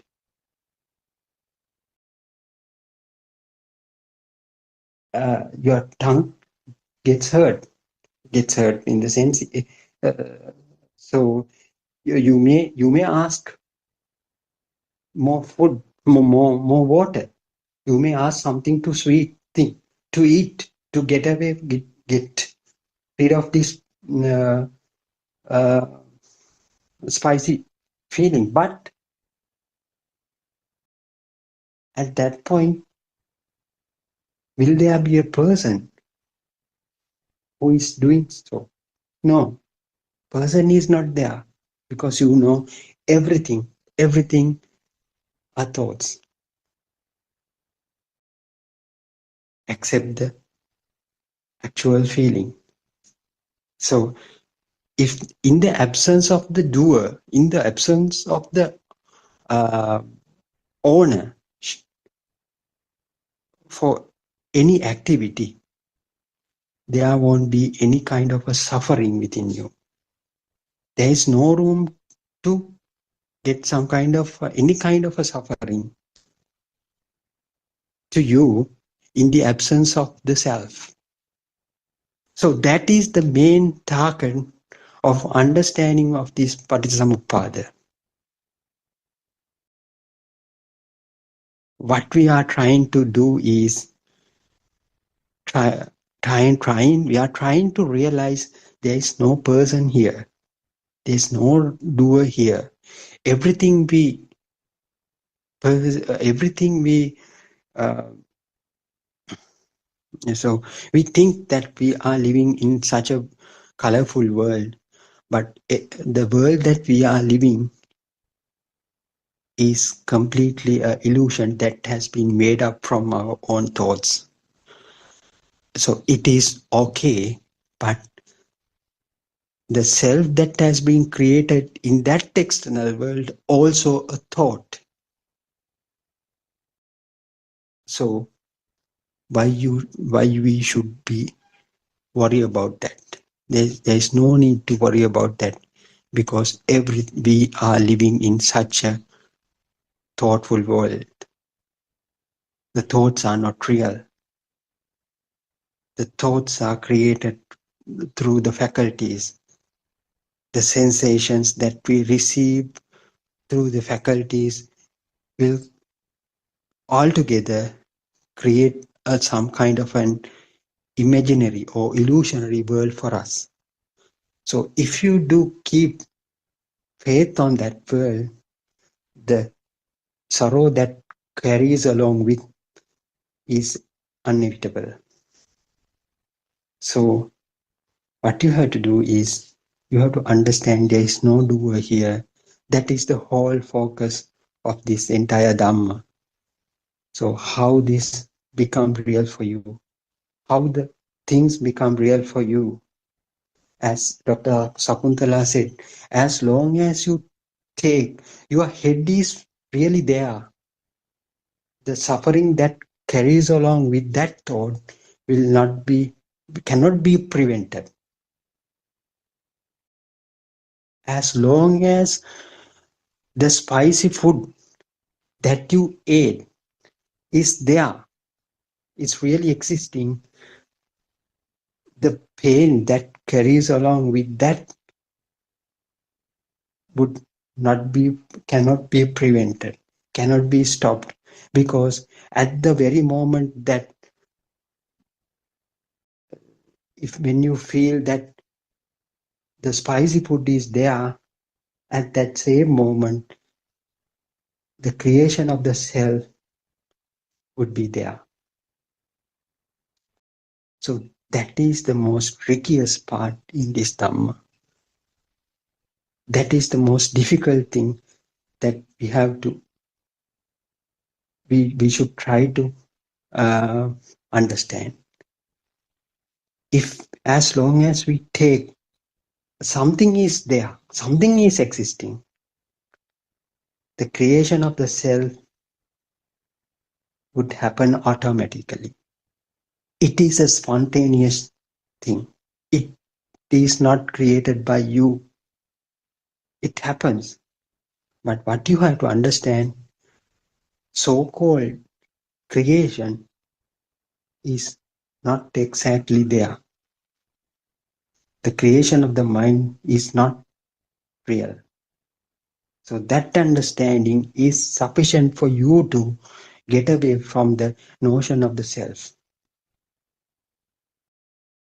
So it is very, it is little bit difficult, but it should be the way of understanding this Paticcasamuppada. So in the practical way, so as I said earlier, the example, even after you eating some kind of a spicy food, you feel very hot into your tongue. But if you know there is no person who is responsible for that feeling, you will be able to liberate from that suffering. So at the Buddha era, once Arahat Thero had said, a lot of body pains are there for me, but for my mind, I don't feel all of them as a really real pain. That's how Arahat Theros expressed the non-self Dhamma into this world. That is the way how Arahat Theros have expressed this non-soul Dhamma to this world. A lot of body pains are there, but for me, I don't feel any kind of a pain. Because for Arahat Theros, the self is, they don't have a self there. So likewise, the Mugalan Thero, in the Mugalan Thero story, we heard some gang of people have hit him and put him to death. But for them, for us, the people who are coming from the mundane world, we think, wow, Mugalan Thero has been hit by a gang of thieves and put him to the death. But for the Mugalan Thero himself, didn't have a self to die, because He knew it is only a thought. The death is only a thought. The birth is only a thought either. Yes, Mr. Bernard, Tervan Saranai, do you have anything to add? That one, Dr. Ravi. Tervan Saranai. Yes, we know that this mind sensor or the mind, this faculty is clearly explained by our noble friend Aryan Vansi. Then only we realized that the mechanism of this aggregates, 5 aggregates. Until then, we couldn't understand, get a clear picture of this, how this mind is work. It is the most important, the crucial thing is the mental construct, which is the important role is done by mind sensor. So the mind sensor is the key here, because all the other 5 senses, whatever they sense, ultimately the final product is given by the mental mind sensor. So the mind sensor itself is a sensor, but we can't clearly understand it because it is not visible, not tangible. So Aryan Nanse clearly explained what it is and how the mechanism of it is clearly. Then the mind sensor itself work as a sensor separately. The happiness, sadness, pleasant, unpleasant, everything is there. It has its own characteristic. So when we come to just take an example. Now we dislike killing animals. So, but in Great Britain, they have a sport called fox hunting. They do it as a fun, as a sport. So that also depends on cultural basis. Whatever it is, the Dr. Sakuntala and Dr. Ravi, both of you explained how the mind works, the mechanism of the mind. But how are we going to understand or diminish our self-existent feeling? So here we have to do the practical part. In the first practical stage, we ask the practitioner to do the practice as, for example, a sound is heard and the mind sensor interprets it as a sound of an aeroplane. So when we do this practice, this part, we understand that the thoughts that are created in the mind, which give us the outside world and the inner self, clearly diminish because we understand they are the products of the faculties, not a person's faculty, person's involvement. So I think mind sensor is very important, because if we clearly understand mind sensor, then we can come to the first stage of the practical part. In the first part itself, it says you hear just a sound, and it is only the mind interprets what you heard. Then there itself you understand, you get the feeling of the self existent feeling that also slowly diminish by practicing the this first stage, that is in the walk-in meditation. So understanding the true Dhamma and doing the practical part also very important. This is what I explained, what I just mentioned was the first stage. You hear something and the mind interpret it as no sense, no self-involvement here. Teruvan Sarnai.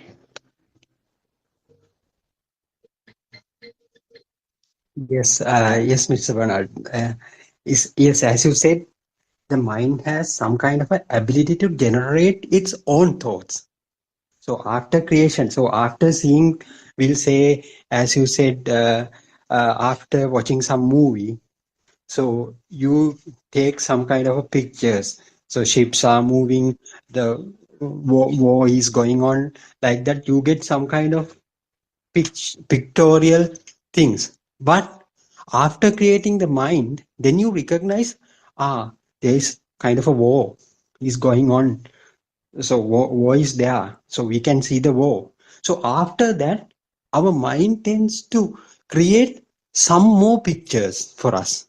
So what will happen after that? Will this hero would die after this battle?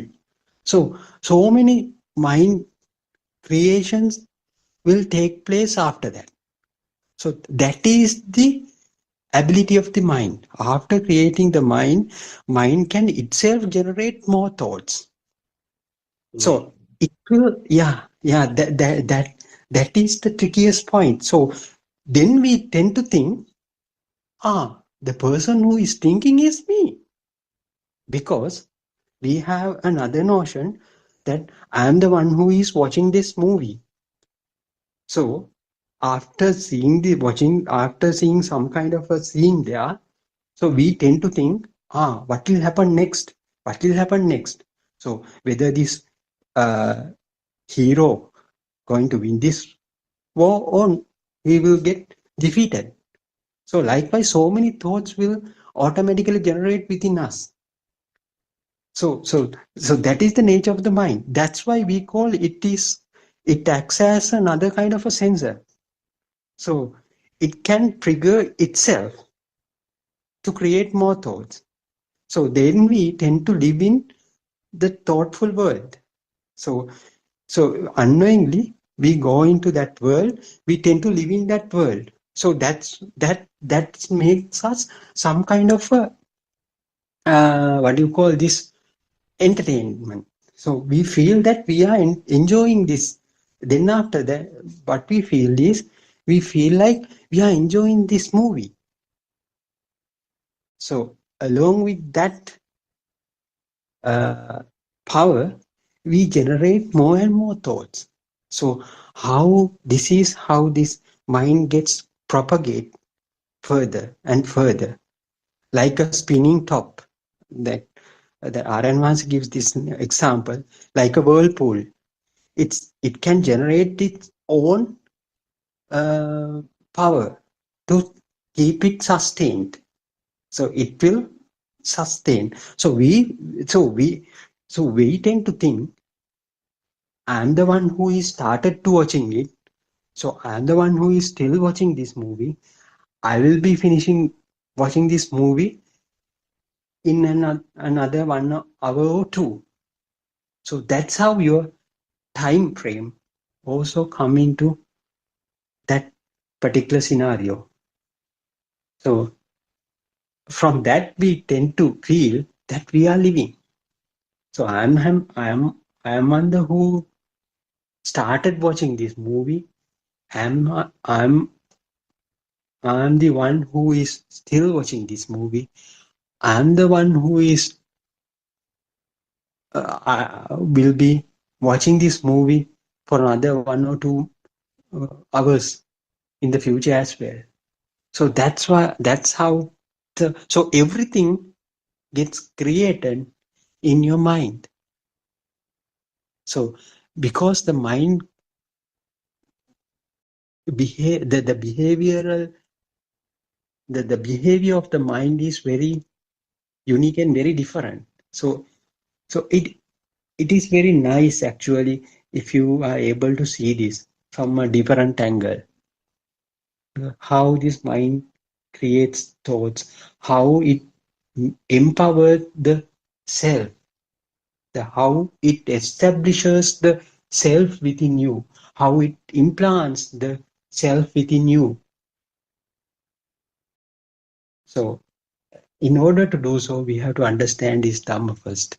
So it is a completely a process that is completely not beyond your control. So as a result of that process, you will be get created. You are the self will be get created. Otherwise, there is no soul at the beginning. So the sense of soul also become a part of that same movie. I'm the one who is watching this movie. I'm the one who is uh, enjoying this movie. So that temptation is enough to move you forward. That temptation enough to create more and more thought for you. That will energize you to the self as well. So it is very beautiful thing, isn't it, Mr. Bernard? Teruvan Saranai? Yeah, yes, Dr. Ravi. Yes. Doctor. Teruvan Saranai, Ms. Lala? Doctor, the entangle of the mind to one thought to another, it is a process, a natural process, no, Doctor? Yes, yes, it's a natural Always try to get attached one after the other, one after the other, one after the other. And even it is a speedy occurrence even, Doctor. We cannot imagine the speed even. So if we understand the nature of this mind, I think it won't be a big trouble for everyone, Doctor. Is it? Exactly, exactly. So we can we once you understand how this mind behaves, the way that mind behaves, we can peacefully watch the movie. We can enjoy the Yes. movie. So We can without please self, watch the uh, movie. without creating the Yes. self, isn't it? Yes, doctor. And the other thing, doctor, being emotional also, I had a problem. So I am being so much of Mhm. emotional for certain situation. That is also the nature of the mind, no, doctor. Yes, yes, exactly. Yeah, so when I see some movie of the YouTube videos, I saw some animals are killing, brutally killing. So that during that time I got more I was being more emotional. So I thought also it is a so I'm there. So once animals is explaining this, that is also a emotional pattern that having in the mind.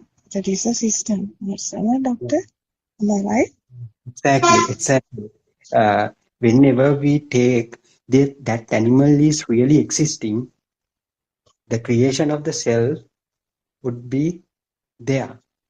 So it is the process, it is the natural phenomena that happens. So as long as you create, there is a there's an animal who got killed when someone else. So at that point, the self get created. So, but you can in you can see the same scene with the notion of non-existence. So even though I see these things, that someone who is killing, someone got killed by another person. So it is also a natural thing. It has not been created by anybody else. So even though I see an animal in front of me, actually there are if there are any kind of such an animal, no. With the understanding we know, there is no such kind of animal as our mind projects. So that's why this Dhamma is called as Sangitte Nibbidaya. Oh, that has to. This is a completely an understanding. It is not a. It is not some other kind of a belief or faith. With the understanding, we know. Even though you see some innocent animal gets killed by somebody else, we know it is only a mental projection. So if it is an mental projection, what makes you to feel sad? You know, it is your own thoughts. So it is very different, but it doesn't mean that you won't feel sad. Yes, you feel sad because, but you can uh, live in both situation in similar way. Even you see feeding a animal, or even you see a killing an animal, those two scenario scenes are not so different for you, will not be so different for you. So all two scenarios are mental projections. So you know this is your own mind. So mind, the functionality of the mind is creating more thoughts. So it happens automatically. So why should I bother about these things? There is no, yeah, isn't it, Lana? Tiruvasarana? Yes, doctor, and when we consider everything about the mind, it has a vast area, doctor. We have to Mhm. understand it little by little, doctor. We could understand more and more. When our nurse is explaining only, we feel that can be happen like that, yeah, doctor. Yeah, exactly. Only the understanding will help you to get liberate from your mind. Only the understanding, not a faith, not a believing. From the through the understanding only you can get away from this. You can get the full. It is actually the liberation. It is not stopping the mind. It is liberation. Liberation in the sense mind creates its own thoughts. It's fine, right? But it doesn't carry any impact towards you. So that is the meaning of the liberation. As long as I know, I think so. It doesn't carry any weight for us. Mind creates. Mind goes on creating thoughts and thoughts again and again, one after another. So who cares about it? You know, that is the normal nature of the mind. That is the behavior of the mind. So what? The impact would be very uh, get minimalized gradually. So into that extent, you can get liberate from your mind, isn't it? Yeah, Teruvan Saranai Ravi, just wanted to Very add good. one Yeah, more thing. yeah, Now, if you talk like in Dhamma, the system called Lalanas, the thought that she explained, thought which was formed in her system will be different from a thought which is created in a different system. Like, for example, a tribal man who is offering an animal to God. So yeah, killing that animal and offering to the God will create a very happy thought, isn't it?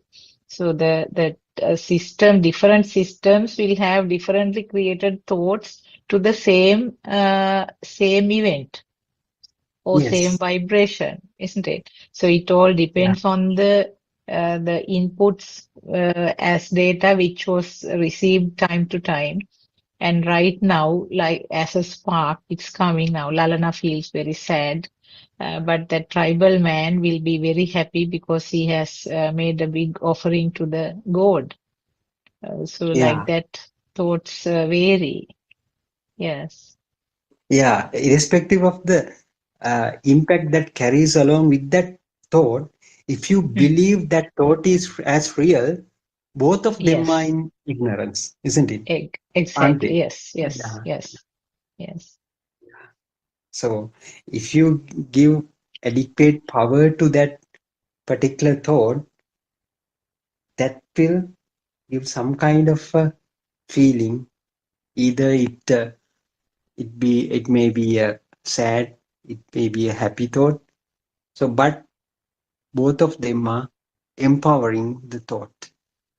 They both Yeah, are in one the of inner. them is yes. Yeah, One of the misconceptions that we all had were that when we were sort of going along the Dhamma path, that we shouldn't get angry. Now, if we feel angry on something, or if we feel like, I mean, some form of craving to something, we felt very bad about it because we felt that we shouldn't have those feelings.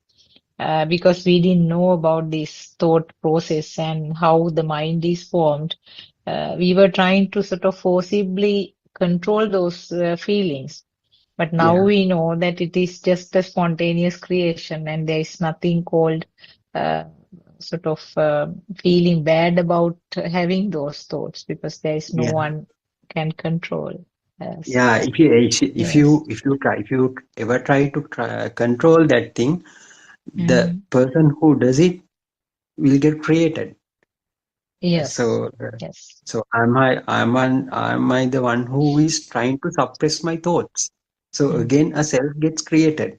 So if I don't able to suppress that thought, sadness will come into a mind. Oh, I have Mm. been following this Dhamma for such a long period. Still, I can't suppress that thought. The thoughts come. So suffering would come. So it is not actually what Exactly. Buddha said, isn't it? Yes. Yes. Yeah, exactly. Yes, Dr. Sakuntala, we are also running out of time now. Yeah. Yeah, Yes, I think we will conclude now. yeah, we can conclude. Yes. Uh, yes, okay, we can meet up tomorrow as well.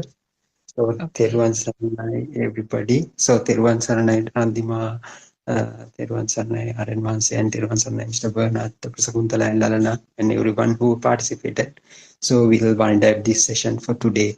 Thank you very much for joining. Okay. Teruvan Saranai to you all. Teruvan Saranai and Master Teruvan Saranai, everybody. Teruvan Saranai. Body, there was an answer.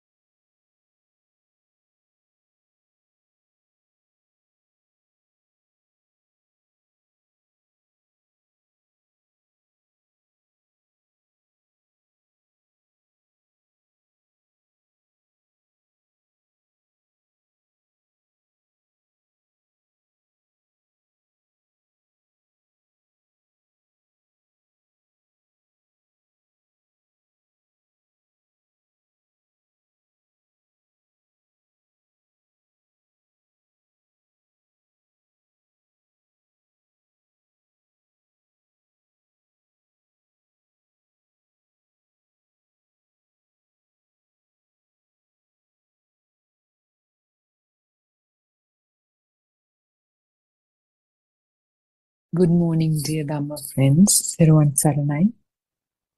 Before we begin, let us respectfully pay homage to Buddothpado Aryan Mahanse, our noble friend and teacher. Theruvan Saranai Aryan Mahanse.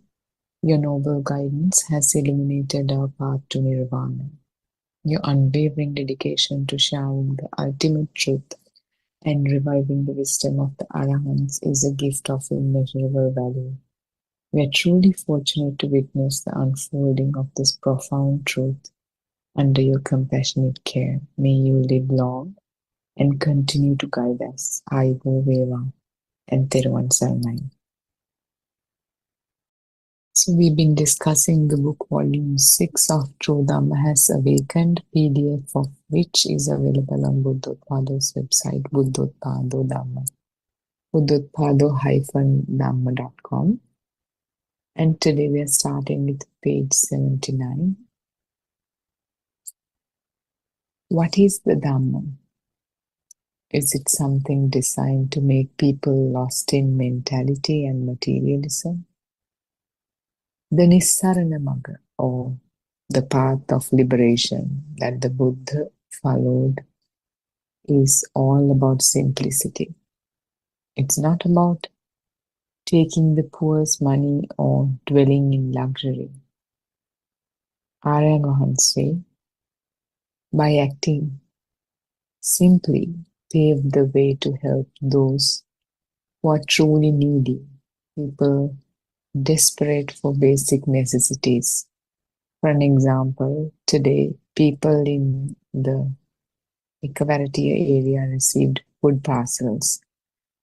Those who were kind-hearted contributed wholeheartedly.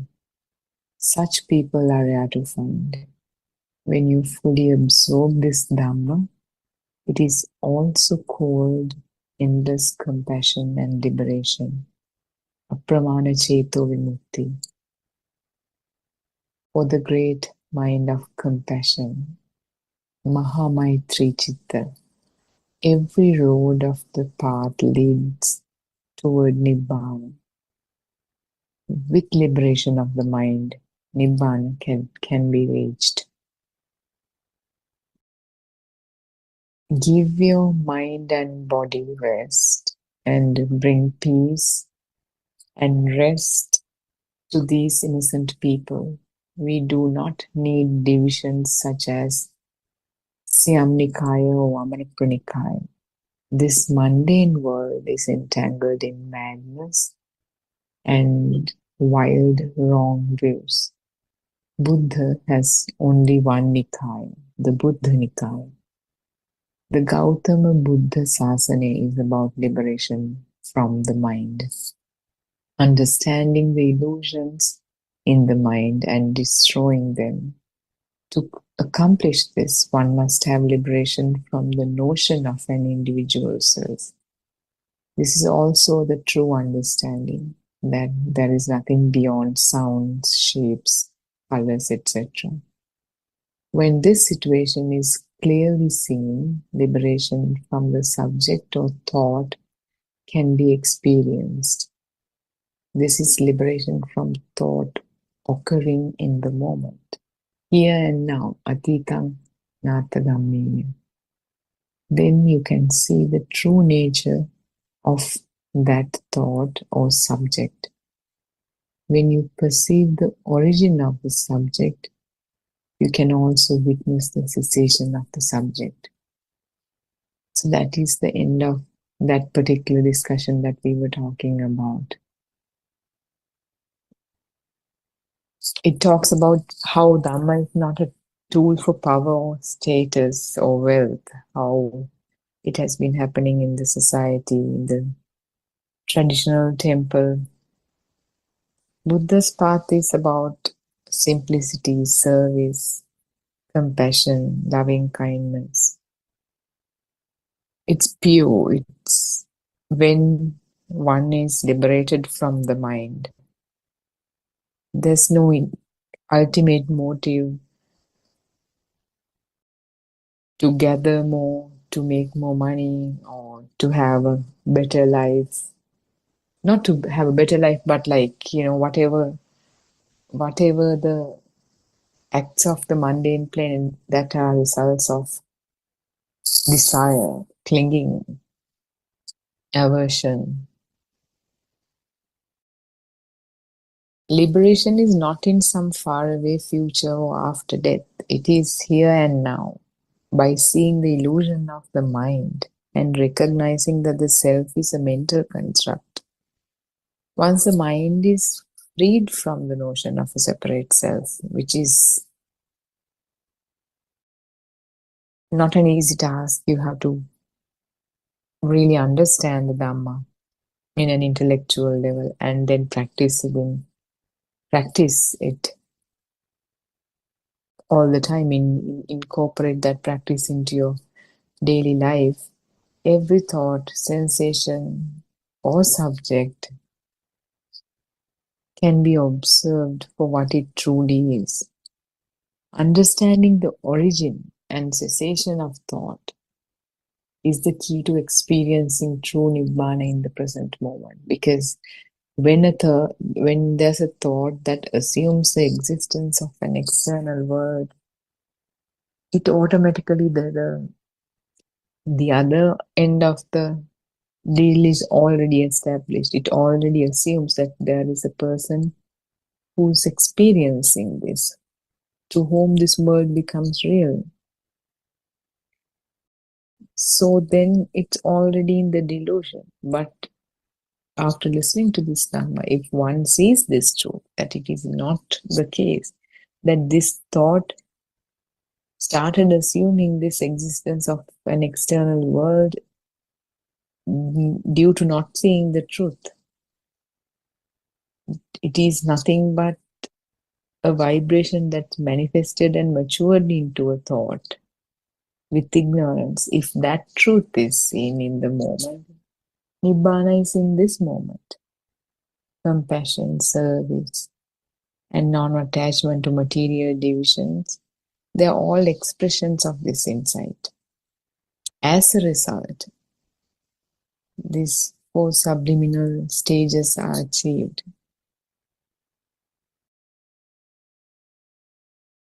Compassion, loving kindness, sympathetic joy, and equanimity.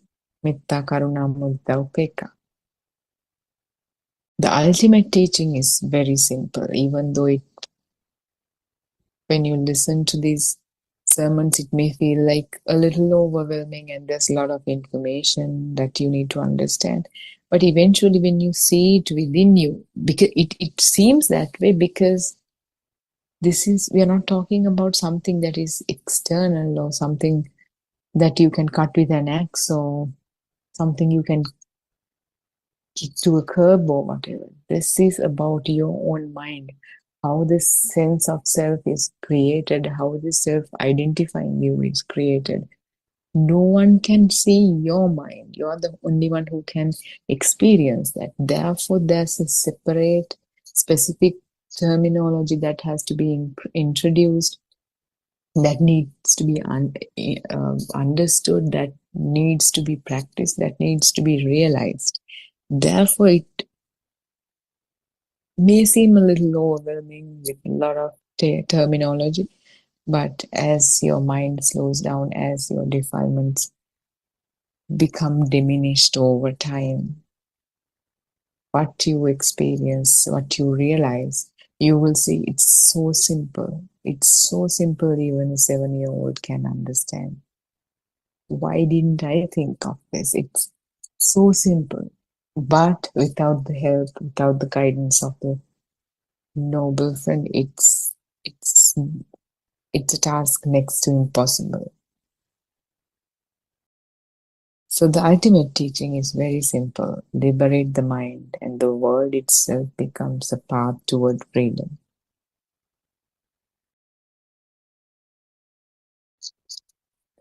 So that is the end of that discussion.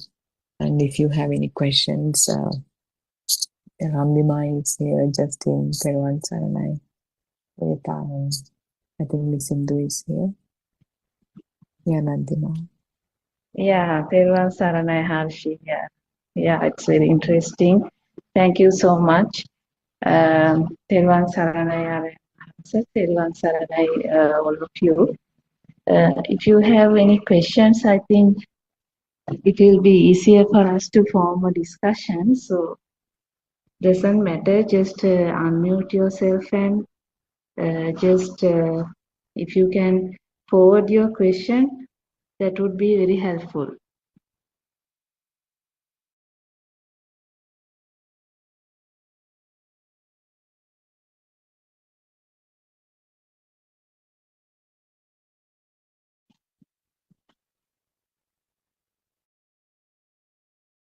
I think Harshi, if there is any question, we can discuss, isn't it? Yeah, or we can start talking about some topics that's been discussed in these sermons, I think, or even the past week or so, if we can. I don't have it's like really difficult task to like kind of come up with a topic to talk about even. Yeah, so so we can discuss about this non-soul angle. I think this non-soul angle is very rare. I think since this piece is very rare.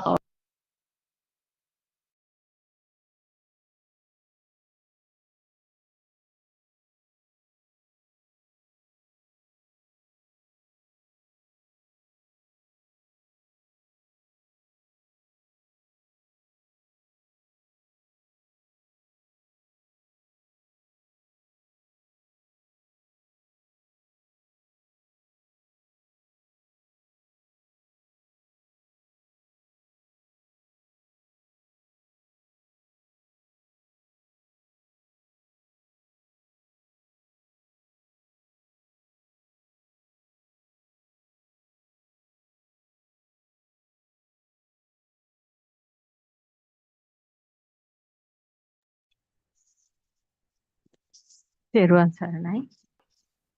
I worship Triple Gem respectfully. Also, I pay homage at the feet of our Kalyana Mitra, Buddothpado Aryan Vahanse, the great sage of our era, most valuable spiritual master with the highest wisdom.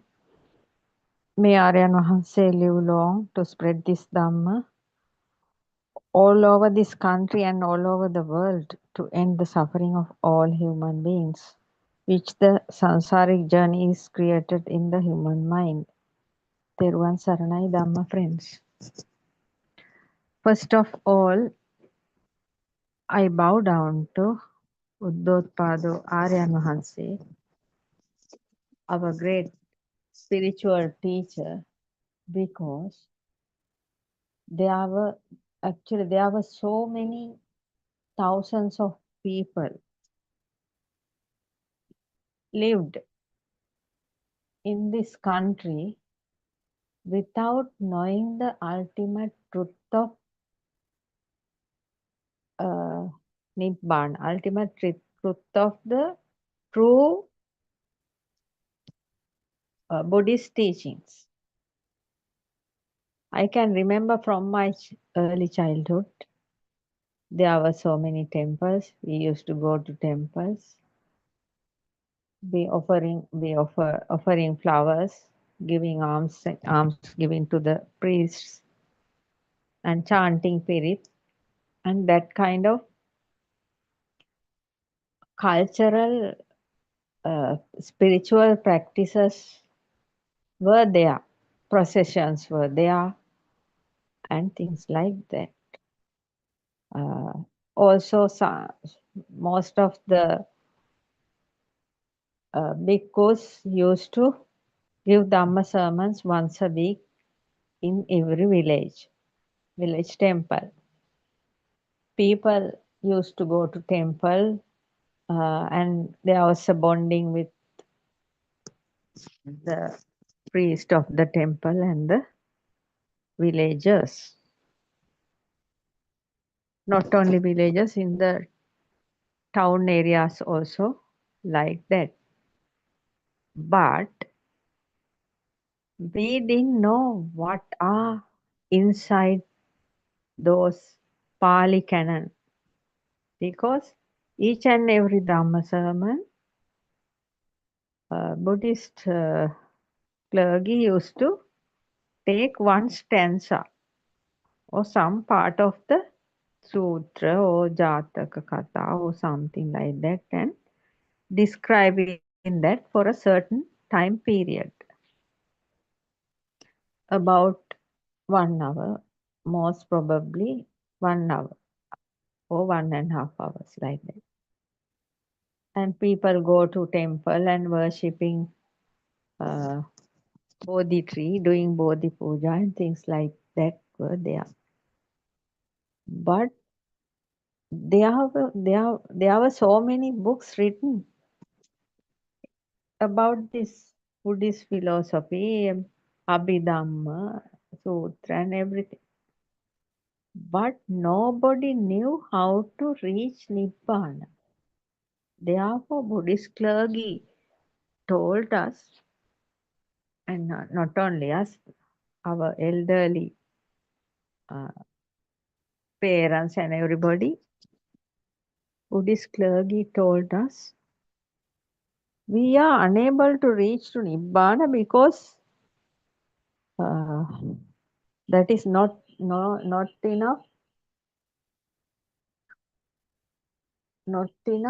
merits or something like that. So many things are told. At that type of environment, until 2019, this country came in a route like that. After 2011, some monks used to say that they were enlightened and so many things. So we went to, actually we were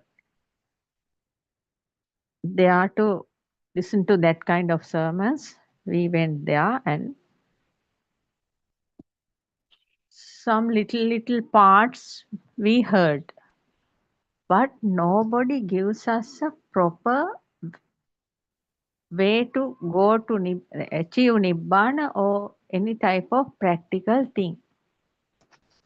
So only that 4 foundations of mindfulness was there, but most of the Buddhist monks used to do this one-pointedness meditation according to the Hindu Veda. Not only this country, in other countries also they used to practice this Hindu Veda mindfulness meditation, and they sit and wait for days and days. But when they get up for certain their day-to-day activities, that concentration, one-pointedness concentration is over. So such a long period, more than 1,000 years, the Buddhist groups of people and clergy have come through that kind of era, because the true Buddhist philosophy was destroyed and it was hidden by the cruel people in the history. So many different ways they tried to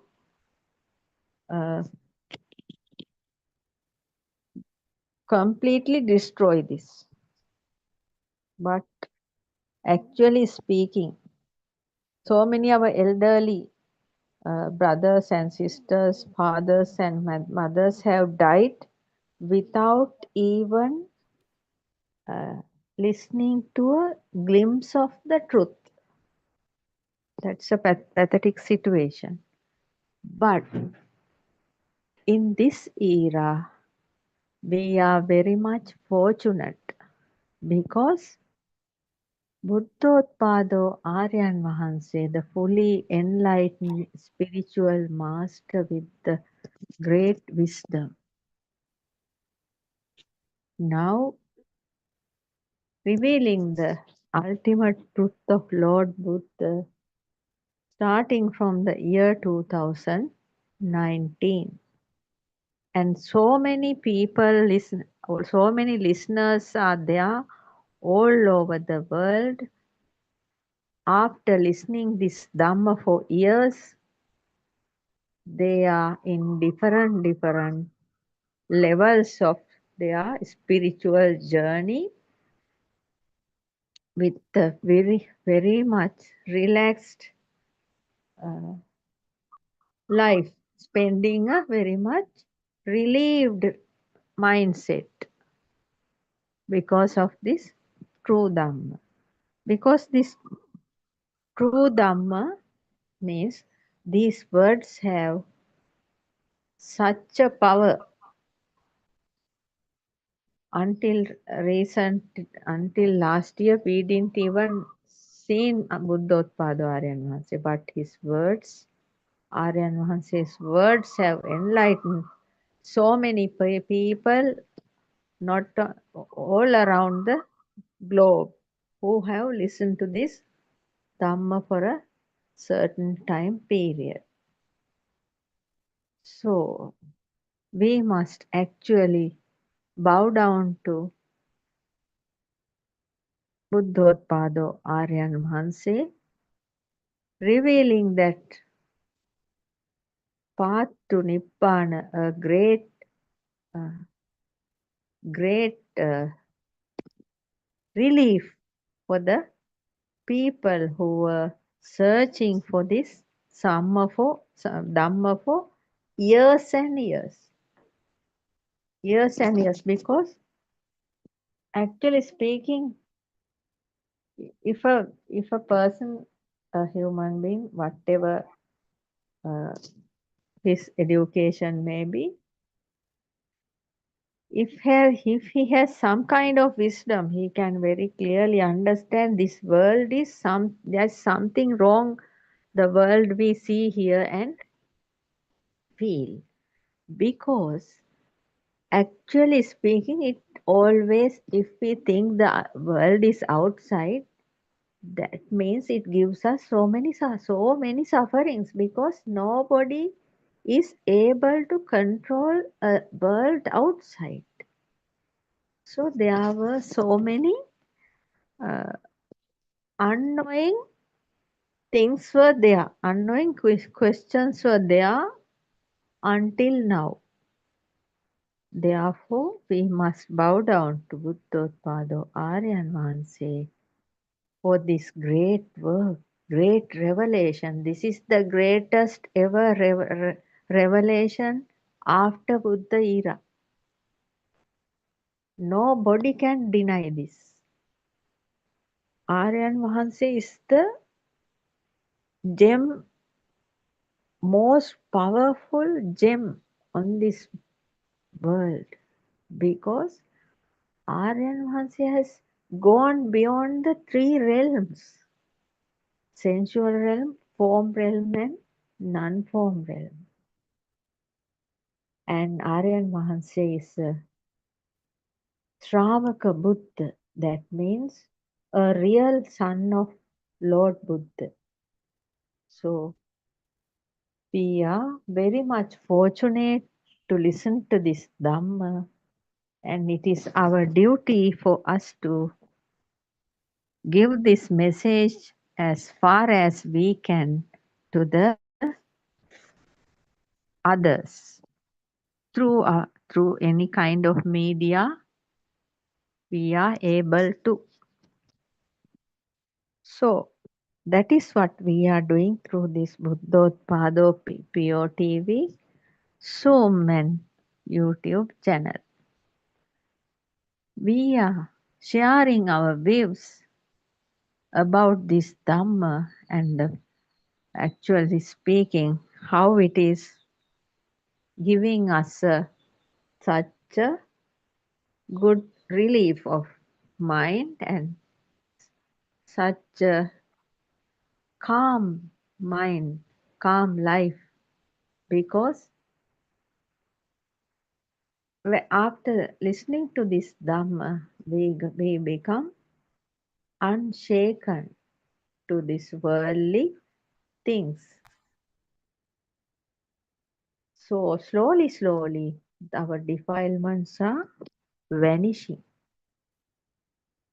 So today I am going to talk about Buddothpado Aryan Mahanse's Dhamma sermon 6.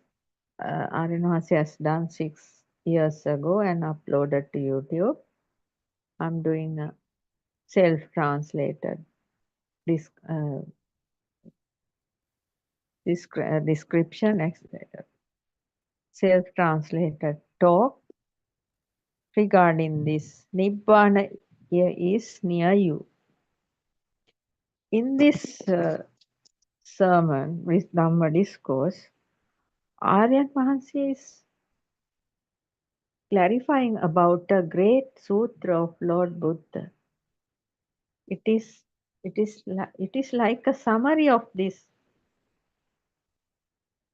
whole Buddhism and the path to Nibbana. So Aryan Mahanse has done the greatest revelation of uh, Lord Buddha's true Buddhist philosophy, because without true Buddhist philosophy there is no proper Dhamma, and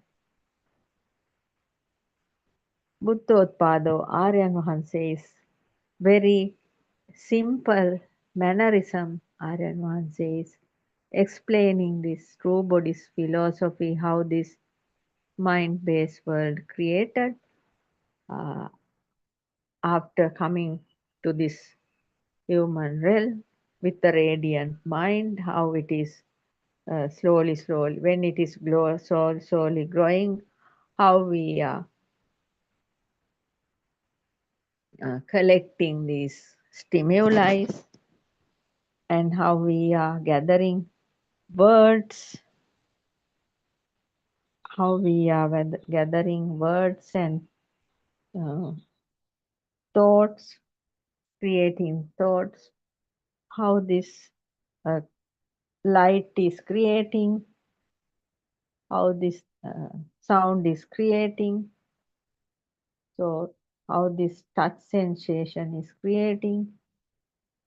Ditta Sutta Mutta, that means seeing, hearing, and feeling, how those are creating. And with these three things, how the mind-based thought world is creating, and everything is described there. So, in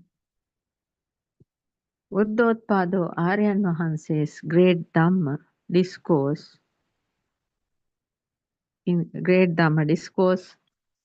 Majje Sutra, Anguttara Nikaya, Chatta Nipata, Lord Buddha has said, if somebody understands the two extremes and stay with wisdom, not attaching to the middle, he is a great supreme person. He has gone beyond the creation. This is a very, very deep Dhamma discourse. Actually speaking, as we have described earlier also, every time when we look at something with the wrong view, and when we hear something with the wrong view, and if we feel something with the wrong view, that means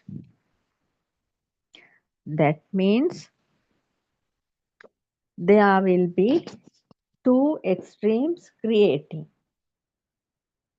because we came along Anusotagami Marga, that means we came along the flow of river, as all other human beings.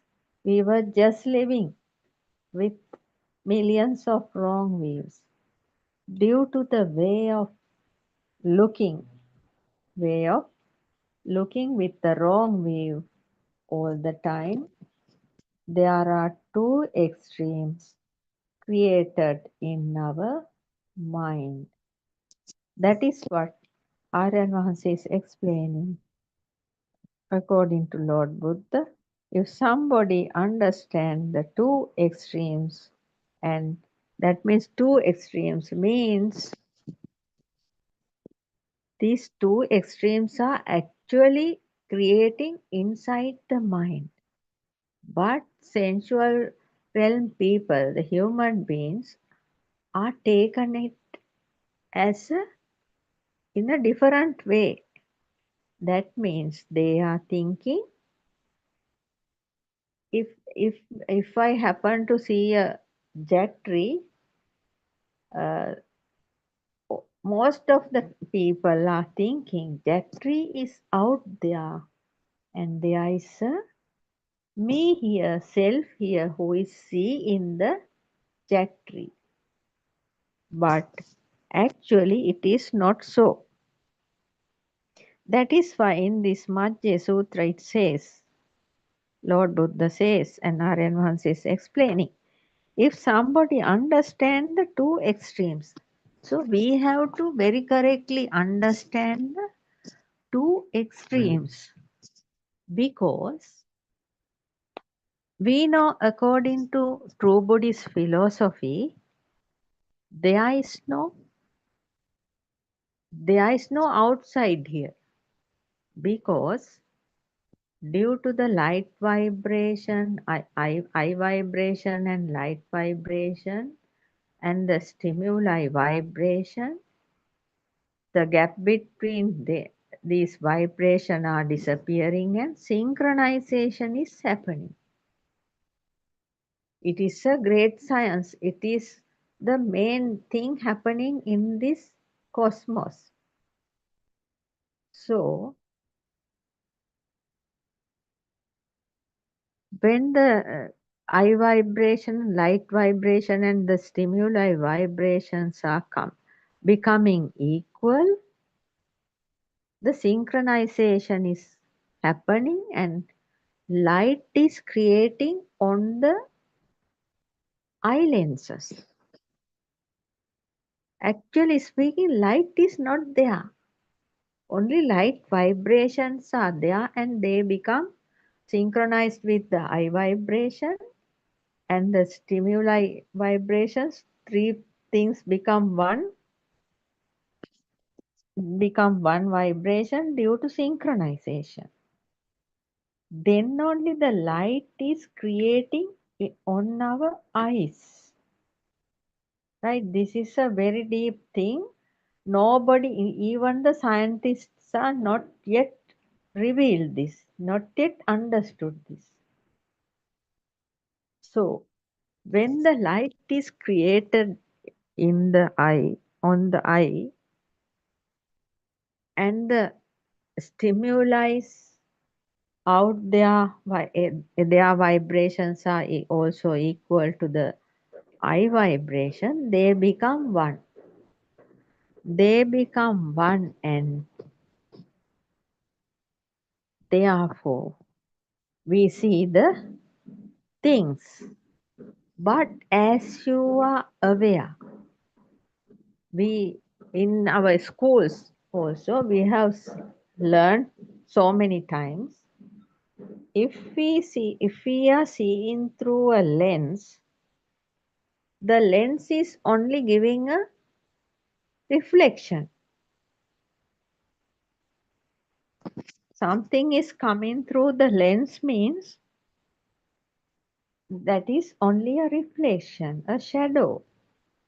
That means we have two eyes, both eyes, and we have two lenses. So, seeing through these two lenses means we are seeing reflections. Whatever we see, everything is a reflection. So we can't see this body even, because we have to go and stand in front of a mirror. Then only we are seeing this body. That is also a reflection. So when we are in front of a mirror, the reflections happening two ways. Then only we see this body. When we see somewhere outside, actually there is nothing outside. Each and everything we see is a reflection creating in the mind. Because eyes is just seeing part is happening through the eyes. The understanding parts, eye consciousness happening due to the mind. That is how we are seeing things. So now we very clearly know there is nothing outside. But in the human realm, most of the people, due to ignorance, for so many continuously seeing it everything as a wrong view, in a wrong view. In the Buddha era, Lord Buddha showed us the way of looking at things very clearly. So after the Buddha era, so many cruel people destroyed this Dhamma and the true Buddhist philosophy. Therefore, more than 1,000 years, there were no any true Buddhist philosophy. In the year 2015, only Buddothpado Aryan Mahanse has fully realized this great Dhamma when gone beyond the three realms and finally attained to Nibbana. Now Aryan Mahanse is telling the true story based on the true Buddhist philosophy and the true teachings of Lord Buddha. Aryan Mahanse is clarifying now. Though there are 84,000 Dhamma aggregates, though there are so many clergy in this country and in other countries, they are not knowing how to understand this Dhamma, because true Buddhism cannot write on books because it has a deeper meaning. This Dhamma has came through so many years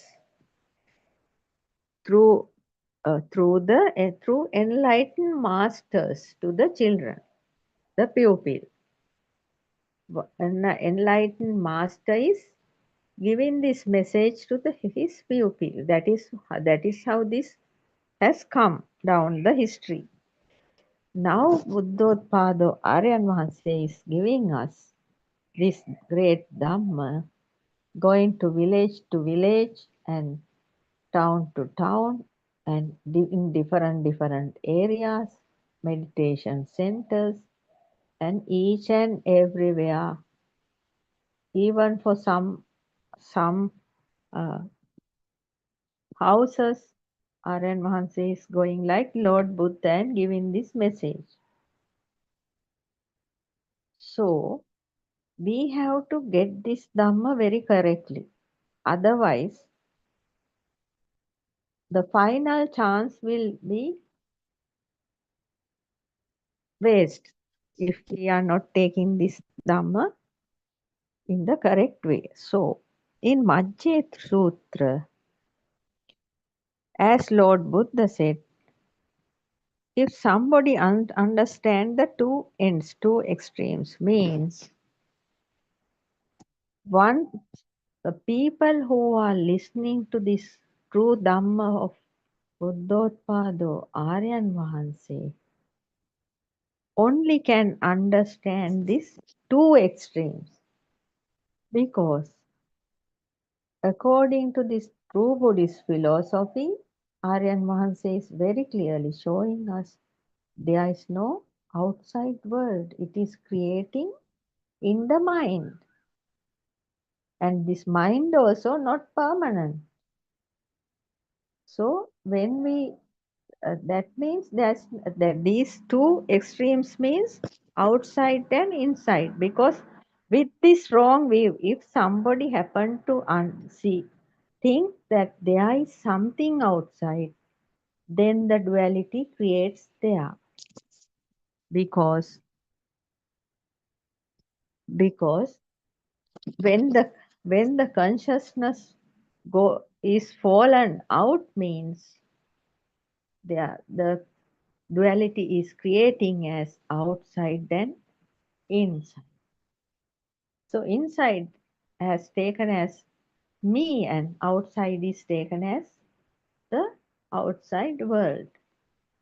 So actually, after listening to this Dhamma, we should very clearly understand there is no true extremes, because what we see is completely creating in the mind, and also what we hear, each and every sound what we hear is also creating in the mind, and what we feel also creating in the mind. Because when we hear something, when we see something, we are just seeing a form only, right?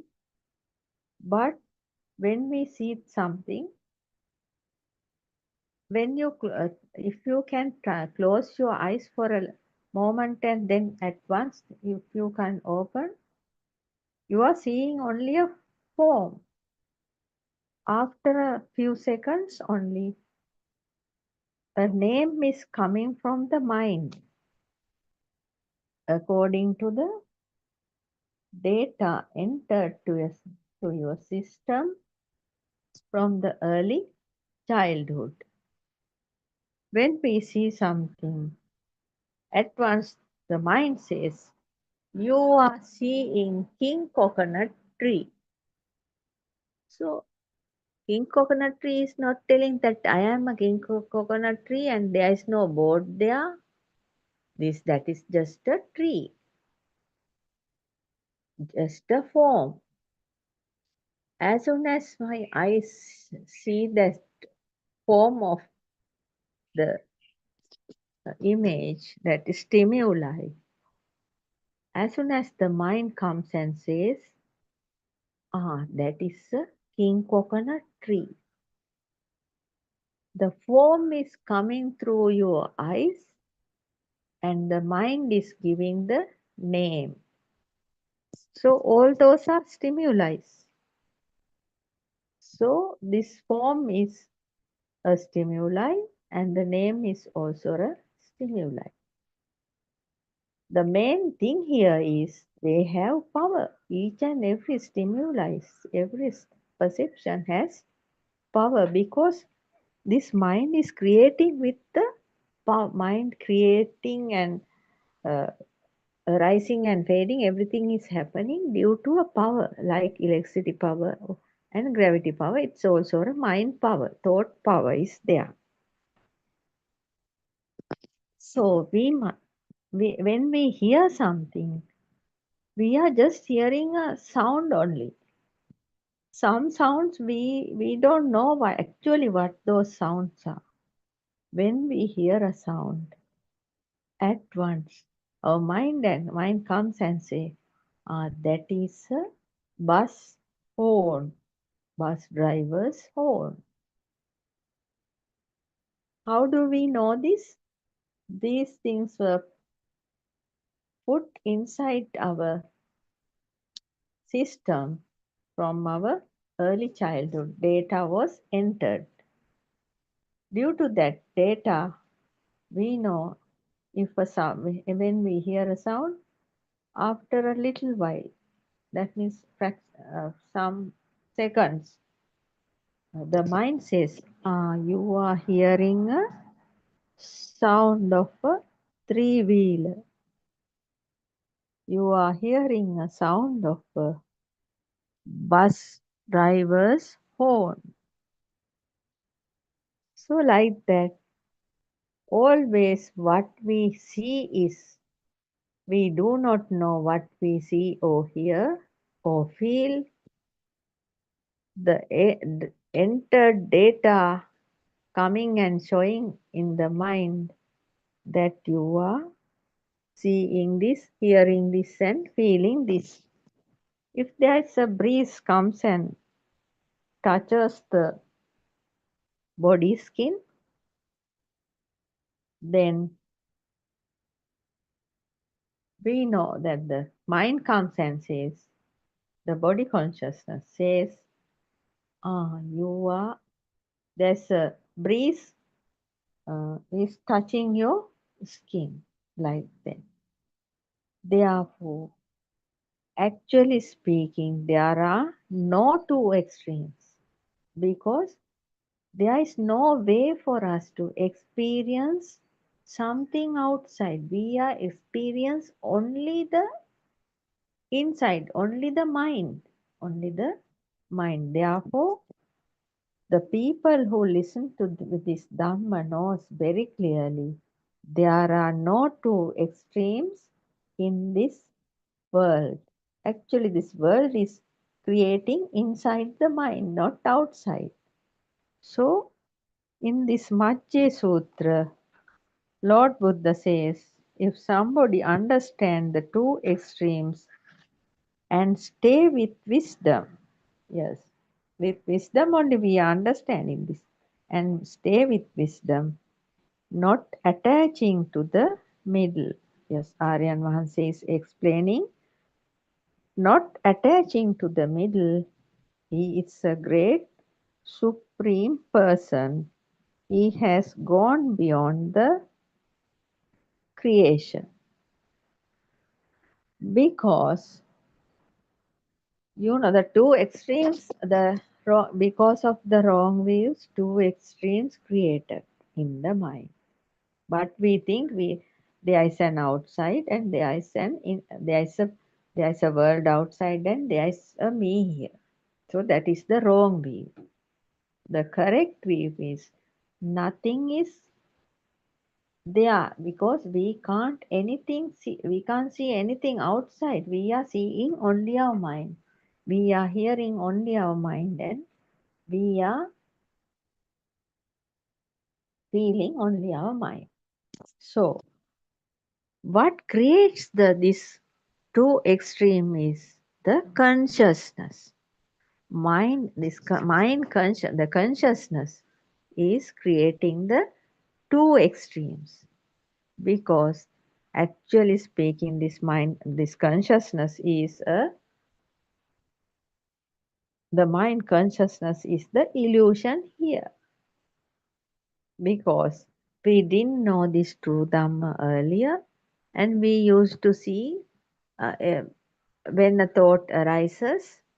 That means when we see something because of the light synchronization, light vibration, eye vibration, and the stimuli vibration become one, and due to the synchronization and the light creates on the eye, and we are seeing things. We see something. That form is created inside the mind, and the name is given by the mind. So name and form is there. They become combined and making a thought. In this true Buddhist philosophy, Buddothpado Aryan Vahanse is very clearly showing us how a thought is creating. But when these stimuli has power, and this stimuli name and form combination has more power, because both the two name and form become one with one and creating a thought, that thought has more power, and the thought is transforming into the knowing level, that is consciousness. When the thought becomes consciousness, the power is very high because in the consciousness level there are so many thought processes are creating. So if some power is there, then it is repeatedly circulating. That means repeatedly happening. So many different thoughts are creating based on one stimuli, one thought. That is done by the consciousness. So these, when we take these two extremes in the person looking at the wrong view in the mundane world, two extremes are outside. There is a world outside. The other extreme is there is a me here, self here, looking at the outside. That creation is creating due to the mind consciousness, and that is in the middle. That is why it is clearly said in Majjhya Sutra, if somebody understands the two extremes and stay with wisdom, not attaching to the middle. Because if you attach to the consciousness, thought processes are creating millions. So many thought processes are creating, and then again you are in the samsaric journey, because the consciousness is an illusion, and mind consciousness is an illusion, and it's always like a talking machine. It's always creating thousands of thoughts. That is why in Majjhya Sutra says that stay with wisdom, not attaching to the middle. Without attaching to the middle. Now we know how a thought is creating, and we should understand how to be there without attaching to the consciousness. Now we know this thought creation is a false, and the consciousness is the biggest false. Therefore, without taking notice, without catching the consciousness, without that means staying, not allowing consciousness to fool you, fool the system, you have to be in the middle, not attaching to the middle. He is a great supreme person, and he has gone beyond the creation. Then you will have to go beyond the creation, because you are not attaching to the consciousness. One extreme is internal six senses, and the other extreme is external six senses. Yes, we think there are things outside and there are things inside. There is a world there and there is a me here. And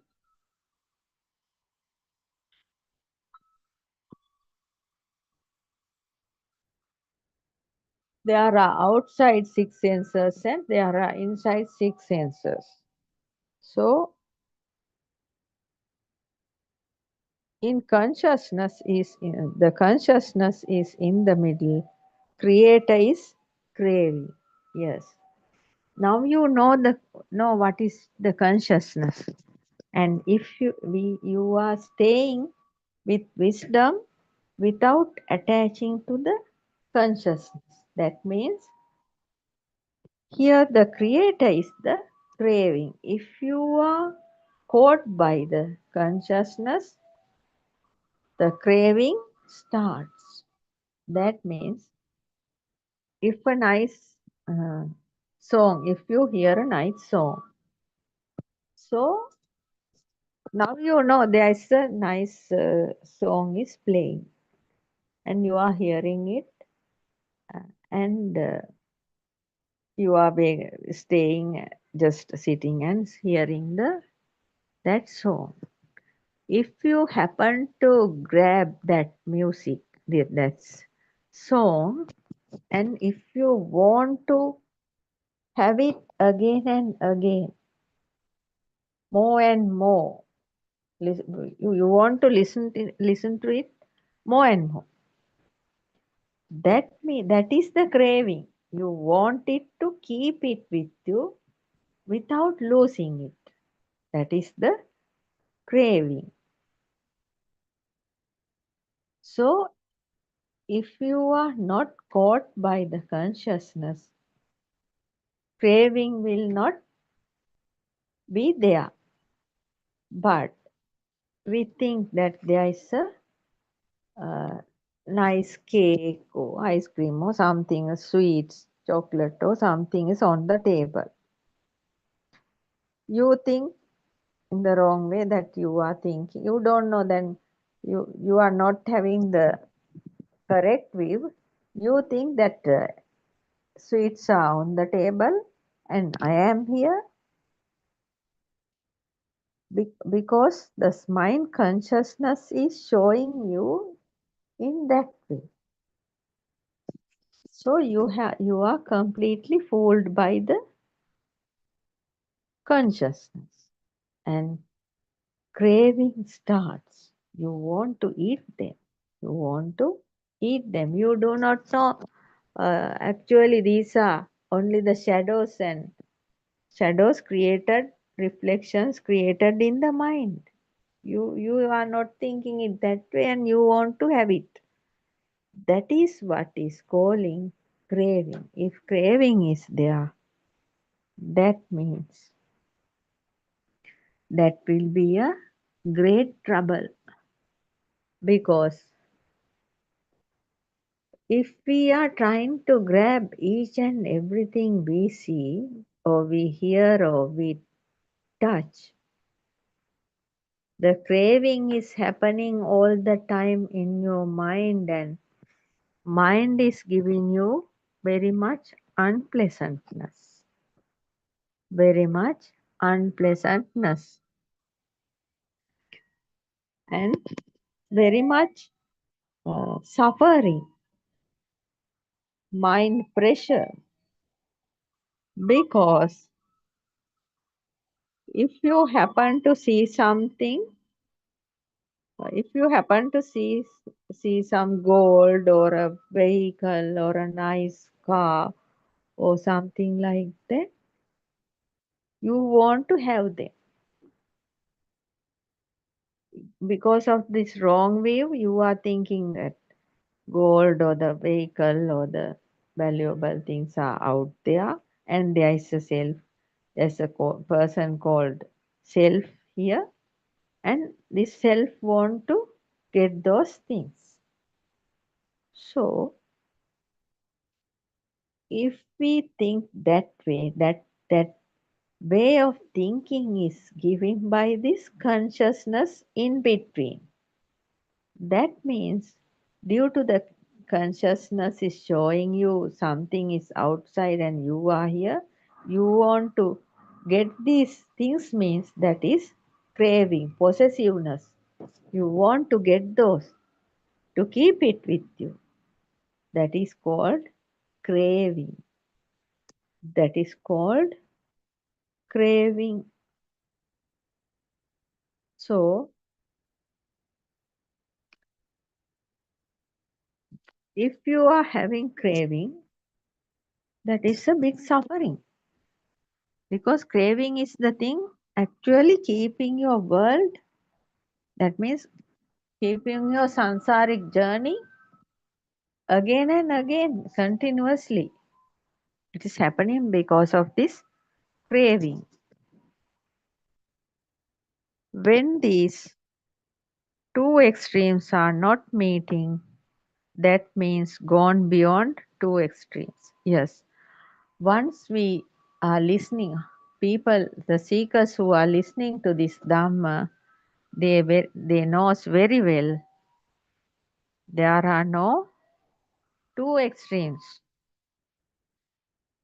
That is why it says in this sutra, when those two extremes are not meeting, because there are actually no two extremes to meet. That means when you understand that there are no two extremes, because that means gone beyond the two extremes. It's called in Dhamma, yo bante viditvana, macche manta nalipati tambrohi mahapurso, say the Simbani Majjaga, recognizing the two extremes. Yes, after listening to this Dhamma, we can recognize the two extremes.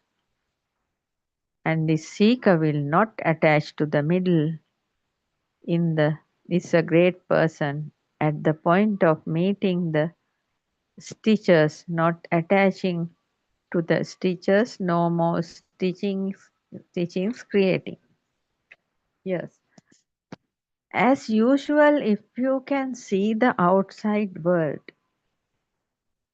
you know outside it. Anything you see, actually you can't see the outside, but you will see so many things you can see, but all are in your mind. Now we know there are no two extremes. You are seeing only your mind. Mind also not permanently there. Each and every uh, mind picture you are seeing is appearing and disappearing. So there is nothing called mind also. We can just see something, anything around us, what we are seeing, there are names. There are so many names given. So all those names are given by the people live in this world. Actually, the nature has not given any name to anything. That means these names are not belongs to the things we see or hear or feel, or the uh, thought flow also. The thoughts are also we can see names, but actually speaking, these names are not relevant to the things we see. These names are not relevant to the sounds we hear. These names are not relevant to the things we feel. In another way, we can understand this. Each and every country, in different countries, in different languages, they have put different names to what they see, what they hear, or what they feel. That is how it goes. So we can very clearly understand all these names are not true. So if we want to go beyond this, that means to understand there's nothing outside, first of all, we should know there are no names. Actually, no name is belongs to the things we see or hear or feel. That means we have to see now we are able to see the names and forms differently because they become together and making thoughts. Now we can see the names are separated from the forms, and forms are, we can see the forms without names. Then you will understand. Actually, you may see anything, you may hear anything, you may feel anything, but there are no words. That means not two extremes also. So that means you are not going to attach or clash with the things you see, hear, or feel. That means you are slowly redeeming from the creation. That means illusionary thinking of outside world. Actually, there is no outside world. Only a illusionary thinking is there. But if we are taken these names out from these forms, we know there is nothing is there. We are just seeing only, as Lord Buddha said to Bahya Daruchiya Sannyas, We are just seeing only. There is nothing seen, no names, nothing seen, and there is no seer here. We are hearing something. There is only a hearing. There is only a hearing. There is only a hearing. Nobody is. There is no hearer here, and there's nothing heard also, because all are vibrations just arising and fading. So not only that, feeling also like that. Feeling is just a feeling only, no feeler, and nothing felt also. And in the same way, thoughts are also flowing, just thoughts are flowing. Nobody is actually, nobody is thinking about these thoughts. Thoughts are just flowing. There is no thinker here about the thoughts. So that is how we understand this. There is nothing outside. So to see that, to feel that, to understand that, we have to separate the names and forms, and we have to taken out the names from the things we see, hear, or feel, and the thoughts, and we can just see the world as normal, as natural as possible, without attaching or clashing with them, because no names. We are just looking at things created in the mind. Actually, there are no names. There are no names. Names are not given by the nature. There are only things made out of four great elements. That even is not true. The eight eight things combinations. The eight fundamental material qualities are there. The eight fundamental material qualities are also in the mind. That is how we see things, through these eight fundamental material qualities, and understanding things created in the mind. Those are called Shuddhastaka in Dhamma.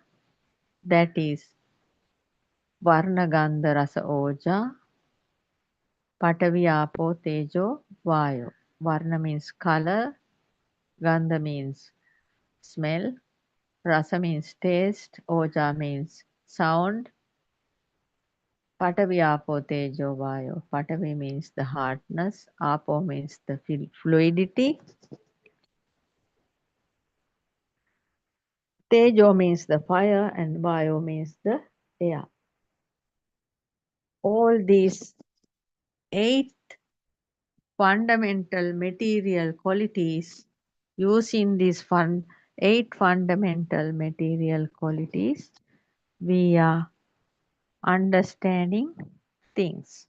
So for today, I am going to conclude this session. Teruvan Saranai, I worship Triple Gem respectfully. Also, I pay homage at the feet of our Kalyana Mitra, Buddothpado Aryan Vahanse, the great sage of our era, most valuable spiritual master with the highest wisdom. May Aryan Vahanse live long to spread this Dhamma all over the world to end the suffering of all human beings. Teruvan Saranai, Dhamma Prem.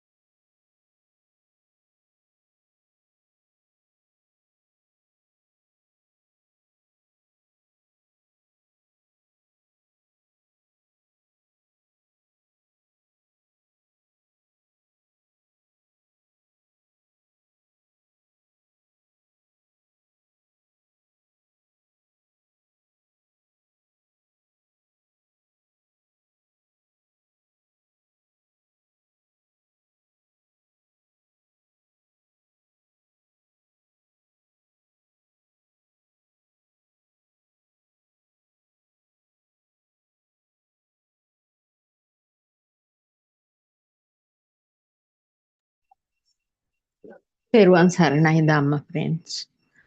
තෙරුවන් සරණයි බුද්ධෝත්පාදෝ ආර්යයන් වහන්සේ. I bow down to Triple Gem respectfully. Buddothpado ආර්යයන් වහන්සේ. We give our greatest respect for our Kalyana Mitra Buddothpado ආර්යයන් වහන්සේ for revealing this great Dhamma to the human world, because 800 billion people live in this world. Most of them are actually not knowing what is the true nature of this human realm, and they do not know about the 31 realms. They are having different views, but actually most of them are living with unpleasant mindset because of the human race. They are continuously running from morning to night during their lifespan without an end. So no, only the listeners of this true teachings of Lord Buddha, coming from Buddothpado Aryan Mahanse, are the ones who are actually living a very peaceful and a very relaxed and very relieved life without running behind the sansaric journey created inside the human mind, without trying to satisfy